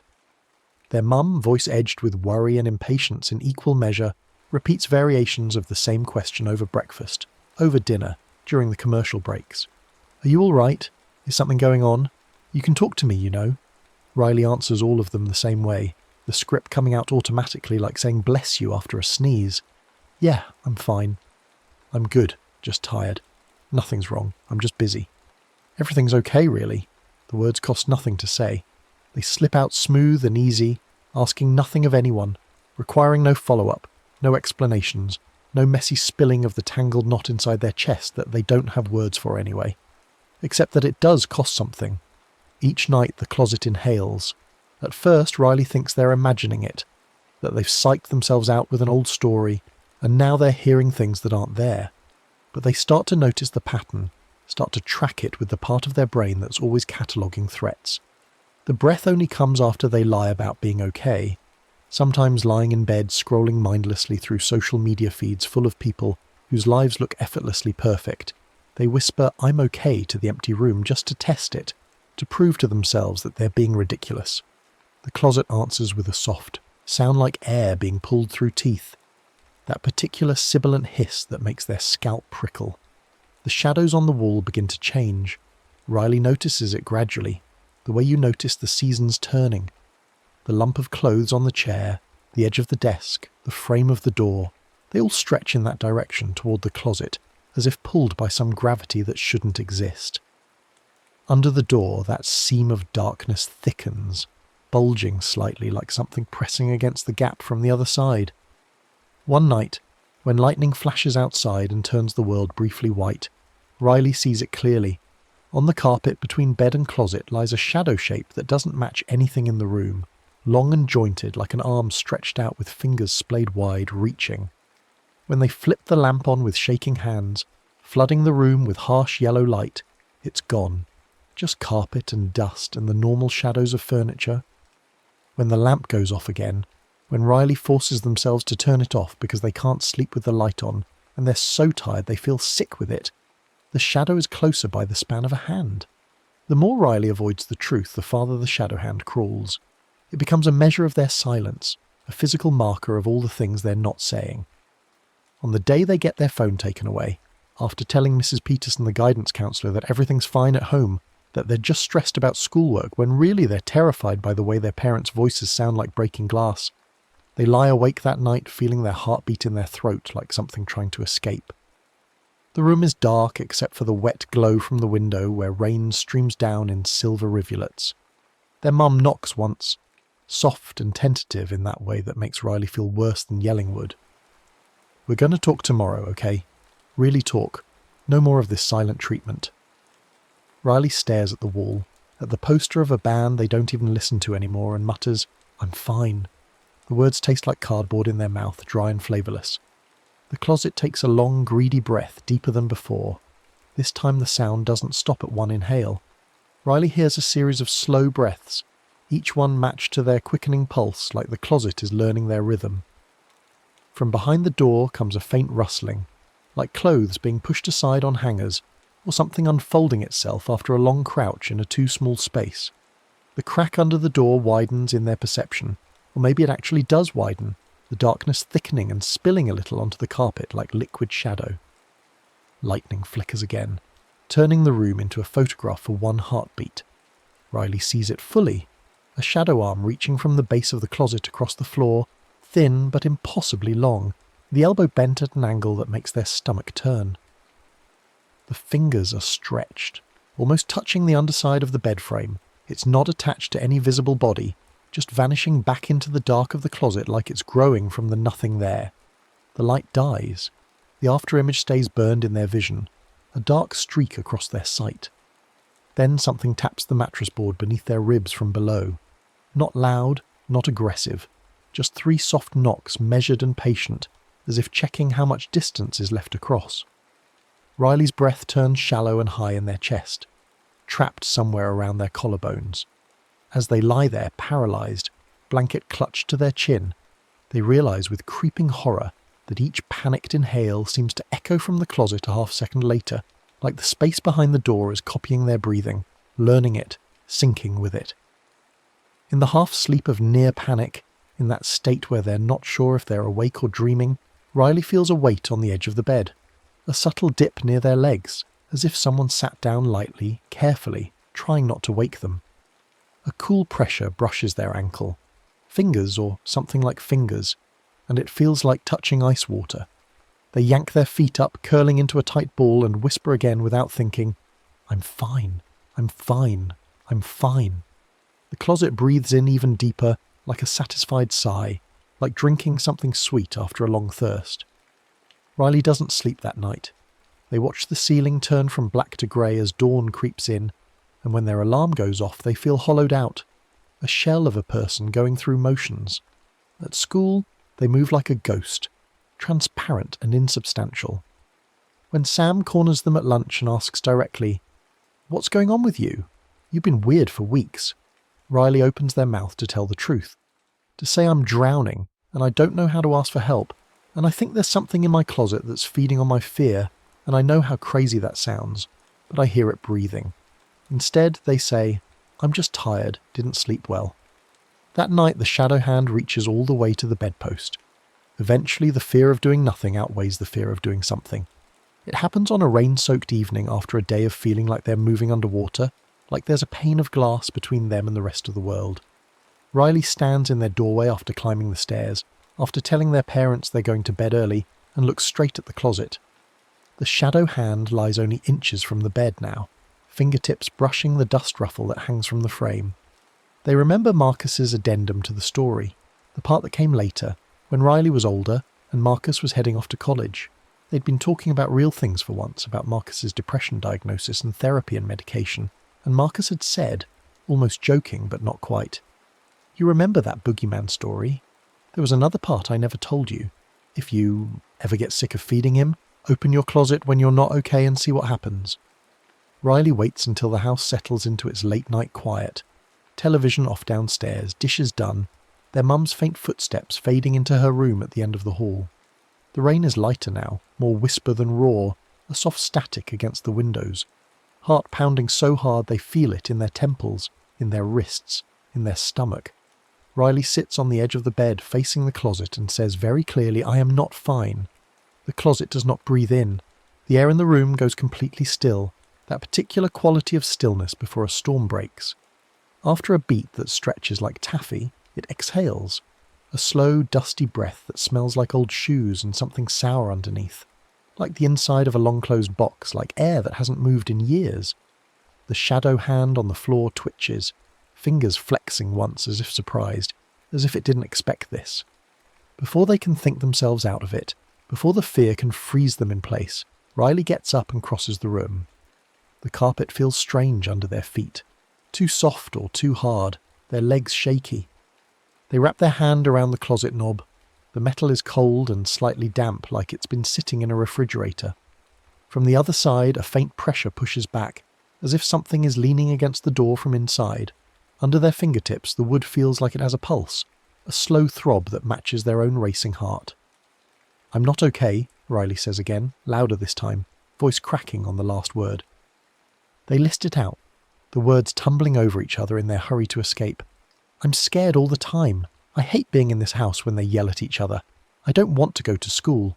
My head feels wrong, like static, like I can't think straight. I don't know what to do and I don't know how to fix it and I'm so tired of pretending." The words spill out messy and incomplete, grammatically incorrect and inarticulate, but real. With each confession, the pressure against the door lightens incrementally, as if whatever's behind it is stepping back, retreating. Riley yanks the door open. Inside, the closet is just a narrow space at first glance, hanging clothes creating a shadowy forest of fabric, a box of old toys from childhood shoved in the back corner, a stack of shoes that need to be donated, But between the shadows of the sleeves and hems, there's a darker shape that doesn't belong. Tall and thin, folded into the narrowness like a spider hiding in a crack too small for its body. Its form is made of shadow more than flesh, all elbows and angles that don't quite make sense geometrically, long fingers resting on the threshold where the bedroom light stops and closet darkness begins. Where its face should be is only a deeper hollow, a void within the void, but inside that emptiness float two pale impressions like eyes. No pupils, no irises, just lighter voids, like clouds in a night sky. It doesn't lunge, it doesn't roar or grab or do any of the things movie monsters do. It simply leans slightly toward Riley, the way someone might lean closer to hear better in a crowded room, curious and attentive. Behind its outline, the hanging clothes sway as if in a breeze that isn't there, that can't be there in the still air of the house. At its feet, where the shadow hand was on the floor, the darkness is thickest, pooled like oil. Riley's first instinct is to slam the door, to run, to scream for their parents. Their hand tightens on the knob, knuckles going white. But the creature doesn't advance, it just waits, patient as stone, and Riley remembers how it seemed to recoil from honesty, how the pressure eased when they spoke truth. So they keep talking, clutching the doorknob like a lifeline, voice shaking so hard they can barely get the words out. They name the things that keep them awake. The fight they heard last month that made them think about packing a bag and leaving and never coming back, even though they're only 16 and have nowhere to go. The way their chest hurts when someone says you're so quiet, like it's an accusation, a failure. The thoughts that circle in the bathroom at 3 a.m. when they can't sleep. Thoughts about whether anyone would really notice if they weren't there, if they just stopped existing. The time they almost texted Sam, "I don't want to be here anymore," and deleted it letter by letter, terrified of what might happen if they admitted it out loud. The more they speak, the more the boogeyman's outline frays at the edges, like smoke thinning in wind. The solid darkness of its form becomes less certain, more translucent. The closet does not inhale with that greedy hunger. Instead, it lets air move through it, ragged and uneven, as if exhaling stored breaths it never owned, giving back what it took. Riley's legs are shaking. They sink down to sit on the floor, back against the bed frame, and keep talking because stopping feels more dangerous than continuing. They talk about the panic attacks in the school bathroom, about failing the history test because they couldn't stop their hands from shaking enough to write, about the way their mum looks at them sometimes with this mixture of concern and frustration that makes Riley want to sink into the floor. They talk about feeling like they're watching their own life through a screen, disconnected and distant, and not knowing if that's normal teenage angst or something worse. Finally, with tears streaming down their face that they don't remember starting to cry, Riley says what they've never said out loud to anyone. "I need help. I can't do this by myself anymore. I need someone to help me." The house doesn't collapse, no lightning strikes the roof, the world doesn't end. The shadow in the closet shivers once, a full-body ripple like heat waves over asphalt, and then steps back, blending into the hanging clothes until it's hard to tell where fabric ends and monster begins. The darkness is just darkness again, normal shadows in a normal closet in a normal house. Riley sits there on the floor for a long time, crying quietly, feeling emptied out but also lighter somehow, like they've set down a weight they didn't know they were carrying. The closet door stands open and nothing reaches out from it. Nothing breathes. In the weeks that follow, the rain comes and goes with the changing weather, but the house feels different. The fights downstairs still happen. Their parents' marriage doesn't magically fix itself, but now Riley has given some of their secrets to people outside their room. They tell the school counsellor they need to see someone, a real therapist, and Mrs. Peterson doesn't ask why or make them explain, just starts making calls. They tell Sam the truth over lunch one day, the whole messy truth, and Sam listens without judgment and says, "I'm glad you told me. That sounds really hard." They tell their mom, finally, on a Sunday morning when it's just the two of them and the house is quiet. They tell her about the panic, about the fear, about feeling like they're drowning. Their mum cries and apologises for not seeing it sooner, and they make an appointment with the doctor, and it's the beginning of something that feels like it might eventually be okay. Saying "I'm not okay" doesn't get easier exactly. The words still stick in Riley's throat sometimes, still feel like admitting defeat or weakness or failure. But it gets possible. The first time is the hardest, the 10th time is still hard, but each time it's like working a muscle that's been atrophied, slowly building strength. At night, the closet door sometimes stands open a crack. Riley stops closing it all the way, stops trying to seal the darkness in. The space inside is no longer a solid block of threatening black. It's just a shadowy rectangle with shoes and shirts and the faint smell of dust and detergent. Normal and mundane. When Riley lies awake and the old panic mounts, that familiar tightness in their chest that makes breathing feel like work, they sometimes sit up and say into the dark, "I'm having a bad night," speaking to the room, to themselves, to whatever might be listening. The closet stays quiet. No greedy inhale, no rustle of something moving in the dark. The shadow on the floor now barely reaches the bed leg, a faint smear rather than a grasping hand. The boogeyman doesn't vanish entirely. Riley suspects it never does. Not really. On really bad days, after a cruel comment at school that hits too close to home, after a door slammed in anger that makes them flinch, after a disappointment that feels like a sinkhole opening under their feet, Riley might slip into old habits, might say, "I'm fine," when someone asks, the automatic response bypassing their brain entirely. On those nights, if they listen very closely in the quiet before sleep, they might hear the closet breathe in once, just once, a tiny sip, a reminder of what's always there waiting in the gaps of what they don't say. But the moment they correct themselves, whispering into the pillow in the dark, telling the truth to the empty room, "No, I'm not fine actually, I'm struggling right now," the closet breathes out. The air in the room feels room temperature again instead of that odd heaviness, that pressure before a storm feeling. Riley still fears the dark sometimes. They still wake up with their heart pounding, convinced something is reaching for them from under the bed, or from the closet, or from the corners where the light doesn't reach. But they've learned something important, something that feels like a secret weapon against the monsters both real and imagined. Monsters built from silence starve when fed the right words. The things that grow in the dark spaces of what you don't say shrink when dragged into light, even the pale light of honesty spoken to an empty room at 3 a.m. The shadow hand never quite touches the bed again. Riley keeps it that way by speaking, by telling the truth when the truth is hard, by saying "I'm not okay" when they're not okay. They're in therapy now, taking medication that helps smooth out the worst of the panic, learning coping mechanisms and vocabulary for what they're experiencing. They're learning that the tightness in their chest has a name, anxiety, and that they're not broken or weak or wrong for feeling it.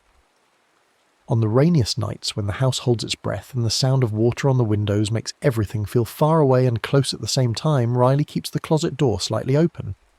They keep their own mouth more open too, more willing to speak the difficult truths, the uncomfortable realities, the scary admissions that feel like stripping away armour. Because they know now what they didn't know before.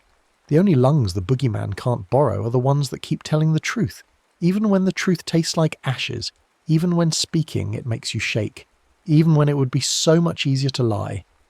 The closet breathes with them now sometimes, not against them, in sync rather than in theft. And on good nights, nights when Riley has been honest with themselves and with others, nights when they've said what needed saying, even though it was hard, the closet is just a closet. The darkness is just darkness. And Riley sleeps. The closet breathes with them now sometimes, not against them, in sync rather than in theft. And on good nights, nights when Riley has been honest with themselves and with others, nights when they've said what needed saying even though it was hard, the closet is just a closet. The darkness is just darkness, and Riley sleeps. But some lessons take time to fully absorb, and some truths require repeated learning. Spring comes with its uncertain weather, days that can't decide between sun and storm, and Riley finds themselves tested in new ways. Their therapist, Dr. Sharma, has kind eyes and a way of asking questions that makes Riley feel like their answers matter, like the mess inside their head is something worth untangling, rather than something to be ashamed of. They meet every Thursday at 4 in an office that smells like lavender and old books, and slowly Riley is building a vocabulary for the shapeless dread that used to just live in their chest without a name. At school, things shift in small increments. Sam introduces Riley to a few other friends, people who seem to understand without needing everything explained. Maya, who has anxiety so bad she sometimes can't come to school and doesn't pretend otherwise. Jordan, who's been in therapy since middle school and talks about it like it's just a normal part of life, like getting braces or learning to drive. These friendships feel different from the old ones, the ones that were built on surface-level commonalities and careful avoidance of anything real. These feel like they have foundations, like houses built on stone instead of sand. But Riley's parents are getting divorced. The announcement comes on a Tuesday evening in April, both of them sitting on the couch with space between them that speaks volumes. And Riley feels the old familiar tightness in their chest, even as they try to apply what Dr. Sharma has taught them. Breathe in for 4 counts, hold for 4, out for 4. Notice the physical sensations without judgment. Name the emotion, fear, grief, relief all tangled together into something complicated and thorny. Are you okay? Their mum asks, and Riley can see the fear in her eyes, the worry that this will break whatever fragile progress they've made. Their dad sits with his hands clasped between his knees, looking older than he did last month, tired in a way that goes deeper than sleep can fix. The old Riley would have said, "I'm fine," immediately, reflexively, sealing it all away. The new Riley, still learning, still stumbling, takes a breath and says, "I don't know yet. I think I'm a lot of things right now." It's not a complete answer, not the full truth spilling out, but it's honest enough. A middle ground between the lie and the flood. That night, Riley lies in bed listening to the house settle around them, to the familiar sounds that will soon stop being familiar when one of their parents moves out. They wonder if they'll have to split time between 2 homes, 2 bedrooms, if there will be another closet to contend with, or if the boogeyman only lives in this particular darkness. The thought makes them sit up and look at the closet door, still cracked open, the way they've kept it for weeks now. "I'm scared," they say to the empty room, testing the words. The closet doesn't answer with that hungry inhale. It stays quiet, neutral, just a space full of clothes and shadows that are only shadows. Riley lies back down, pulling the blanket up to their chin, and adds, "But I think I'll be okay eventually. I think this is one of those things that just hurts for a while." The rain starts sometime after midnight, gentle at first and then building into a real storm, wind rattling the windows and thunder rolling in the distance. Riley thinks they won't sleep, but they do, and their dreams are strange but not nightmares. Images of moving boxes and 2 different bedrooms and Sam's laugh and Dr. Sharma's office and their mum crying, but also smiling about something unrelated. They wake at dawn to silence, the storm past, and feel exhausted but not hollow. School becomes both easier and harder in the weeks that follow. Easier because Riley has let some people in, because they're not carrying everything alone anymore. Harder because the medication Dr. Sharma prescribed takes time to work properly, and in the meantime there are side effects: nausea, headaches, a weird spacey feeling that makes it hard to concentrate. They miss 2 days of school, and when they come back, their English teacher, Mr. Hernandez, pulls them aside after class. "I noticed you've been struggling," he says, not unkindly. "Is everything all right?" Riley's first instinct is still to deflect, to smooth it over, to say everything's fine. They feel the words forming, that old familiar script, but they catch themselves, feel the pause like a physical thing, a space where they get to choose. "Not really," they say instead. "My parents are getting divorced, and I'm adjusting to new medication, and it's just a lot right now." Mr. Hernandez nods like this makes perfect sense, like Riley hasn't just admitted to something shameful. "That is a lot," he agrees. "Do you need an extension on the essay?" The relief that washes over Riley is physical, loosening something in their shoulders they didn't know was tense. "That would really help," they admit. "You've got until Monday," Mr. Hernandez says. "And Riley, I'm glad you told me. It's easier to help when I know what's going on." That night, Riley tells Dr. Sharma about the exchange, about how strange it felt to ask for help and actually receive it without judgment. "It's like I spent so long thinking that admitting I was struggling was weakness," Riley says, picking at a thread on the office couch. "But it actually made things better. That's weird, right? That being honest about not being okay leads to being more okay?" Dr. Sharma smiles, the expression warm and knowing. "It's not weird at all. It's actually how it's supposed to work. Suffering in silence doesn't make you strong, Riley.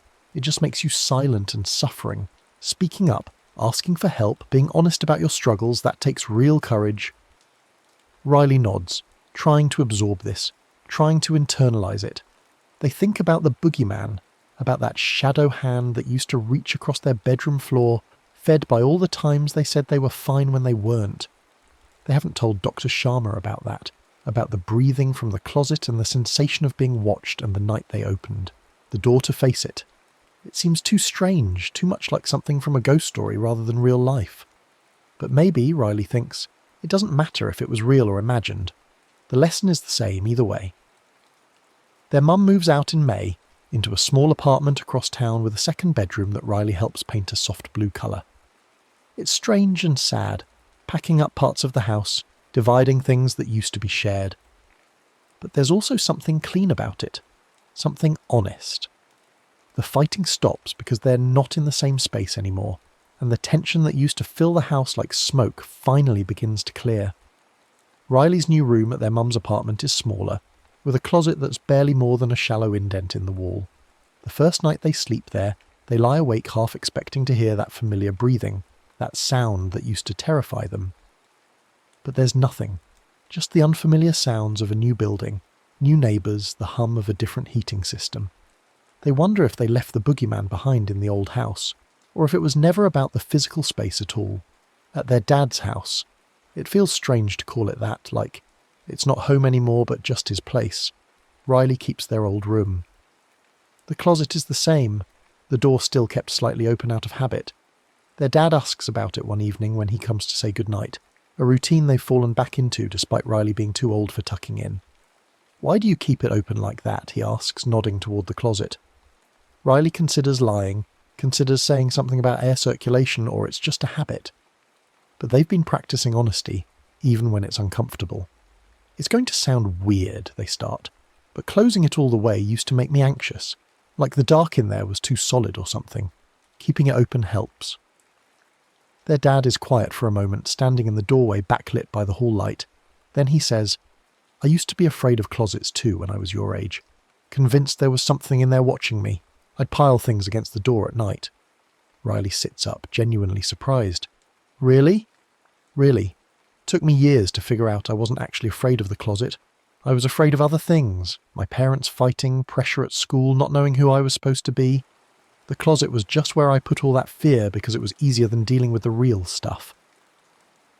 It's the most honest conversation Riley has had with their dad in months, maybe years. They feel something crack open in their chest. Not painful, but releasing, like ice breaking up on a river in spring. "I think that's what it was for me too," they say quietly. "I'm trying to deal with the real stuff now instead." Their dad comes into the room and sits on the edge of the bed, the mattress dipping under his weight. "I'm sorry I didn't see that you were struggling. I was so caught up in my own stuff, in the problems with your mum. I should have paid more attention. I got pretty good at hiding it," Riley admits. "That was kind of the problem."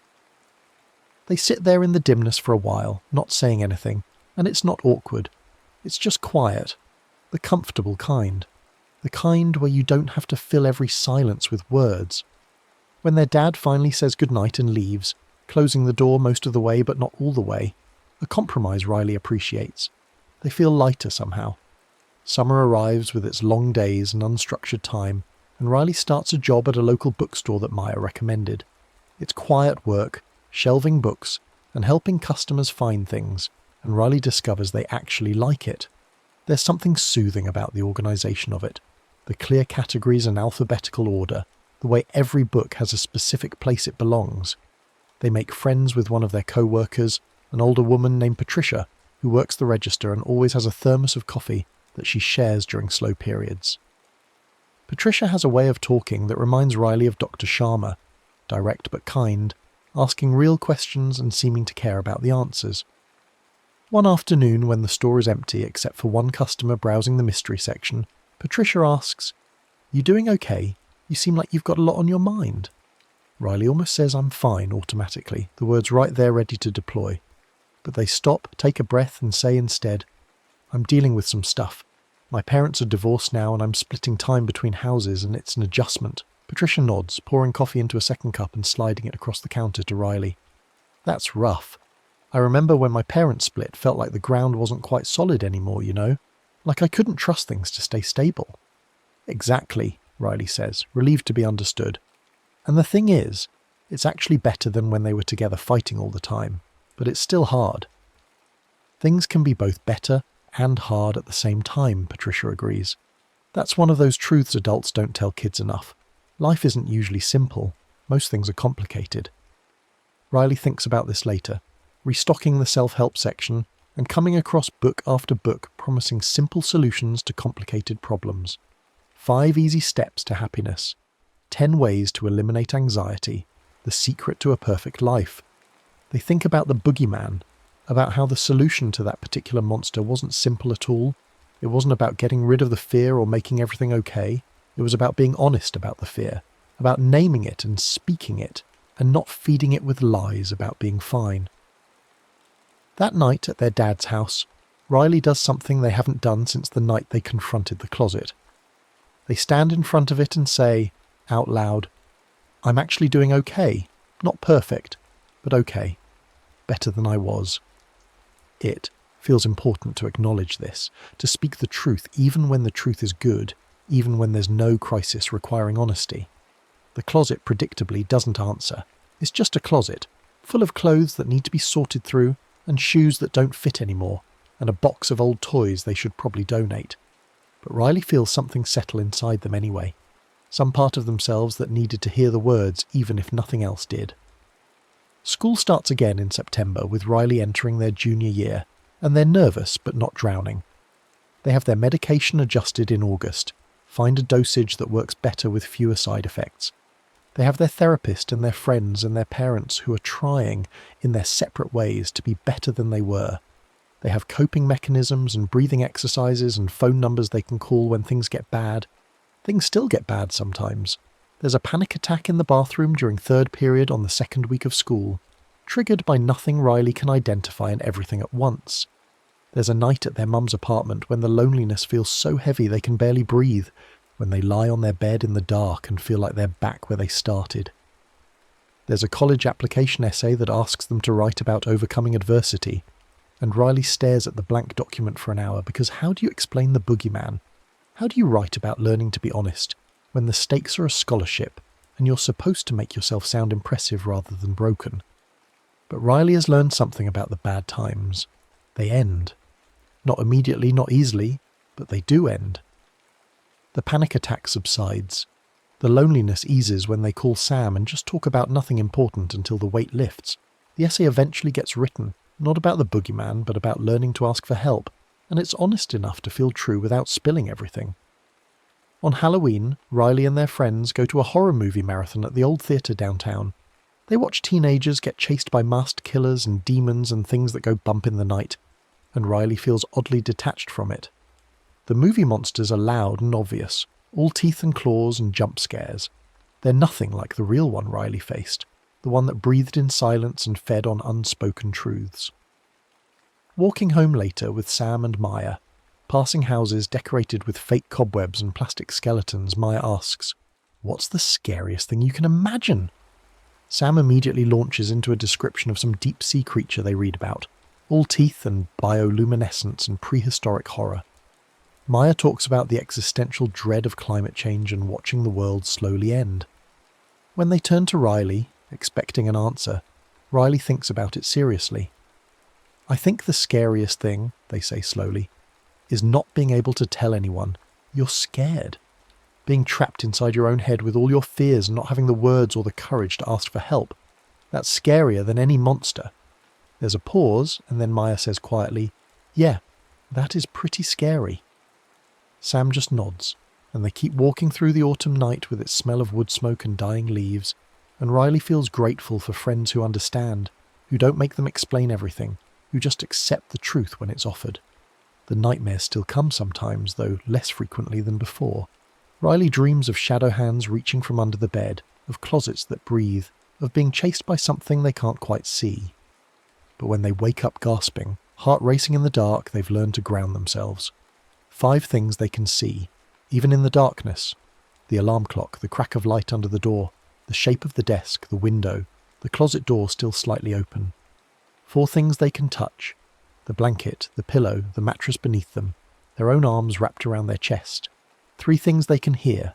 Their own breathing evening out, A car passing outside, the house settling. Two things they can smell: their own shampoo on the pillow, the faint scent of laundry detergent. One thing they can taste, usually just the staleness of sleep, but it's enough to be real, to be present, to be here and not lost in the nightmare. And then, if the fear is still there clinging like cobwebs, Riley sits up and says it out loud. I had a nightmare. I'm scared. This feeling will pass. Speaking it into the darkness, not to the closet or to any monster, but just speaking it to make it real, to acknowledge it, to not let it fester in silence. The closet never breathes back anymore. It's just a closet now, and Riley is just a person learning slowly how to be honest about the complicated business of being alive. The next story is about to begin. Please relax and enjoy.